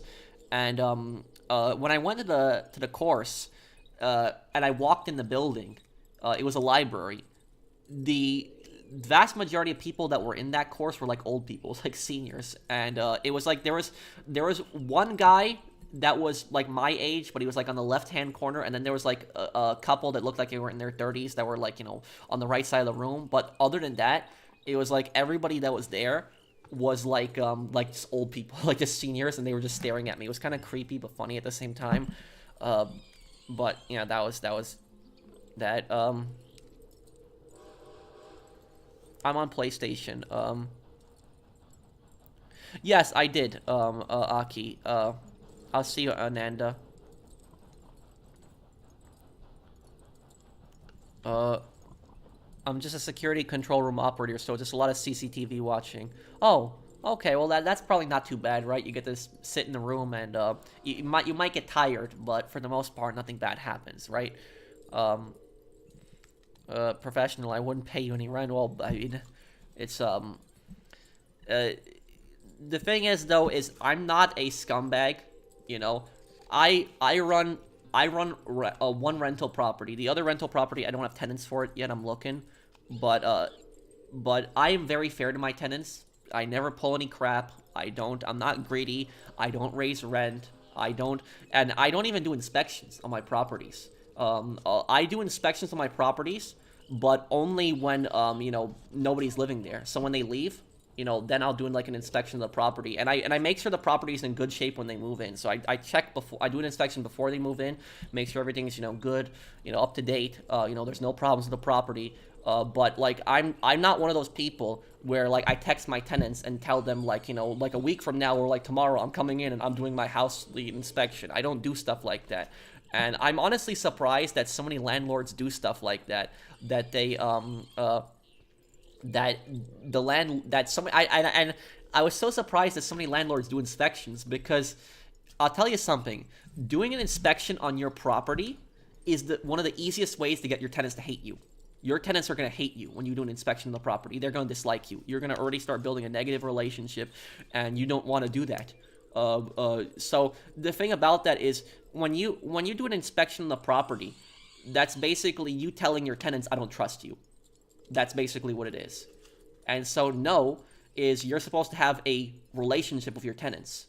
You're supposed to have like a good relationship. It's a business relationship, but you're supposed to have a relationship with your tenants, or not fixing anything in the house. I fix stuff in the house all the time. So I always tell my tenants is if you need something fixed, I always tell them, you tell me if something goes wrong and I'll take care of it for you. So whenever something, has broken, I've taken care of it. I have never charged tenants for repair. I have never done that. I have always paid for everything out of my own pocket. I have never charged tenants for repair. I don't do the repairs myself. I pay a guy that does the repairs for me because I don't know how to fix a lot of stuff on my own. But I've never charged my tenants for anything so like that. And I never even charged my tenants a late fee, even though I probably should have. But it was like I had this one tenant that was like constantly late on their rent. Like it was like they were late like sometimes 5-6 days. Like after it was like several times. It was ridiculous. And the thing about this is you would think the reason the tenant was late on their rent was because they just didn't have enough money. But the thing about this is the tenant that I was actually renting to, they were multimillionaires. They had way more money than me. The tenants and these people were late on their rent like 1 week. So like when people think that rich people pay their bills, rich people don't always pay their bills. Rich people slack off too. And so these people were multimillionaires that were living in my rental property. And if you're probably wondering, why are multimillionaires living in your rental property, professional? The reason multimillionaires were living in my rental property was because they owned a business in several states. So they had a roofing company, and their roofing company was originally from Oregon. They went out east. I live in the Midwest. And so they were expanding in several states. They went to Montana. They expanded in Montana. They expanded in Idaho. They expanded in Wyoming. And then they came over to my state. And so they were just expanding their business. They were a roofing business. And so they have houses in each of those states. They have like 4 or 5 houses that they own. So they have like a house in each of those states. They have like a company building in each of those states. They had like I think over 100 employees. And when they were expanding to my state, they didn't want to buy another house here, so they decided to rent, my house here, which was 4-bedroom house. And they were constantly late, 1 week on the rent. And whenever I would text these people, and I would I wasn't even rude about it. I would just say hey, what's going on? Is there something wrong with the property? Is there something broken? Why didn't you pay the rent? That's how I would always say. And it was always the exact same excuse every single time. She would always text me and she would say, oh, I'm sorry, I was out on a business trip in Montana. I didn't see, I wasn't able to pay on time and stuff like that, which that is, no. It's okay, it happens once or twice, but if it's happening every month, they're like I'm on a business trip every month, it was gonna be ridiculous because this is my business. I make a livelihood also from my rental property, and so you're not paying me. You're living in my house, but you're being late a week. I could have charged them late fees if I wanted to, but I never did that. I never charged them late fees once, even though they were late multiple times. I probably should have. Because then they would have at least started paying on time at that point. I was pretty much justified at that point to do it, but I didn't want to be a scumbag, so I didn't end up charging the late fees, and they started taking advantage of me because of that. But that was something that was frustrating me. It was pissing me off. It was annoying me, and they were doing stuff like that. And like I said, these people were multimillionaires, and they had way more money than me, and they were taking advantage of me. So that was like not a fun experience with them. And the messed up thing about those tenants is that they had some stupid drama that was going on. And I'm not gonna talk about the drama here, because if I was to explain the drama that happened with these tenants, it would be like a story that's 20 minutes to explain, because it's just such a long story with these tenants. They had some drama, but just to explain it in quick ways, the drama had nothing to do with me. I was not part of the drama at all. It was to do with their family and their business. And what happened was, the people in that family were arguing with each other. They were pissed at each other, and what ended up happening is one of them ended up changing the password to the keypad. Because in that house, the garage, inside the garage, I had a keypad in that house. The keypad did not open the garage door. It opened the door in the main house. So it was an electronic door, and it was like a $200 keypad. And the keypad, if you put the numbers in, it will unlock the door to the house, the main door. We're not talking garage door. We're just talking big door to the house. Now, what happened is when they were moving out, one of them changed the keypad, and I'm assuming what they did it to keep the other person out of the house that they had drama with. I think that's probably why they did it. So one of them changed the keypad code, and I asked both the husband and the wife, I'm like, did you guys change the keypad? Nope, I did not change the keypad. I did not touch the keypad. I was like, oh, come on, this is ridiculous. And so I brought the maintenance guy over, and the maintenance guy, he looked at the keypad, he's like, Pat, they changed the code. And they wouldn't tell me the new code, and my maintenance guy could not put in a new code. He couldn't. He even followed the instructions. We did the instructions together. We tried to set up a new code. We couldn't do it. And I trust my maintenance guy. I trust him. I trust him a lot. I've known him for years. He's an honest guy. He would never pull crap on me. And he told me I needed a new keypad. That we just couldn't do it. I even looked at the instructions. I tried to do it myself. I tried to reprogram it. I couldn't do it. It didn't work. So literally, they changed the code. Did not even tell me what the code was, and I had to pay for a new keypad. Fortunately, I was able to pay. I was able to find like a keypad that was a little cheaper, $150. That was just as good. So it wasn't like a complete $200 loss, but it's just like an unfortunate thing. Because it's like, and the thing is, could I have taken them to some claims over that? Possibly. But I didn't think that it was worth it, like, starting a whole case over a keypad. So it was like, I'll just replace it. And the thing about that is, there's this movie that I saw a long time ago. And the movie that I saw a long time ago, it was called A Bronx Tale, and it was like a mafia movie. And it was like it was a movie about this kid in the Bronx that falls in with a bad crowd, and he falls in with like this mafia boss. It's kind of like his kind of like being like a father to him in a way. But in the movie, the mafia boss, even though he's a criminal, the mafia boss does give some good advice. Not like committing crimes or anything like that. But there's one scene in the movie where this guy borrows money from the main character. So he borrows money from him. And what the guy does is he tries to avoid paying him every single time. So every single time when he, saw him, give me, my $20 back. He would just say, oh, I can't right now. I'll get you for my grandmother. I'll give it to you later. Every single time. And so what happens is this kid starts chasing this guy for the $20. The mafia boss sees that, and he tells the kid, why are you chasing this guy? And he says he owes me money. He's like, how much does he owe you? He's like, he owes me $20. And he says, like, it's not worth it. It's like you're gonna start a fight. It's gonna be stupid. And he's like, think about it this way: $20, he's out of your life. Like you don't ever have to talk to him again. You never have to see him again. And he's a scumbag. He ripped you off, so just don't talk to him ever again. Ignore him. If he ever needs money from you again, just ignore him. And that was it. And that's basically the same attitude I took with those tenants of mine, those first tenants.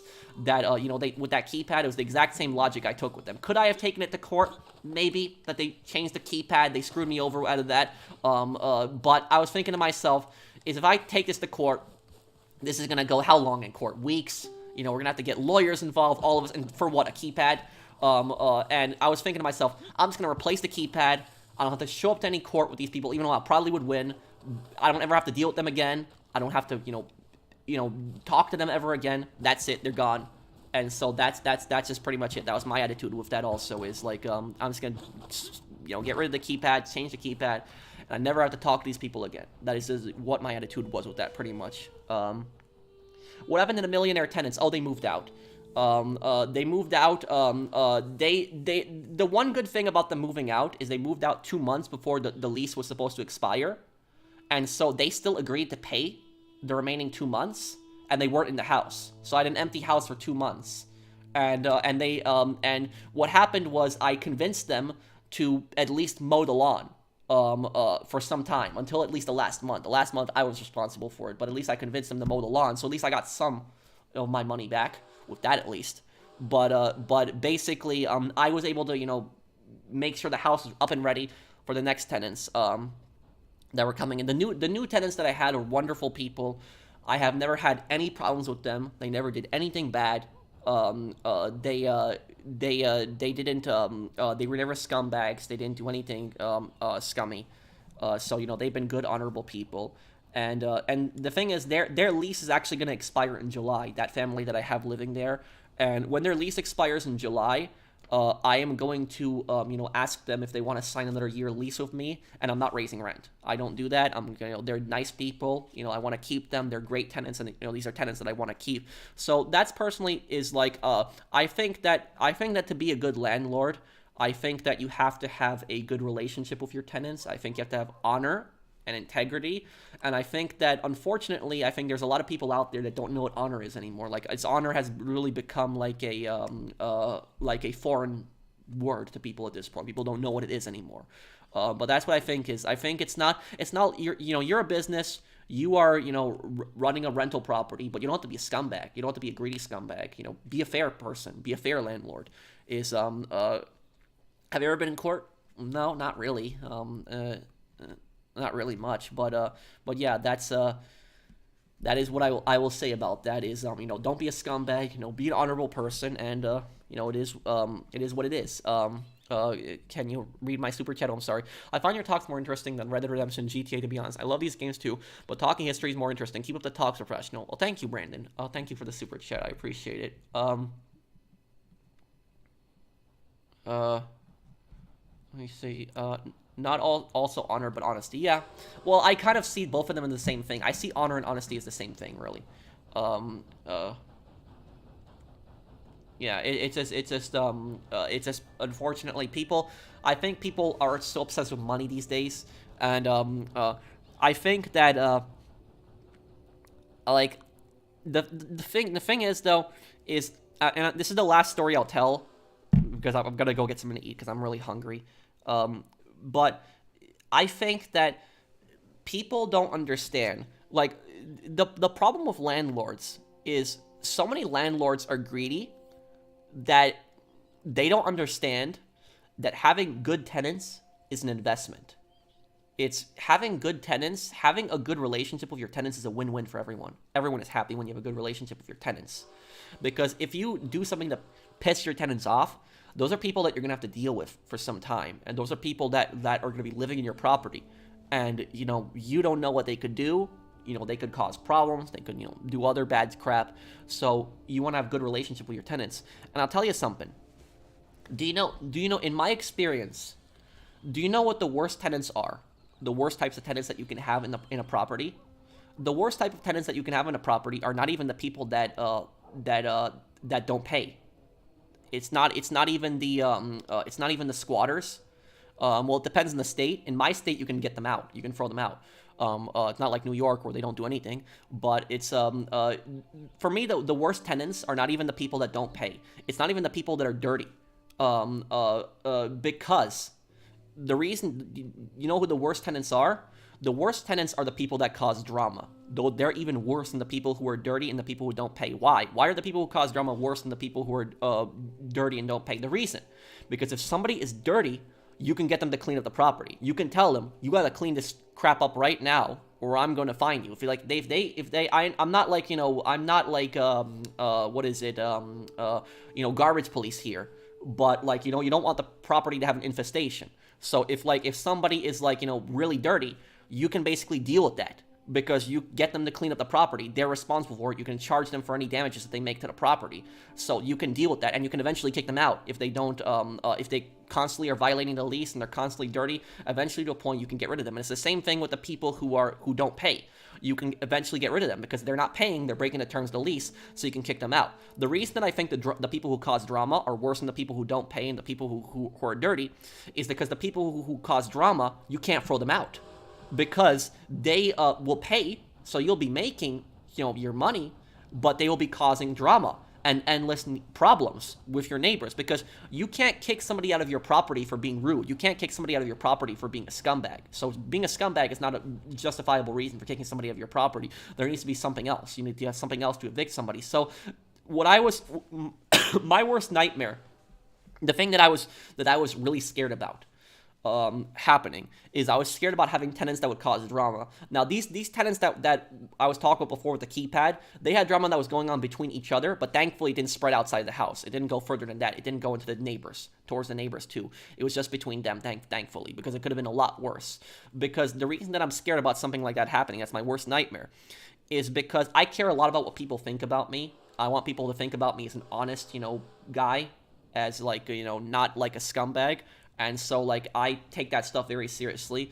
And I'll tell you this, is when I moved to the Midwest and I purchased my rental property, I noticed that culturally, people are very different in the Midwest. Culturally, how they talk to people, how they associate with people, very different than New York. It's like New York, where I'm from originally, people don't know each other. People don't talk to each other. People walk past each other. They never communicate. Like, honestly, in New York, if you want to know what people are like in New York, the culture is like in New York. I have never had neighbors over at all, even though we've invited people over. Only one time that I can remember. Only one time. When we moved into the house, my parents invited the people that were across the street from us, and they came over and just had a barbecue with us. That was it. But the people that were on the left side and the right side, we've never had stuff like that. Now look, here's the thing about this: the woman that lives next door to me, what happened to her is I felt kind of bad for her because when I was at my parents' house. In February, there we had a snowstorm in New York. When I shoveled the entire front of my house, my parents' house, I shoveled the sidewalk in front of my parents' house and all the way leading up the stairs and the driveway. And I was exhausted, but I didn't stop there. What I did was I shoveled my neighbor's sidewalk, my entire neighbor's sidewalk, and I shoveled the front of my neighbor's driveway. I didn't go on her property, but I shoveled like where it goes to the street. So I shoveled her entire sidewalk and where it goes on the street. And it's possible she didn't see me, but I highly doubt that she didn't see me because of the fact that she's you see this kid making a lot of noises like constantly. I was the only person on the street that was shoveling, so I highly doubt. I was out there for maybe like close to an hour, so I highly doubt that she would not have seen me. And so I did her a massive favor, and the least that she could have done is she could have at least, said thank you for that. But I don't regret helping her out. I just thought it was the right thing to do, so I decided to help her out. I felt bad for her because her husband passed away like a year ago, and so I wanted to help her out. So I, shoveled that for her, but no thank you, nothing. Did not even come over to my house. Like, I appreciate what your son did for me, even if it wasn't there, or like talk to me directly, but nope, nothing. And then the neighbors that are actually on the right side, the neighbors that are on the right side, I would say they're a bit creepy, because the neighbors that are on the right side, they're creepy and they're scummy. The wife that was on the right side was nice. I never really had problems with her. The daughter was kind of nice too, but the husband was a scumbag. If you want to know, there was something crazy. I'll tell you guys this situation. Years ago, many years ago, the daughter that's on the right side of me, that's with her dad was a scumbag. She has a drug problem. I don't know what she was addicted to. I don't know what it was. I don't know the specifics, so don't ask me about that because I don't know. The only thing that I know is she was on some kind of drugs, and she collapsed. And she collapsed in the front of her house, like right on the steps. Now, both the wife and the husband were not home, so they left their daughter home. Their daughter was an adult too at the same time, and she had some kind of drug overdose. I was not there when the whole thing happened. My dad was there. My dad saw like this girl laying down, like right there, like nobody was doing anything. Like, it's like I don't know what the people were thinking in that neighborhood. My dad ran over to her, flipped her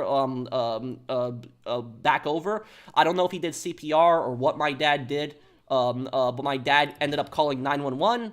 He stayed with her until the ambulance, came over, and she was fine. She survived, so she didn't die. She made a full recovery. Now, the thing about that is the wife thanked my dad for that. Husband, nothing. Like, seriously, what the hell? It's like you literally, my dad just saved his daughter's life, and he can't even come over to the house and just say thank you. So that's why I say people in New York are culturally very different than the Midwest. But that's like that was like, I could not believe that he did not even say, thank you for that. And I'll say about him is I never liked that guy because I didn't have much interaction with him, and I'll tell you why he's creepy. The reason he's creepy is because when that guy would come home from work, whenever I saw the wife, I would say, hey, what's up? She would say, hey, what's up to me. But when the husband came home, and I would say, hey, what's up? He would be walking towards his house, but he'd be staring at me like this, and just like going towards his door. Like that, like he clearly saw me, would not even say hello or anything, and I was like, this guy's a jackass. Like, I was, excuse my language, but I was like thinking like that, and I personally think he hated me. I think he did, because what happened was, I had a what was it? I had a crossbow that I owned. And this crossbow, I had a target in my parents' backyard. Now, I knew the laws of my town. I knew the town laws and the town ordinance well, and so I had a crossbow target. And I would just shoot at the crossbow target for fun in my backyard. And I knew I was not breaking any laws. It was legal, fully legal for me to do that in my backyard.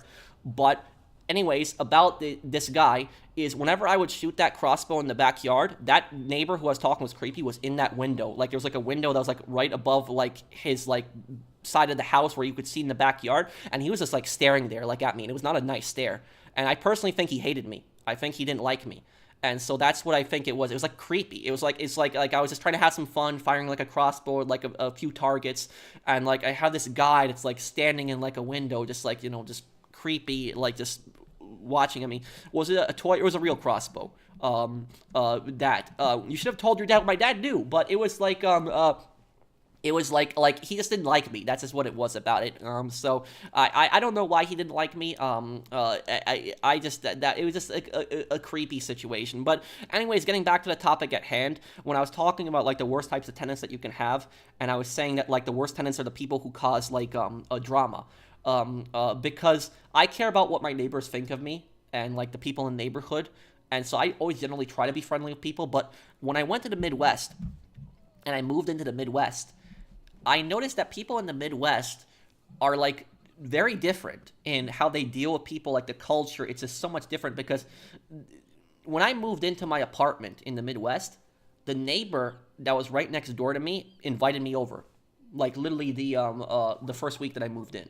And I thought that was weird because it's like, you never do something like that in New York. It's like you never invite your neighbors over to your house. It's just weird. It's just like in New York culture, just something that just doesn't happen. But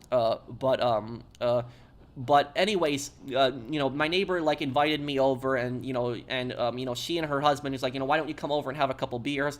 And I was like, I don't drink. And they're like, oh, that's fine. Still come on over and hang out. And I come over, and we're just talking and everything like that, and eventually left. That was it. But I just thought it was weird because like you never had that happen. I didn't hate them. I just thought it was weird because like I'm just not used to like people doing stuff like that. I guess it's just because I'm not used to people being so friendly. But when I purchased that rental property in that neighborhood, what happened is I had a maintenance guy that was I had a maintenance guy that he was fixing something in the house, I remember, and I wasn't there at the time. I'm trying to remember, what was he fixing in the house? I'm trying to remember what he was. Oh, he was fixing the screen door.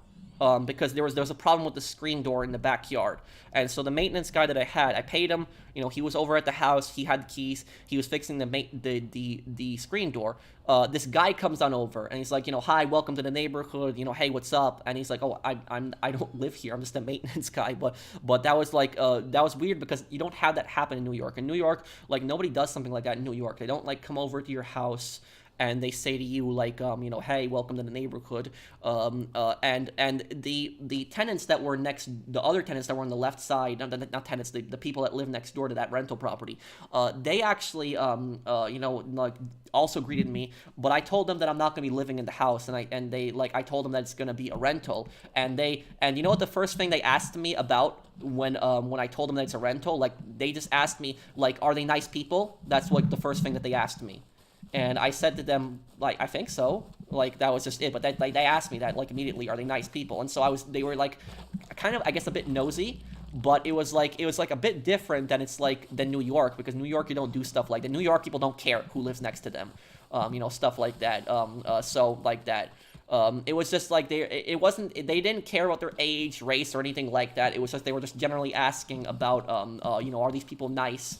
You know, are they friendly people? Are they talkative people? And that was just basically it. And I guess I don't blame my neighbors for asking that, because, you know, you probably don't want an asshole living next door to you, excuse my language. But basically, this is getting to my point, which is what I'm saying is that drama is the, people that cause drama are the worst tenants that you can have. Because if you have a tenant that causes drama and causes problems with the neighbors, now you have to get involved, because you have to try to resolve the dispute between your neighbor and the tenant, and that's going to make either one of them hate you. It's going to make either the tenant hate you, or it's going to make the neighbor hate you. And what's going to happen at that point is that then what's going to happen is the people in the neighborhood are going to spread rumors, and they're going to say, oh, you know, this landlord rented out this property to this guy, and this guy's like a scumbag, and the landlord doesn't care, and he's just renting out the property to scumbags. So that's why I would say that the tenants that cause drama are the worst types of tenants that you can have, because they are going to basically cause the entire neighborhood to hate you, because the entire neighborhood is going to know you're the landlord that rented out the property to that guy. But sometimes you don't know how people are. So people might seem like nice when they're applying to the property, but then when they move in, it's like a whole different story. So that's what I will say about that, is that the people that cause drama are the worst types of people that you can possibly have in a rental property. You don't want to you don't want that. I want to see pro drunk. There was only one time in my life when I was somewhat drunk, only once. And it was this was maybe like 8 years ago. Maybe a bit more than that, but basically it was it was like I had like, I guess I had too many glasses of wine and champagne, and I wasn't even saying anything stupid. I didn't even have slurred speech, but I was just dizzy. That's all I was. I was just dizzy. And I had a really bad headache, and after that I said I'm never gonna have that much, you know, wine or champagne. And my dad ended up calling me stupid, because I went to a party with people, and my dad called me stupid because he told me, he's like you never drink different types of alcohol. You never do that. You only drink one type of alcohol. If you drink different types of alcohol, you're gonna have these massive headaches. And I was like, wow, I didn't know that. And he's like, well, you know, you should have known that beforehand. That's what my dad was saying to me. But it was kind of a funny conversation I had with my dad. But But yeah, I don't drink. I don't do any of that. I had, you know, at most I will only have like, you know, one glass of champagne or one glass of wine every few weeks. Yeah. Pro, you still awake? I have insomnia. Well, that coffee really is you know, caused me to talk way too much. What do I think about martial arts? I don't know much about it. One of my friends is proficient in martial arts. I guess it helps him. He's a state trooper, and he has like a black belt too. So I guess that's that helps him too. But I don't know much about martial arts. Do you like beer? No, I hate beer.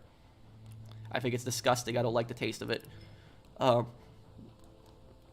Fallout Part 1, right after the stream.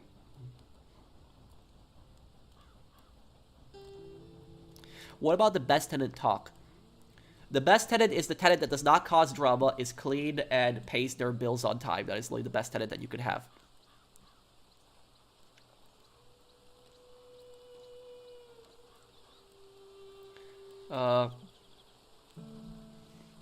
Okay.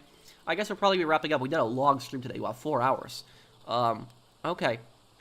So I'm really hungry. I want to get something to eat. I haven't had dinner. I just had breakfast and lunch today. So I'm gonna have something. I'm gonna have some food right now. You know, it's really late. I'm really hungry. Drama. Did I see the message about the drama about your neighbor? No, Valdo. Let me look. You said there's you said something about your neighbors. I don't see your comment, Valdo. Oh, this one time some new neighbors moved into it, and because of their daughter, she broke up with her boyfriend, and they shot the house. The mom didn't want the police involved. We didn't do none, but they left. Oh, that's horrible. That's horrible. Yeah, when you live next door to people that have like domestic, you know, disturbances, domestic violence, that is the worst.